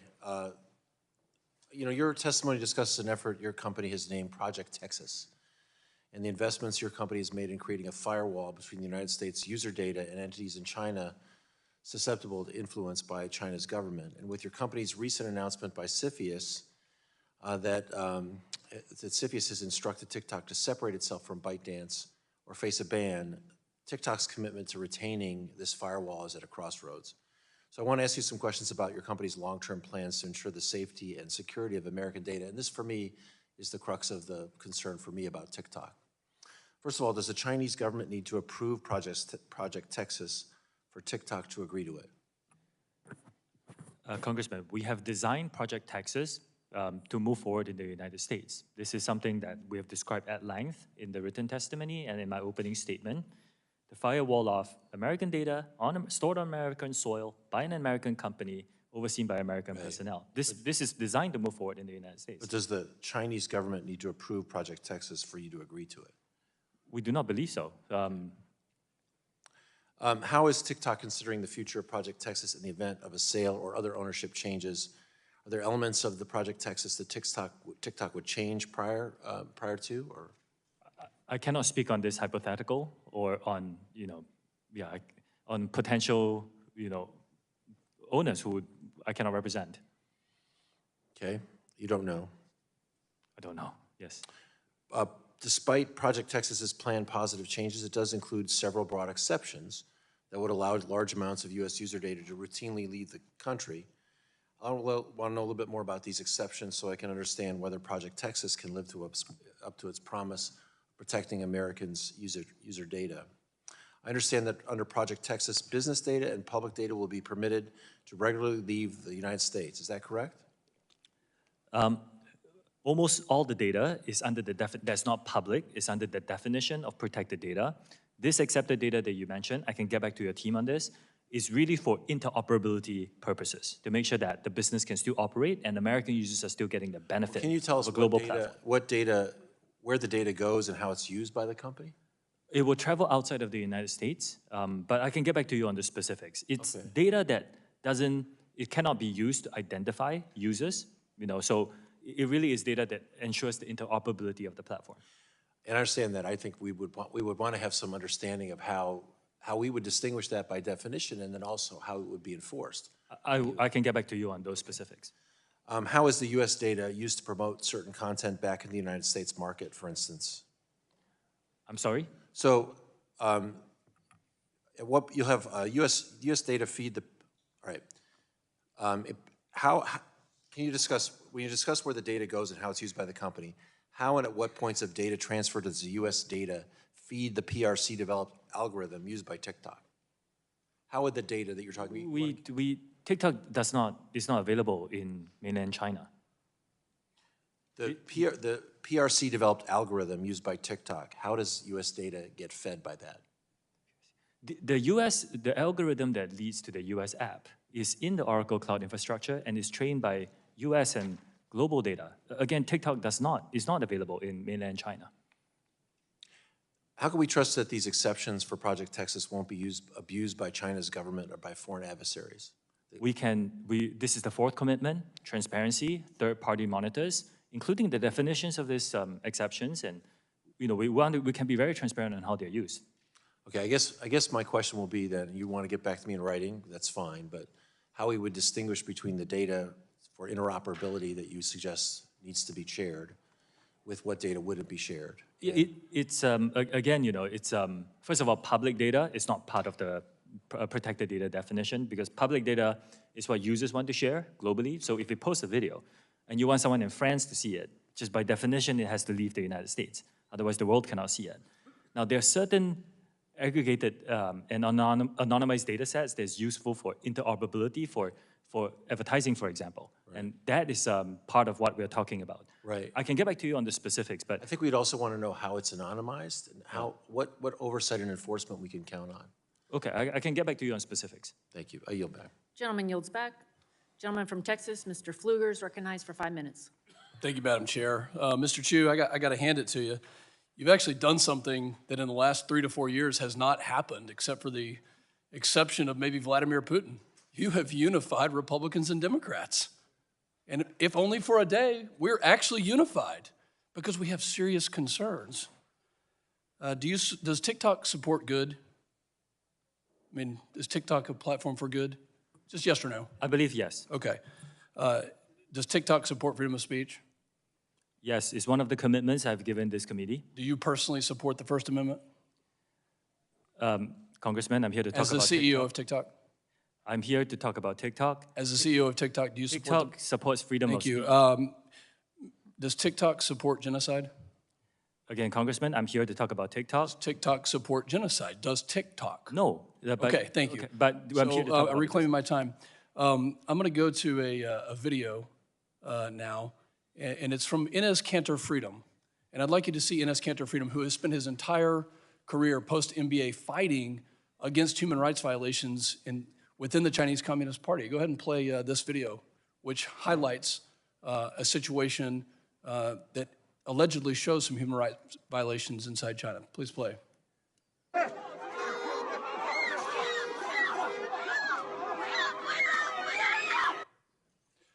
Mr. Chew, this was a video that was posted on TikTok by Enes Kanter Freedom. Are you familiar with this basketball player?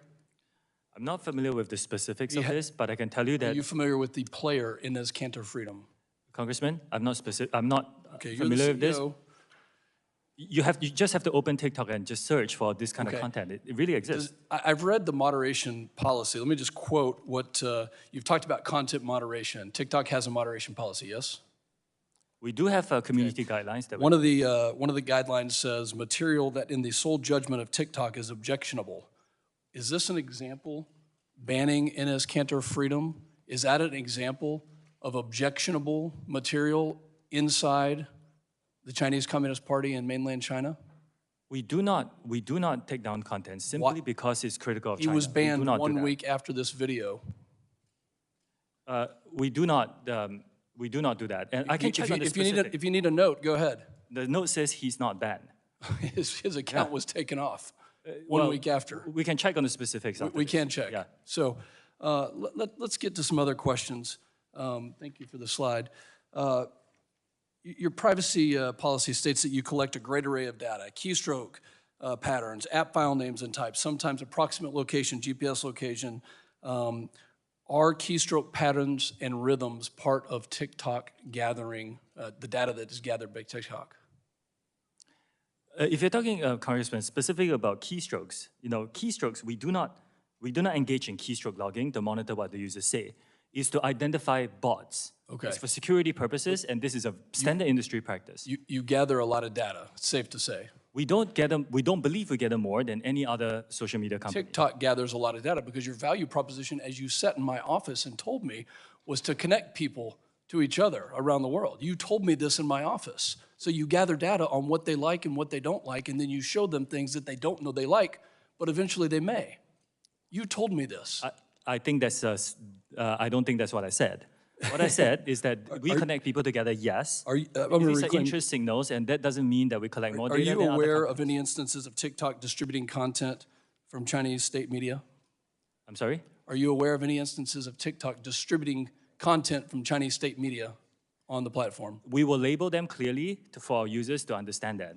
Do you disagree with FBI Director Wray and NSA Director Nakasone when they said that the CCP could have the capability to manipulate data and send it to the United States? Do you disagree with their statement? Their statement says could. So do you disagree with that?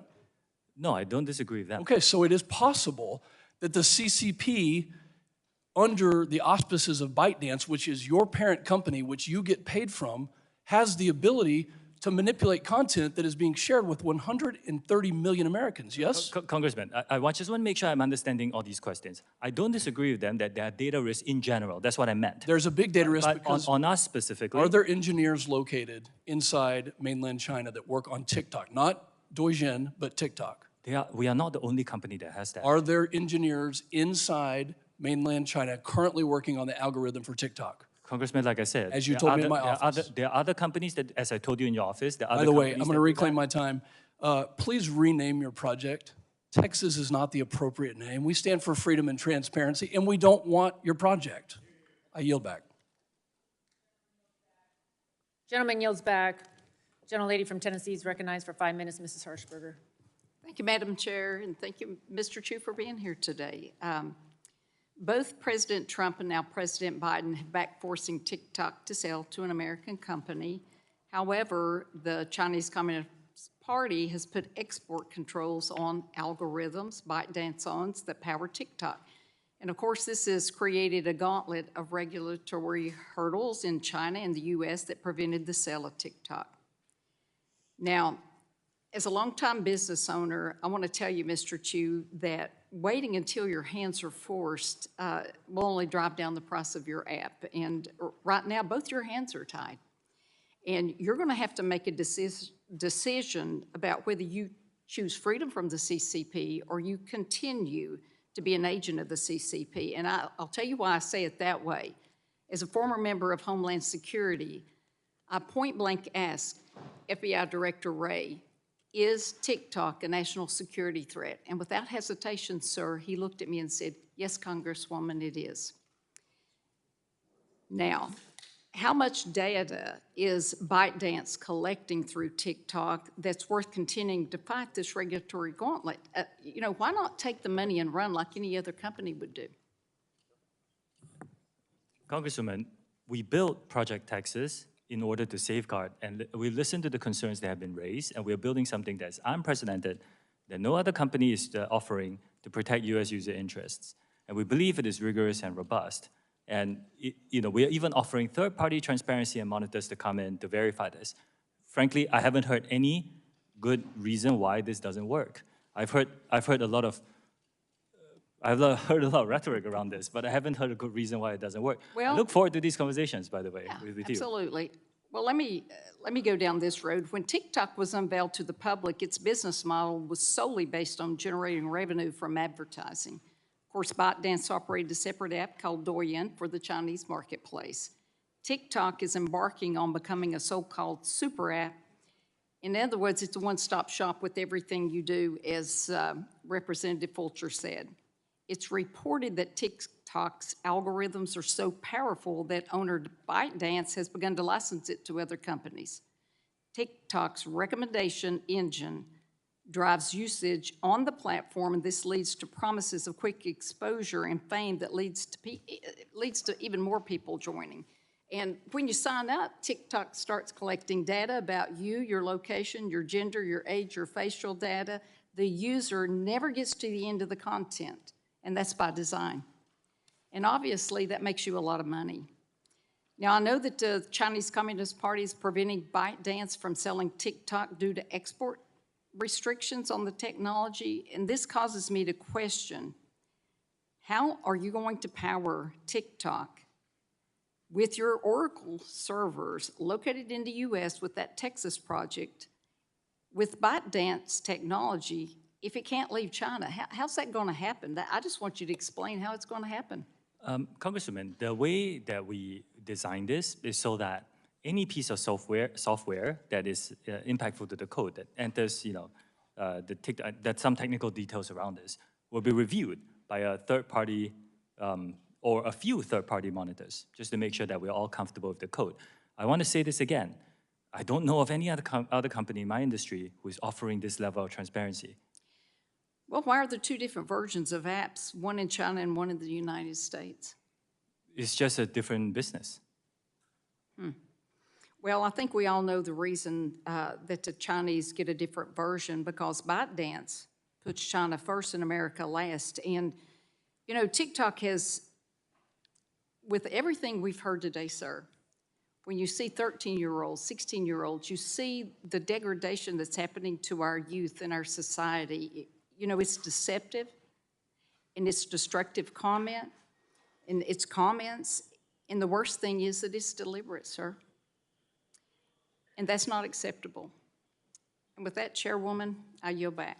Gentlelady yields back. Gentlelady from Iowa, Ms. Miller-Meeks, recognized for 5 minutes.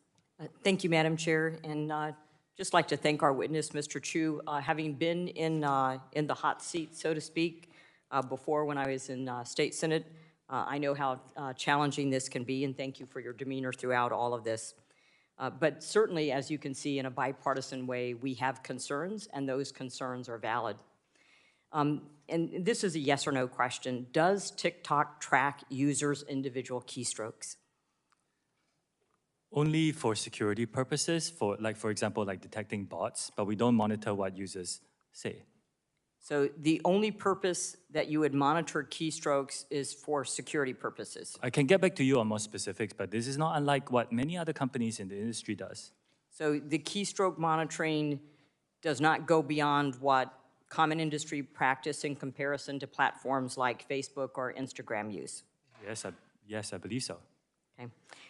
And does TikTok keep records of users' credit cards and passwords? I'm not aware of that. You don't need that to log in. Of course, I can get back to you on specifics if you make a transaction on an e-commerce platform. But regardless, all that US data will be stored within the Project Texas firewall, within the Oracle Cloud infrastructure and overseen by American personnel. So you would store credit card and password information? I need to check on the specifics. We are launching a pilot e-commerce plan, and we're making sure that that data is very secure within the Oracle Cloud infrastructure. I think you've made a point of saying that your platform is not different than other platforms on social media, and therefore are no more responsible than Facebook or Instagram or Twitter or the other social media platforms.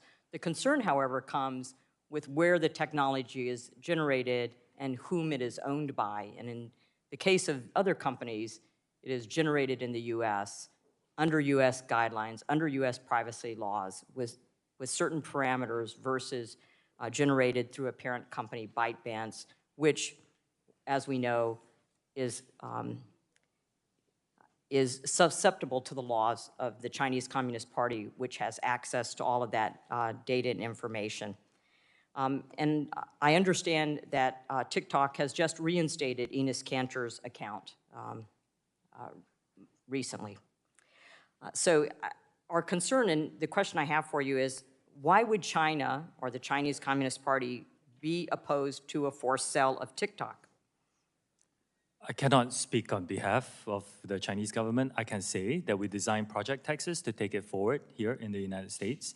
And again, I believe it offers unprecedented protection for US user data. Yeah, I think the problem is when there is a lack of transparency, then that leads people to believe that there's something more nefarious and that there is, in fact, data that is captured, is stored, and poses a risk not only to children in the United States, but also poses a risk to national security. With that, I yield the rest of my time to my colleague, Jay Obernolte.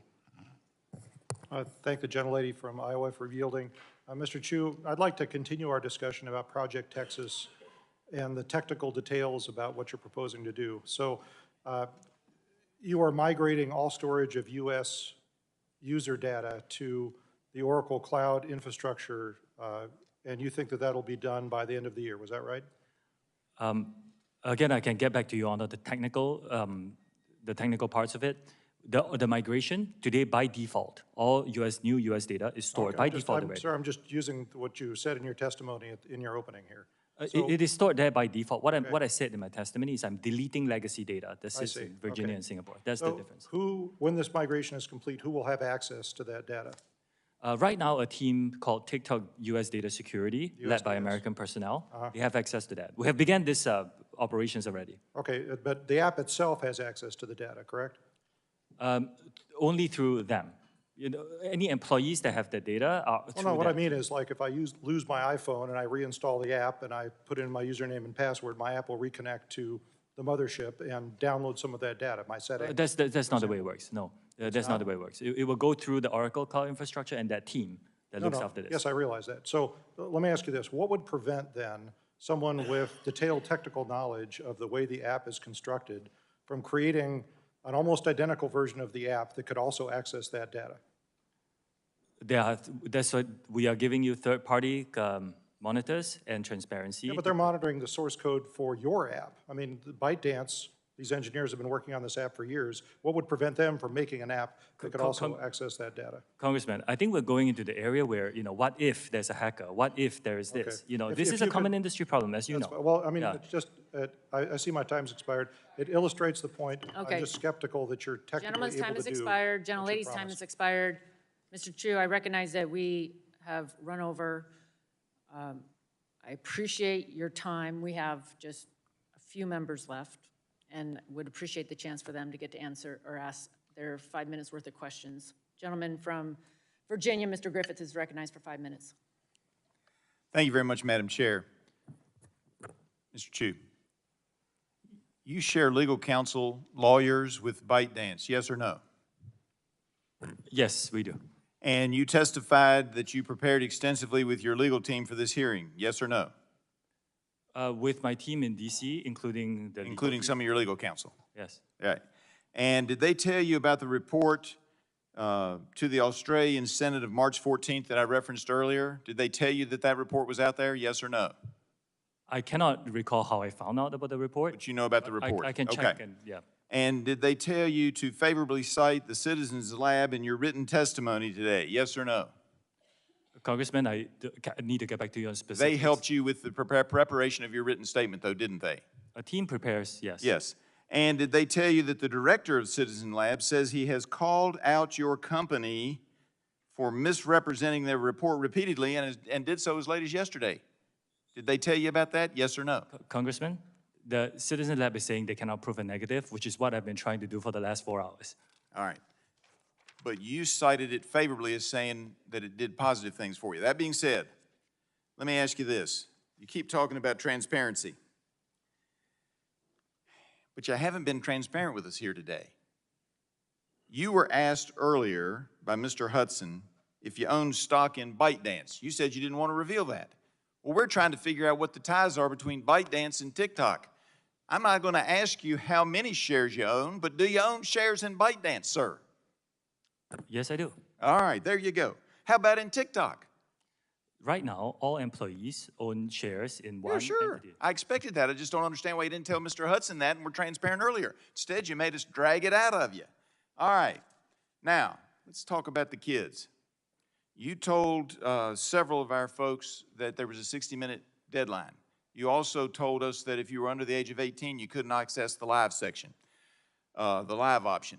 So I texted my 17-year-old and my 15-year-old, and I basically got scoffs back, when I said, are you all limited to 60 minutes? My older son said, well, there is a notice I get from time to time that says I shouldn't be on more than 60 minutes, but it never has kicked me off. And my younger son said, oh, I'm on as long as I want to be. So I'm just informing you, whoever told you, particularly if it was your legal team, that that's not accurate, that they're on for more than 60 minutes and they can access the live section. I believe it was Mr. Carter that you said they couldn't, under 18, access the live, being on live section. He's done it. So whatever it is you think you're doing, it ain't getting done. Now, let's talk about the law for a minute.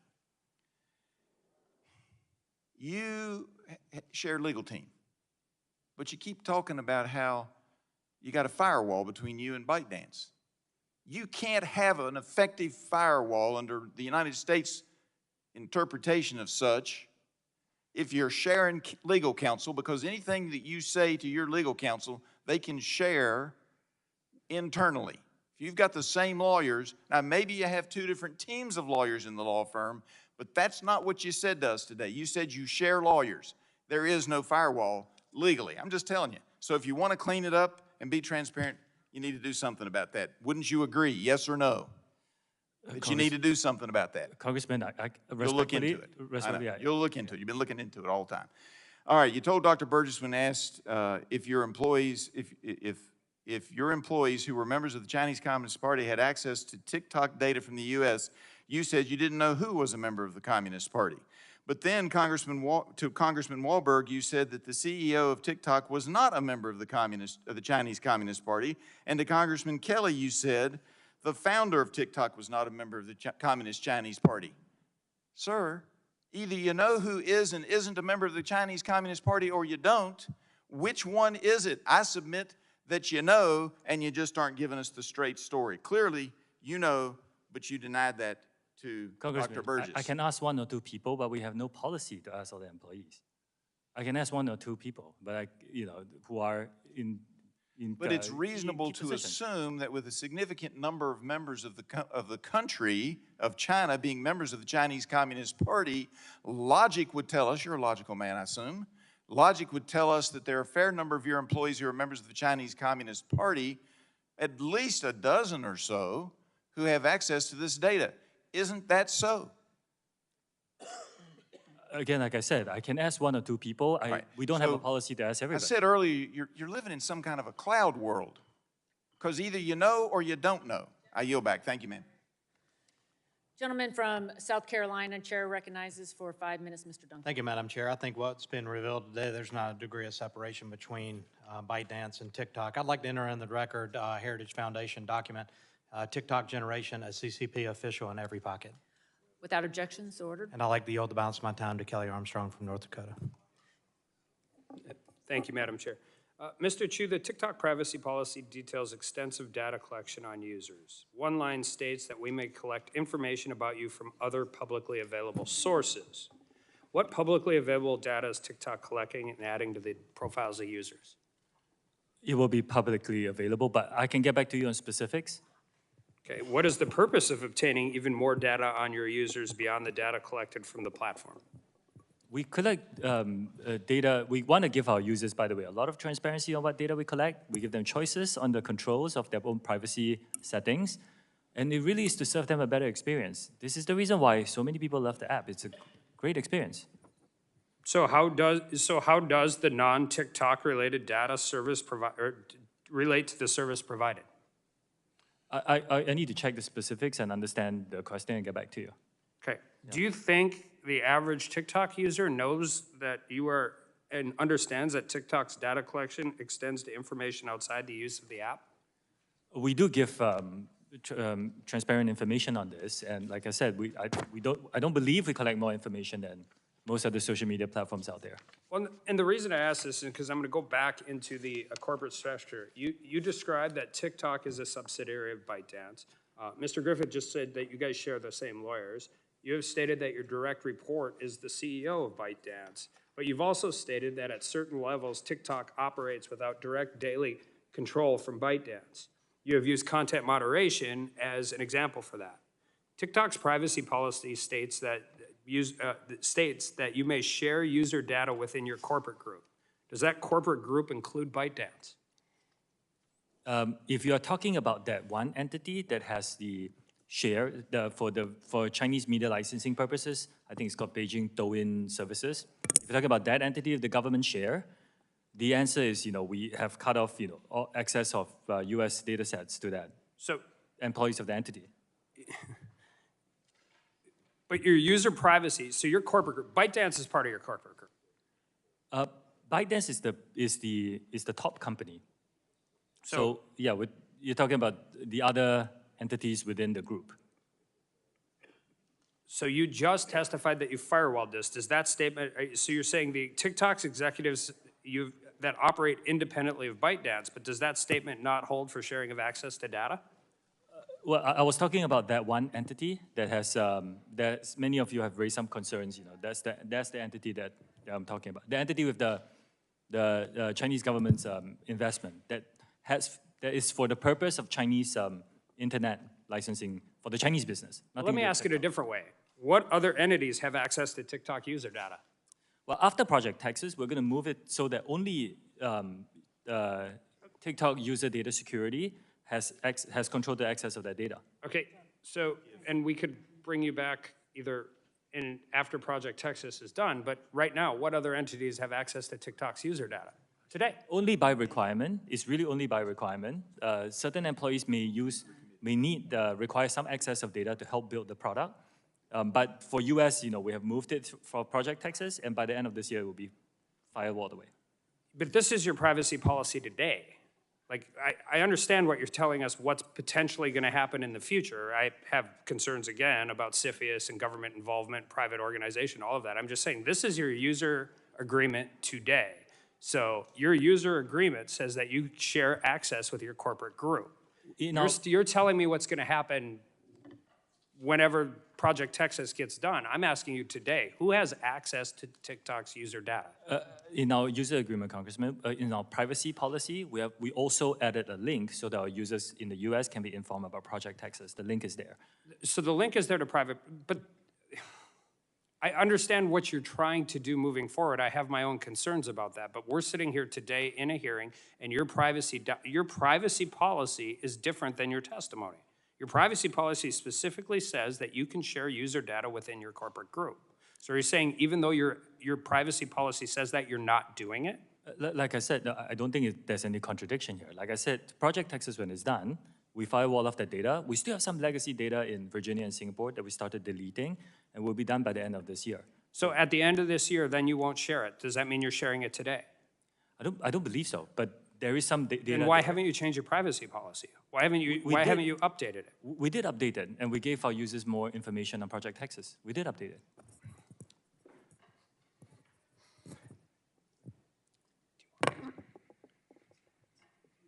Oh, sorry. Gentleman yields back. Gentleman from Texas. Chair recognizes for 5 minutes Mr. Crenshaw. Thank you, Madam Chair. Thank you, Mr. Chew, for bringing Republicans and Democrats together. Appreciate that. I want to get right to the critical point of concern. So TikTok is able to collect massive amounts of personal data. We all know that. That means it could, if it desired, to use this data to influence narratives and trends, create misinformation campaigns, encourage self-destructive behavior, purposefully allow drug cartels to communicate freely and organize human and drug trafficking. Now, to be fair, all social media companies could do that. But here's the difference. It is only TikTok that is controlled by the Chinese Communist Party. All these other social media companies are not. Mr. Chew, do you agree that TikTok is controlled by the CCP? No. Okay, I thought you'd say that. I disagree, as you thought I might say. Here's why I disagree. Your parent company is ByteDance, right? That's correct. It is correct. So, many of the workers who work at ByteDance, they're Communist Party members, right? I wouldn't know. Well, I think, for example, the chief editor at ByteDance, Zhang Vuping, is the Communist Party secretary, correct? He works on the Chinese business, not on TikTok. Right. He works for ByteDance, the parent He works company. on the Chinese business. Right. The parent company of TikTok. The Chinese business is called Douyin. Yeah, but it's all associated with ByteDance, right?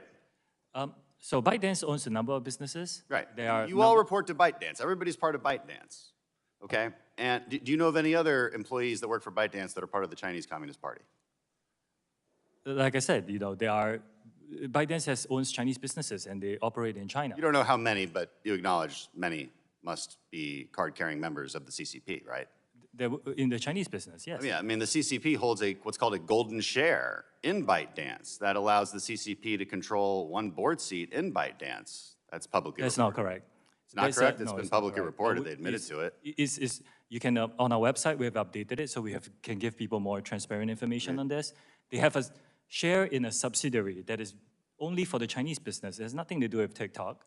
And it's for the purposes of content licensing in China. So there's not an internal CCP committee, which is a regular thing that happens in China. They have a CCP committee internally inside the company. I run TikTok. I cannot represent the Chinese business. Talking about ByteDance. No arrangement in ByteDance? So Again, here's the main point of concern. China's 2017 national intelligence law states very clearly that, quote, any organization or citizen shall support, assist, and cooperate with state intelligence work in accordance with the law and maintain the secrecy of all knowledge of state intelligence work. In other words, ByteDance, and also your TikTok employees that live in China, they must cooperate with Chinese intelligence whenever they are called upon. And if they are called upon, they're bound to secrecy. That would include you. So, Mr. Chew, if the CCP tells ByteDance to turn over all data that TikTok has collected inside the U.S., even within Project Texas, do they have to do so, according to Chinese law? Congressman, first, I'm Singaporean. That's fine, but there are employees of yours and ByteDance is in China. We understand this concern. In my opening statement, we said, we hear these concerns, we didn't try to avoid them or trivialize them. We built something where we take that data and put it out of reach. This is what we did. We put it out of reach. Out of reach, but they own you. No, we put it out of reach by storing them. ByteDance owns TikTok. If ByteDance is told, and the CCP owns ByteDance because the CCP owns everybody in China. And so by law, they can make them do whatever they want, and they say that by law, you can't tell anyone about it. So they can make you hand over that data. Is that correct? The data is stored here in American soil by an American company, overseen by American We thought that, but leaked audio from 80 internal TikTok meetings shows that U.S. user data has been repeatedly accessed from China when you said it hasn't been. And here's the other thing, following back on my colleague's line of questioning, in your own privacy policy, it says that you may share information within your so-called corporate group. Is ByteDance part of that corporate group? If you're talking about the share of the entity with the share, like I shared with the previous. Is ByteDance part of the corporate group? ByteDance as a holding company is part of the corporate group, yes. It's part of the corporate group. Yeah. Okay, so your own privacy policy says you have to share data with ByteDance. And if the CCP says, hey, ByteDance, you're going to do what we say, and you can't tell anyone about it because by law, according to that 2017 national intelligence law, they have to do it. That's our concern. Maybe you haven't done it yet, but my point is that you might have to. And that's where our concerns come from. I mean, over 300 TikTok employees have worked for China's state-run propaganda media. That's just from looking at their LinkedIn profiles. Okay, so and my last point is this. I want to say this to all the teenagers out there and TikTok influencers who think we're just old and out of touch and don't know what we're talking about, trying to take away your favorite app. You may not care that your data is being accessed now, but it will be one day when you do care about it. And here's the real problem. With data comes power. They can choose what you see and how you see it. They can make you believe things that are not true. They can encourage you to engage in behavior that will destroy your life. Even if it is not happening yet, it could in the future. The long-term goal of the Chinese Communist Party is the demise of the American power, and that starts with our youth. At any moment, they could demand that all of TikTok's data be used to design an AI algorithm with the sole purpose of promoting Chinese interests and destroying our society from within. You want to know why that's Democrats and Republicans have come together on this. That's why we are so concerned. Thank you, and I yield back. Gentleman yields back. I remind the members they have 10 business days to submit questions for the record, and I ask our witness to respond to the questions promptly. Pursuant to committee rules, I ask unanimous consent to enter the documents from the staff list into the record without objection. So ordered. Members should submit their questions by the close of business on April 6th. Without objection, the committee is adjourned.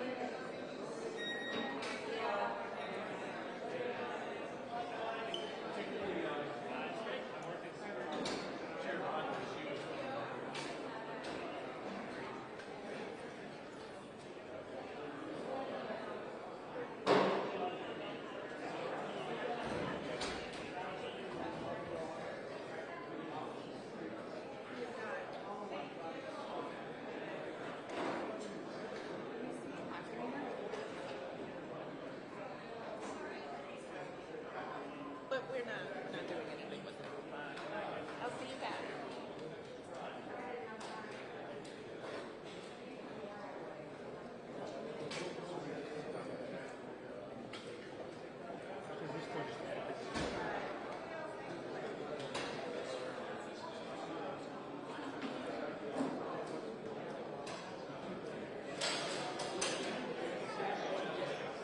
What is it?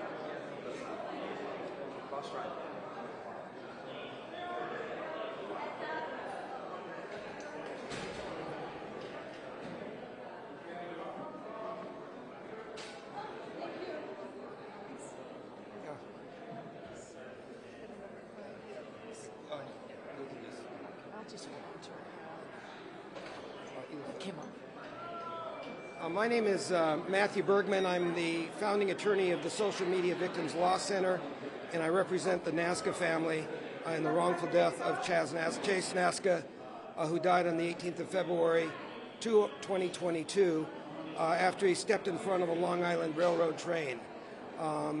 He was a well-adjusted child. He was a star athlete, an AP student, and his parents were completely flummoxed as to what would have caused him to stand in front of a railroad and take his life. And it was only after he passed away when his father, Dean Nazca, saw his TikTok account, saw thousands of TikTok videos in his For You feed, specifically advocating that he commit suicide and explicitly suggesting that he walk in front of a train. This was a death that was preventable.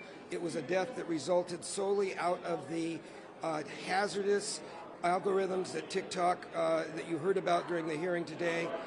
We have filed an action in Suffolk County Supreme Court and intend to prosecute this to hold these companies accountable. There is nothing that can be done to bring Chase back. There is nothing, just as there is nothing that can be done to bring back the thousands of children that have been injured by TikTok, the hundreds of children who have died through TikTok, including through the Blackout Challenge. But it is our hope that by holding these companies legally accountable, we can save lives in the future, that we can cause them to change their dangerous designs, assume responsibility and accountability, and help ensure that families no longer have to undertake the pain that never goes away, and the loss that's never filled of losing a child. I'm happy to answer some questions if you have any, and the Nazcas will answer a few. But if there are any questions, yeah.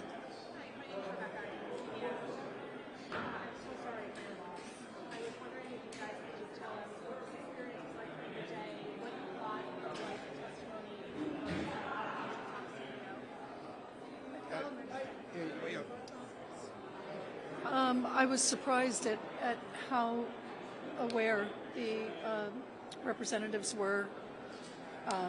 I didn't understand, or I wasn't aware that there was this much of it going on. You know, I certainly have my own personal experience with it and what happened to our son, but I wasn't aware that it is as broad as it is across the country. So that was very eye-opening to us.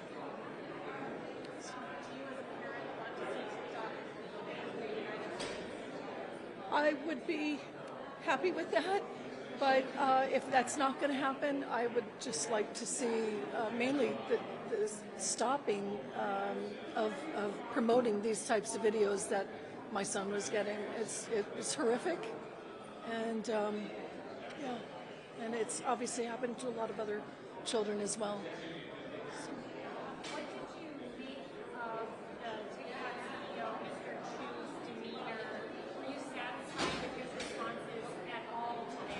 No. Mr. Obfuscate? Mr. Obfuscate? Yeah, he couldn't hear you. I said Mr. Obfuscate. Yeah, I mean, He he didn't- just I mean- circumvented everything, you know. I heard him say, what, we're very serious about safety. It must have been about 30 times. But hasn't offered a single piece of what they plan to do to correct this.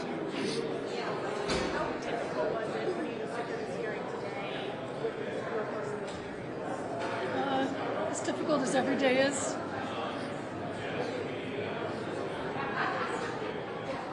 What would you like Mr. Chew to know if you could speak directly to him right now?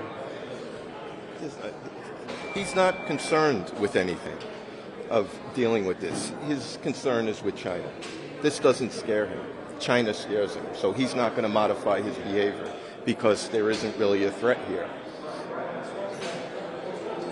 Thank you. Any other general questions? Okay. Yeah. Yeah, Matthew Bergman, Social Media Victims Law Center, Dean Nasca, N-A-S-C-A, and Michelle Nasca, N-A-S-C-A. My email, if anyone has follow-up questions, my email is matt@socialmediavictims.org, and I'd be happy to answer any questions in writing that you may have. But thank you very much for your coverage and for your sensitivity. And I guess I just want to also just express our thanks to Chair McMorris Rogers for her leadership, to Ranking Member Pallone, and for Congressman Isakis for his kind and generous treatment of my clients. So thank you.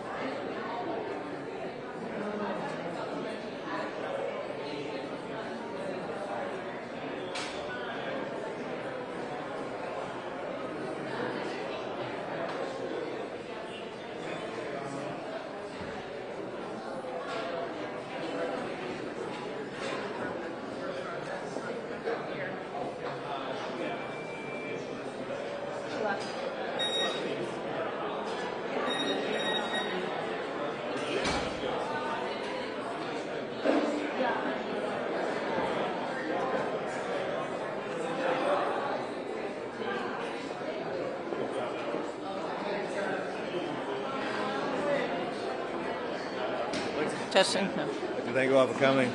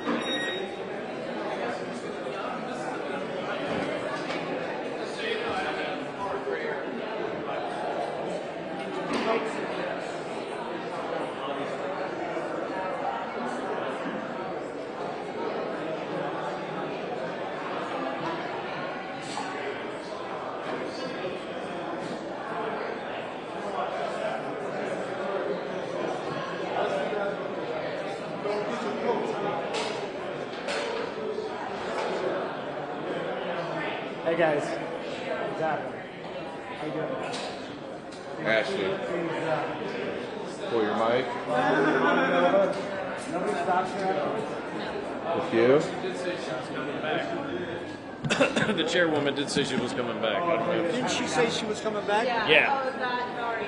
Actually, the chairwoman said she might be coming back. You don't care? We did a live shot with her. Oh yeah, you got done with her. Yeah.